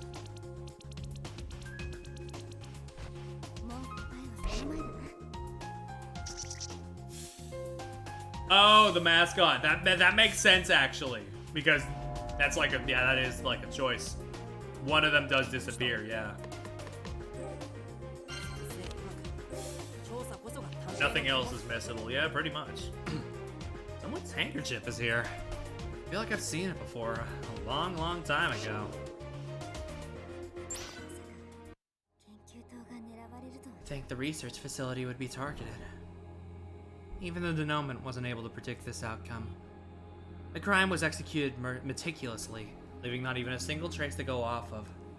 The culprits must be at least somewhat aware of my ability. God, the fucking hauntingness of like some of these CGs and that. I mean, already they were, but like double down, yeah, why don't you? A trap of this magnitude would require a major time commitment from a trusted individual. And the sole person capable of such a thing is... There's only one name that comes to mind. This could only be his doing, but I hate to even consider the possibility. He's supported the DA since its founding. It's entirely too hard to believe, too dreadful to fathom. Lady Ideal, ventilation efforts for the research facility continue. I'm told the air has been almost entirely cleansed of toxins. Oh, I see. Thank you, Armor. In that case, let us waste no time relocating the heap of corpses still lying within. Those are my allies fighting alongside me in the DA. My family. I can't bear leaving them in such a sorry state.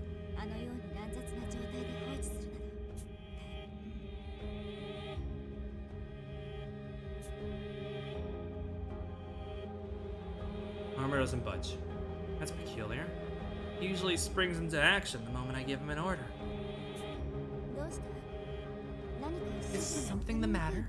Or my directions unclear? Are you without a family, Lady Ideal? Did I not just say the members of the Detective Alliance were my family? You misunderstand. I am inquiring of your birth family. I do you by blood. Have you none to speak of? I can tell as much from your countenance. My younger sister strayed from me so long ago. Saika Yoroi. Huh? Born with pale skin and white hair, she was rejected by her father and offered up by the Yoroi family. That was your younger sister. I'm gonna throw up, bro. I'm gonna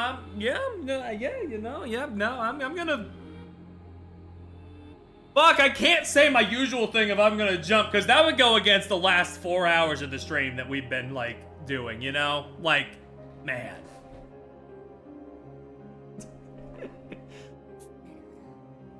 I see now.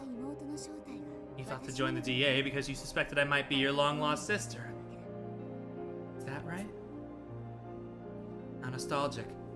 I've completely forgotten my father, but even now I can recall my older brother's kindness.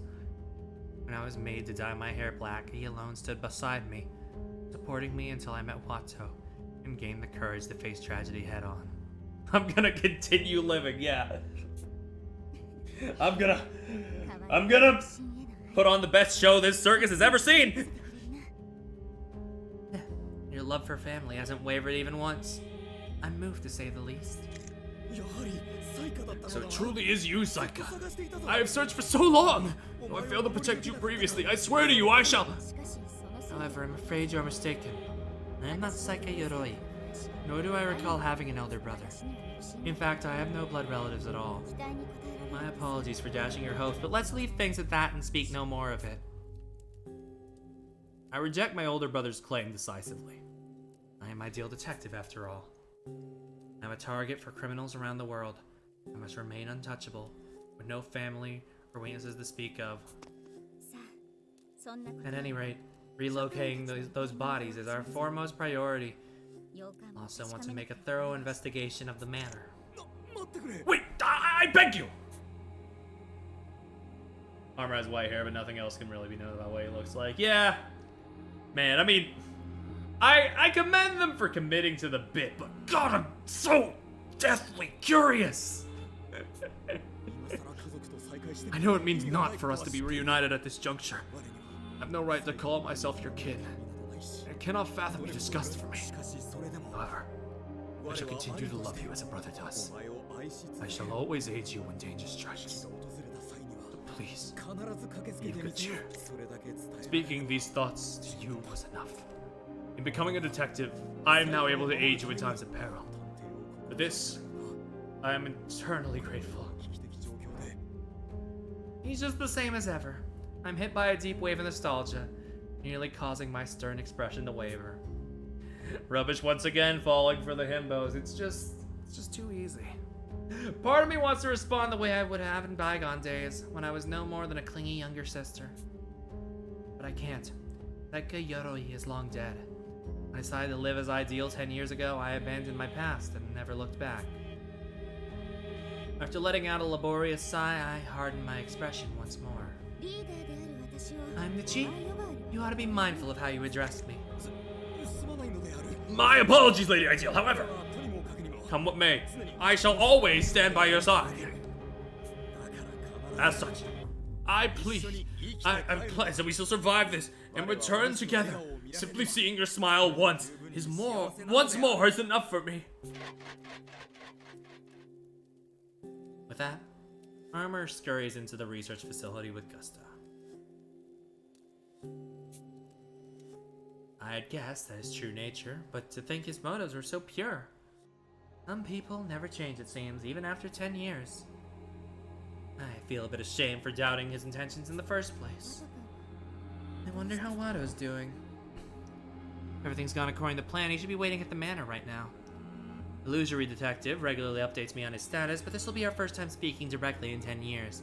I'm honestly rather giddy. Just as Armor never stopped seeing me as his sister. I hope you're the same as ever too, Watto. I smile wryly as I anticipate meeting with him once more. A moment I've long awaited.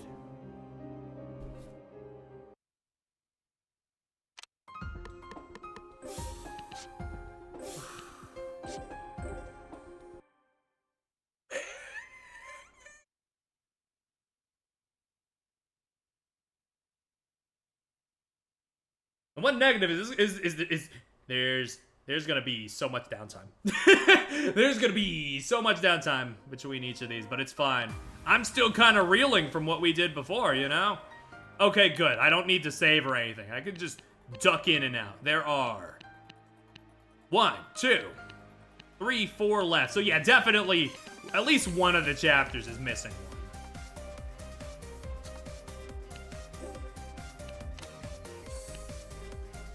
They let you do it without finishing the chapter. That's nice of them. 9 hours remain.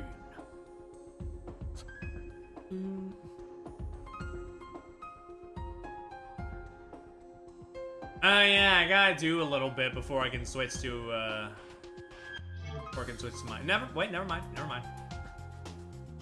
Hold on. I don't think that was one in the center before. I believe it was in the hall near Workaholic.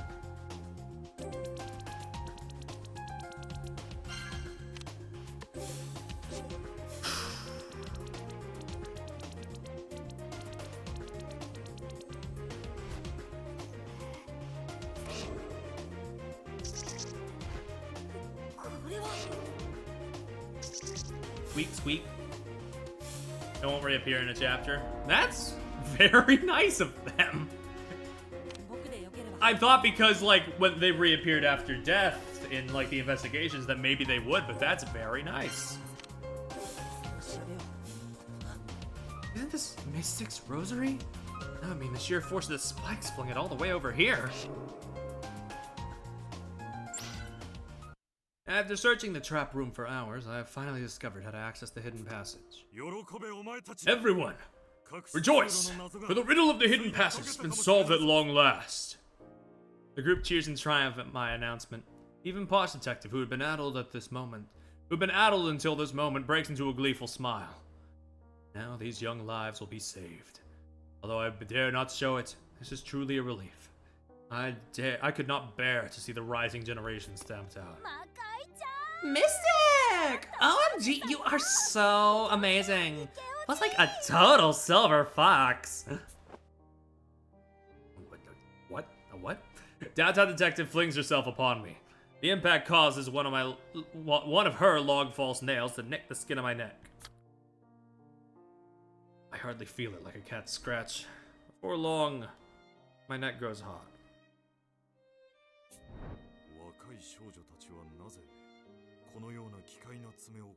Why are young women so keen on these bizarre nails? I wonder if Bookie will ever pester me about wearing such gaudy things. Mystic, why'd you go all quiet? Did my surprise hug get you too excited? I was simply lamenting my future. Lamenting? Now just one moment, downtown. It is utterly obscene for unwed men and women to embrace in such a manner. Cease at once! Why you gotta be such a prude? We're pretty much a family here, you know? A few hugs here and there is like totally normal. Anyways, we're all gonna live now, so let's go! You, me, and everyone you and me gotta get everyone pumped, Posh. We're just too legit to quit. Merely speaking with you is exhausting. Reaction image that will help me later. Downtown Detective. According to Alliance HQ, since her close friend was slain by the Duke, she has investigated a number of seemingly linked cases. I remember when things were normal. Man, what a time! As such, her rank has shot up over the past half year. I cannot envision what conviction lies past that beaming smile, but I'm certain of one thing. In order to avenge her friend, she is surely prepared to give her life at any moment. Just as I was during the case of the vampire, following the recent deaths of my wife and daughter. If I announce that I have located the hidden passage via D-pad, the quartering Duke will seek to end my life. I have to proceed with caution. In which case I should inform her first. Call out to downtown, finally released from Posh Detective's wrath, and beckon her closer. Downtown, allow me to share with you the conditions required to open the passage. Guide the others in my stead, should anything befall me. Why me? I mean, it's super cool that you want to tell me and all, but like, why? You're not trying to pull a fast one on me or something, are you? You made the wrong choice. Because you too have lost someone you held dear. You are prepared to sacrifice yourself at any moment, are you not? Why are you asking me that? I can see it in your eyes. Until I met Bookie, I too was directionless for a time. As if I were traversing fields of darkness, bereft of light.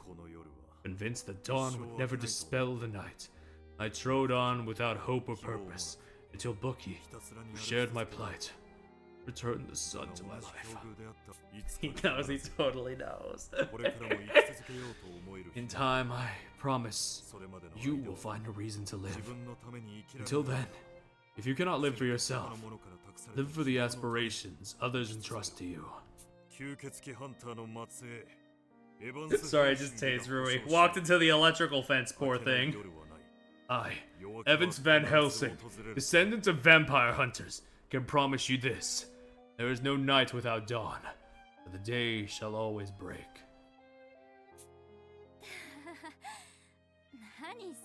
The living example against Dofel's ideology. Like, fuck! What the hell? There's no night without dawn? That's like so emo. You even told me a real name. What's your deal, man? You're so dumb. Like, for real. Downtown Detective continues laughing as if mocking herself. While I cannot attest to her sorrows, I do wish for her to continue living. My belief that one day in time, the sun's rays of hope will shine upon her heart once more. After learning how to open the passage, Downtown informs me that she'll be waiting in the living room and takes her leave. What fate will befall me now, I wonder? My heartbeat gradually quickens. I prepare my announcement on the D-pad. Downtown Detective. I hereby bequeath unto you my hopes and aspirations.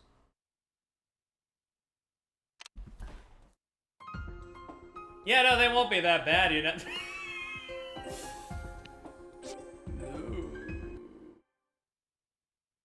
Man! I want to spread the word via video essay so badly, but much like Emio, oh, the best shit happens right at the end, so it's so hard to talk about it. It's so fucking difficult to talk about it.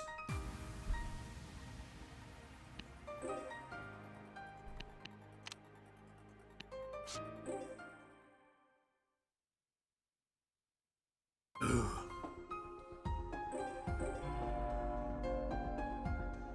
Oh my goodness gracious. Anything here?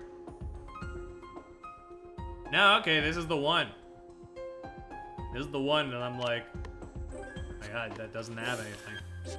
Okay, yay!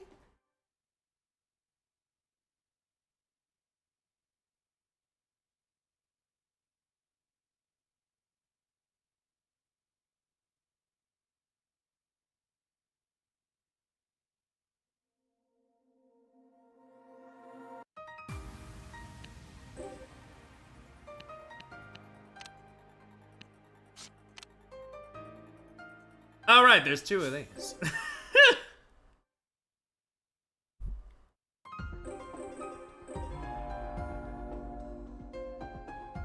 That makes sense. This place is barren as hell.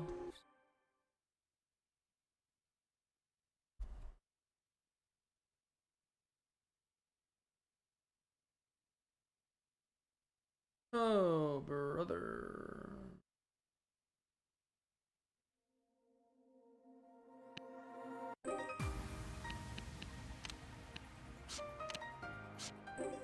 God,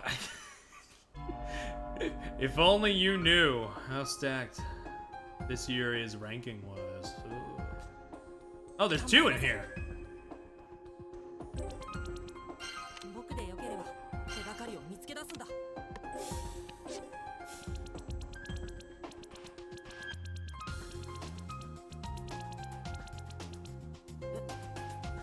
Cherry Blossom Parent is identical to the one on Rowdy's clothes. This belongs to her, maybe? Gourmet. Oh wait, we've read this one, I think. Yeah, no. We read this one. This one, I guess because I didn't take it on the winning attempt, it stuck around. Because I usually do pick these up and repeatedly on the winning attempt. Yeah, I remember that zoom into the boobs.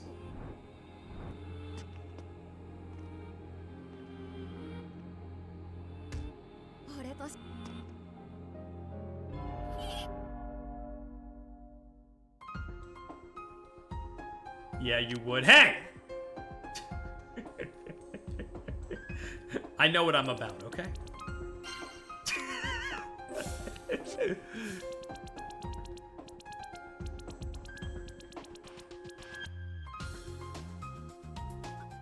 Oh, fuck. Never mind. Ugh. Guys, it's okay. We'll just book it.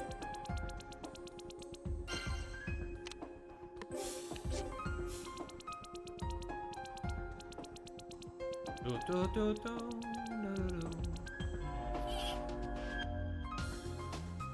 the fuck up, Dolphin. You don't give a shit.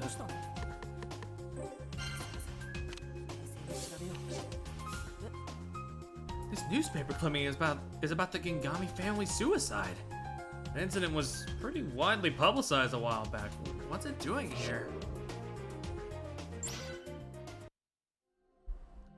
While the group's distracted by the 3 arrows on the wall, I call out to the man I've set my sights on. Hey, Armor. I'm sick of trying to figure out this puzzle. Want to chat for a bit instead? You wish to speak with me? Forsooth, I would be most honored, Sir Renegade. Armor replies amiably. From what I can tell, he's not putting on a front, but with that pesky metal blocking his face, I'm short on any tells. So compliant. It's adorable, really. Anyway, there's something I've been meaning to ask you forever now. You're always willing to protect others with your life, right? Why is that? I value life just the same as you do, so suffice it to say, my interest is piqued. So that is what you wish to what, That is not off the topic of praise for me, so I hesitate to speak further. Just like I figured, he doesn't want to spill. I can practically hear his distrust for me. But oh well, I've got no other choice. Time to play my trump card. Well, the reason I value life is a simple one, you know. Tell me, remember that Gingami family suicide case from 10 years back? Indeed. Even one so witless as I doth recall. The mother plotted to slay her family, then herself, but was dispatched by her child. It may have been self-defense, but her mutilated corpse was beyond gruesome.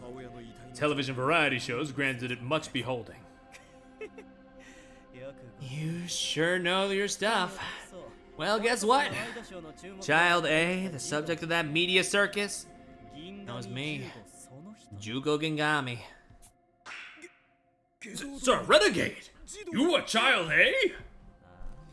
Yep, sure am. After that, trouble followed wherever I went, landing me under the DA's surveillance. That's what became of Child A. That's who I, renegade detective, truly am. Even through his helmet, I can sense Armor's confusion. Everyone's heard of the case. Admitting I'm the culprit could only garner this kind of reaction. It's hilariously predictable. But laughing now would ruin the mood. Keeping a meek expression, I continue. People said Child A went mad upon being targeted. He was a psychopath. Rumors upon rumors upon rumors, but the truth is very simple. I failed to rescue my mom. My fault she died. But as survivor, it's my duty to shoulder the burden of her life and live for her sake as well. That's why I value life. The ones I bear, as well as all those still being lived in this world, don't amount to nothing. I see. Just like that, the suspicion is gone from Armor's voice. All according to plan. Lose one's own parents due to a lack of strength. A cruel lot in life indeed. I too know the feeling well. What happened in your past, Armor? Must have been something pretty serious to relate to a guy like me. First, pledge that you will not harm the lives of Sir Incompetent and the others, as you had before in this dungeon. I promise, right hand to God, I won't do anything like that. Is this before he got his hand cut off? So be it. I shall trust you thus. Pray tell, Sir Renegade, do you know of the Yoroi family? Yoroi. They've crafted suits of armor in this country for centuries. They say their work has seen success in every major battle, right? These suits are renowned as transcendental armor and sought after by collectors. One of the cases I solved was caused by one. He did hurt Armor, though. But he came out of it okay. Indeed. That being said, my birth name is Muga Yoroi. I'm a descendant of the Yoroi line and an inheritor of their techniques. Whoa, now there's a surprise! What, did you make that tin can you're wearing yourself? Nay, 'twas the work of my sire. He gave me his very all to the family trade, tirelessly forging suits of armor. The true madman. In this era, armor smithing is a dying art. In a livelihood, my mother fell ill. Even as he wasted away in body and mind, he refused to cease. I need to commission Jasper to draw armor. The suit I don was forged with his final breath. Fused with the latest technology and crafted of a special alloy, 'tis truly his ultimate creation. Yet armor is nothing without a body to don it. Twould preserve no one. Thus my sire's life would be in vain, should this suit go unused. So that's why you wear that suit and protect the lives of others. Your tale really makes me tingle, you know that? I see. It's all coming together. I'm still not sure how it connects to the quartering Duke and the Dayless Night incident. There must be some deeper mystery here, but man! This guy sure makes me tingle. He's definitely worth messing with. Armor, we're comrades bonded by our ideals. Let's you and me stick to our guns. All the way to death's door. I thank you most graciously, Sir Renegade. I am overjoyed to count another compatriot among my ranks. While shaking hands with Armor, I start thinking, what kind of trap could pierce that sturdy suit of his? Alright, if I just locate that hidden passage the personnel use and get ahead of everyone, I can find that red SPX. Yeah, that's good. Let's go with that. A suit with so much life poured into it ruined as he puts his own life on the line. Got me tingling already. Now there's that other kid who caught my eye. It's about time to spring into action.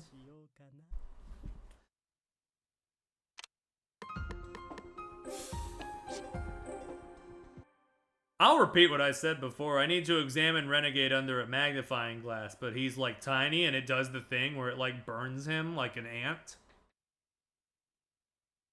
Not to a lethal degree, just enough that it just enough, just enough to my satisfaction.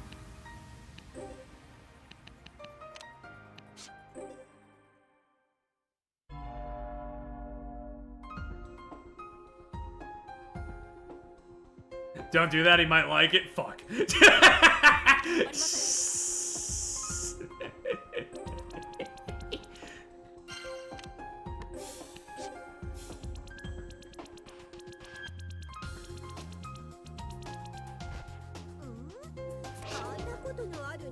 Sorry, just a really... Sorry, just the idea of the fucking... One thing led to another in my train of thought with the magnifying glass bit, and for some reason my mind went to the fucking image of the fucking Ash baby screaming, but it's Renegade Detective. My mind works in mysterious ways, dog. I can't really explain that one.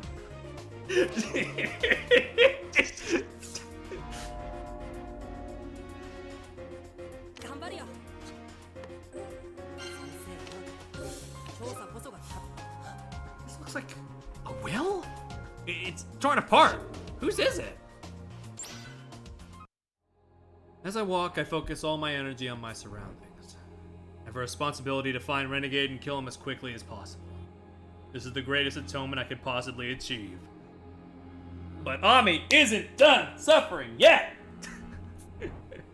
Luckily, the elevator service is broken.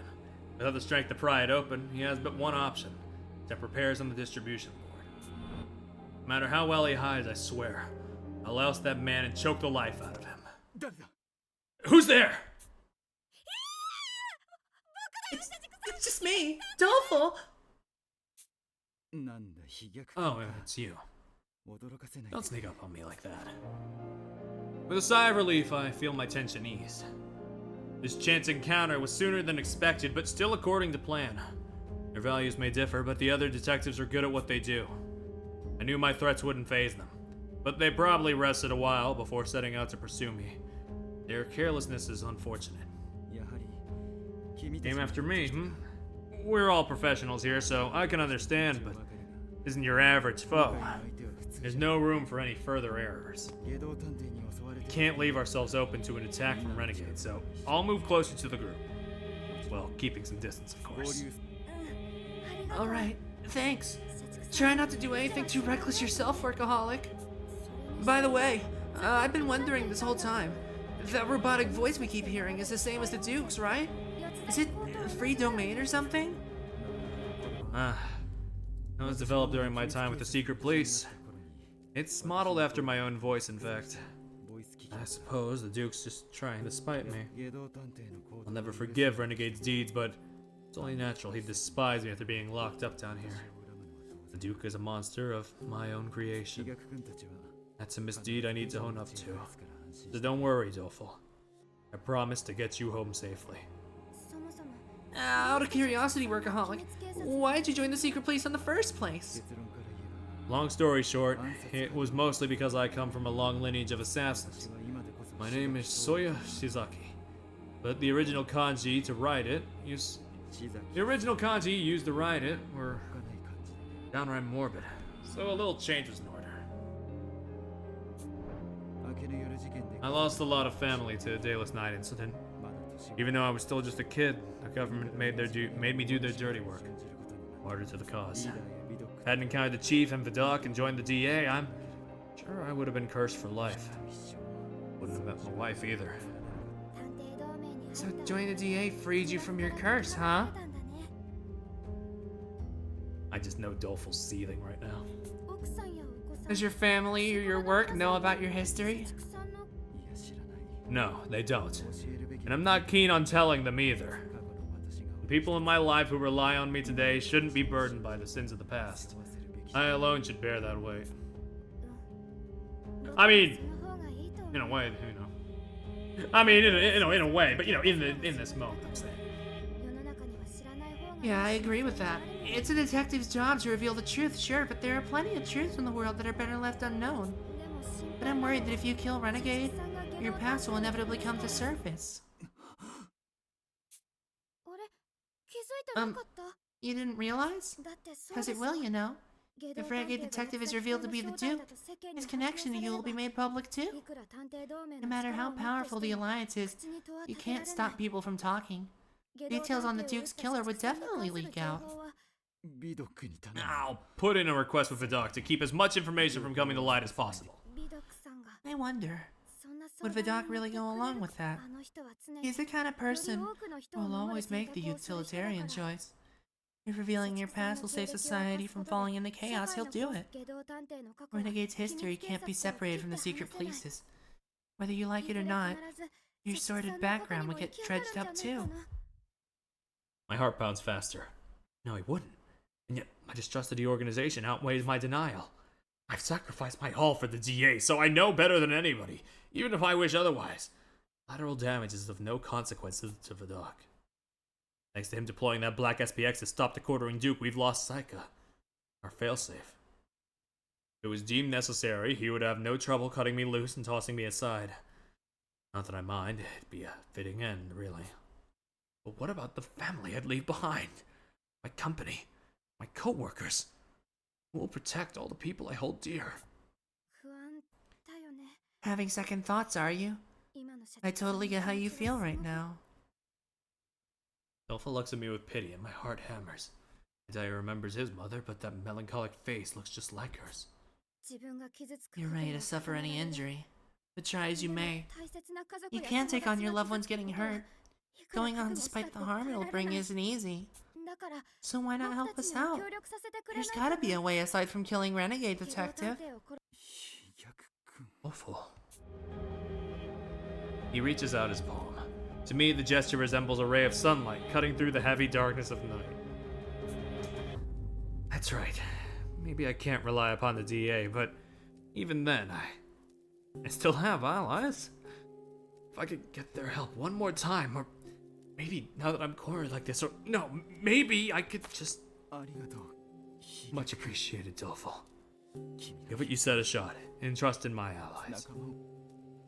My resolve hardened, I shake his hand. For the sake of protecting those I love.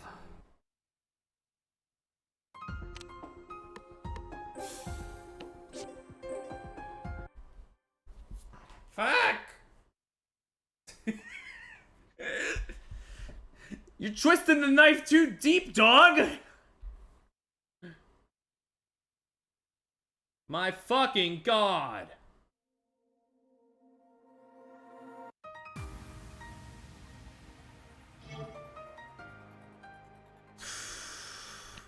My fucking god! Oh, 90? Okay, there's still one. I thought... It's called Bug Zapper? Truly, even more fucked up thing is that Doleful genuinely believes he's doing a good thing. It's so...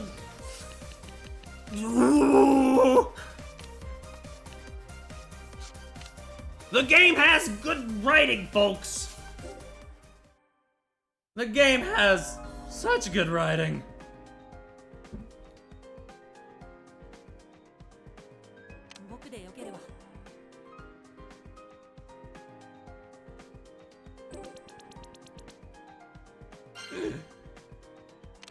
Done horrifically.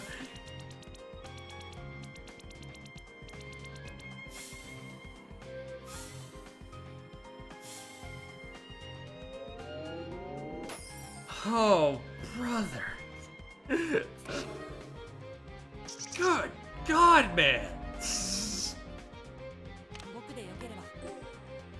The video game is one of the most important mediums of storytelling in our current generation. I've been saying this. Is this Holmes's necklace? What's it doing here?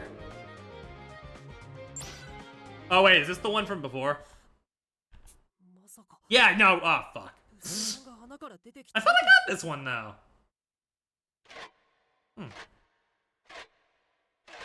I could have sworn I got this one.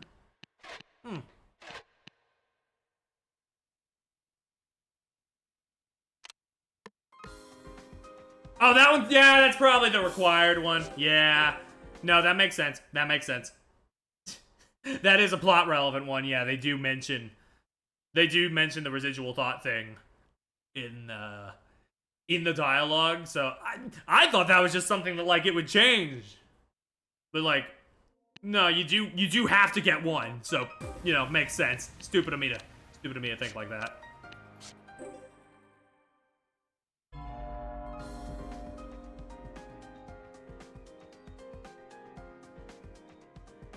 I'm gonna lose my mind. I'm gonna lose my damn mind.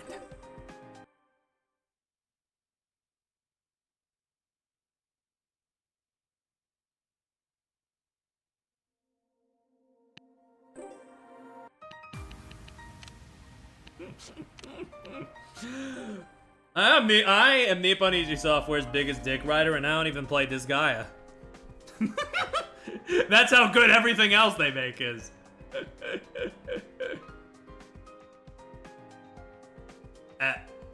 Where is it? Chat, where is it? What?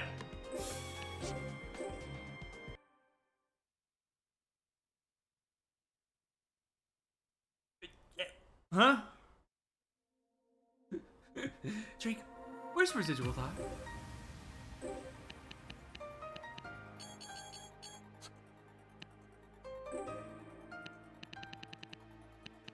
I've investigated everywhere, I think. Is it in the ending? I really doubt that. Maybe it didn't count the one you didn't get on your completed run. I don't know. I just don't know.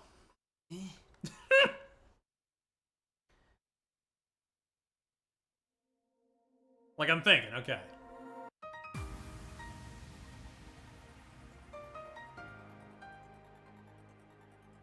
I do know all of their real names, is the thing.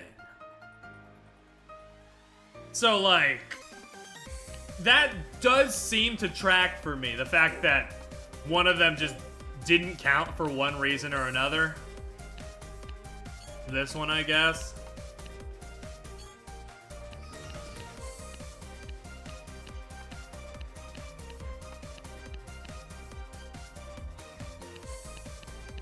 So it's like, I don't know.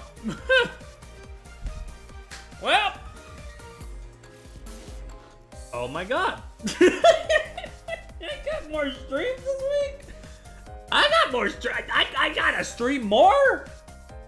Can't I just call in sick? No, I gotta make money.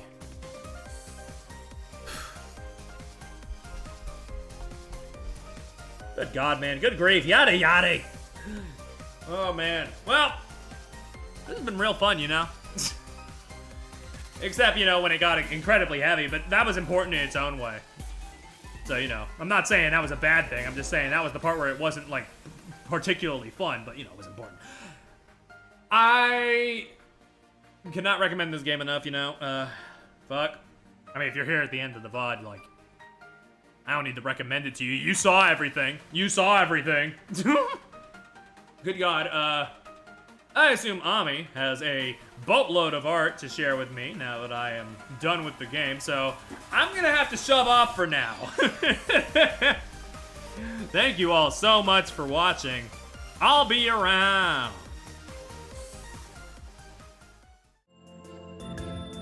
Thank you all for sticking around. Bye-bye.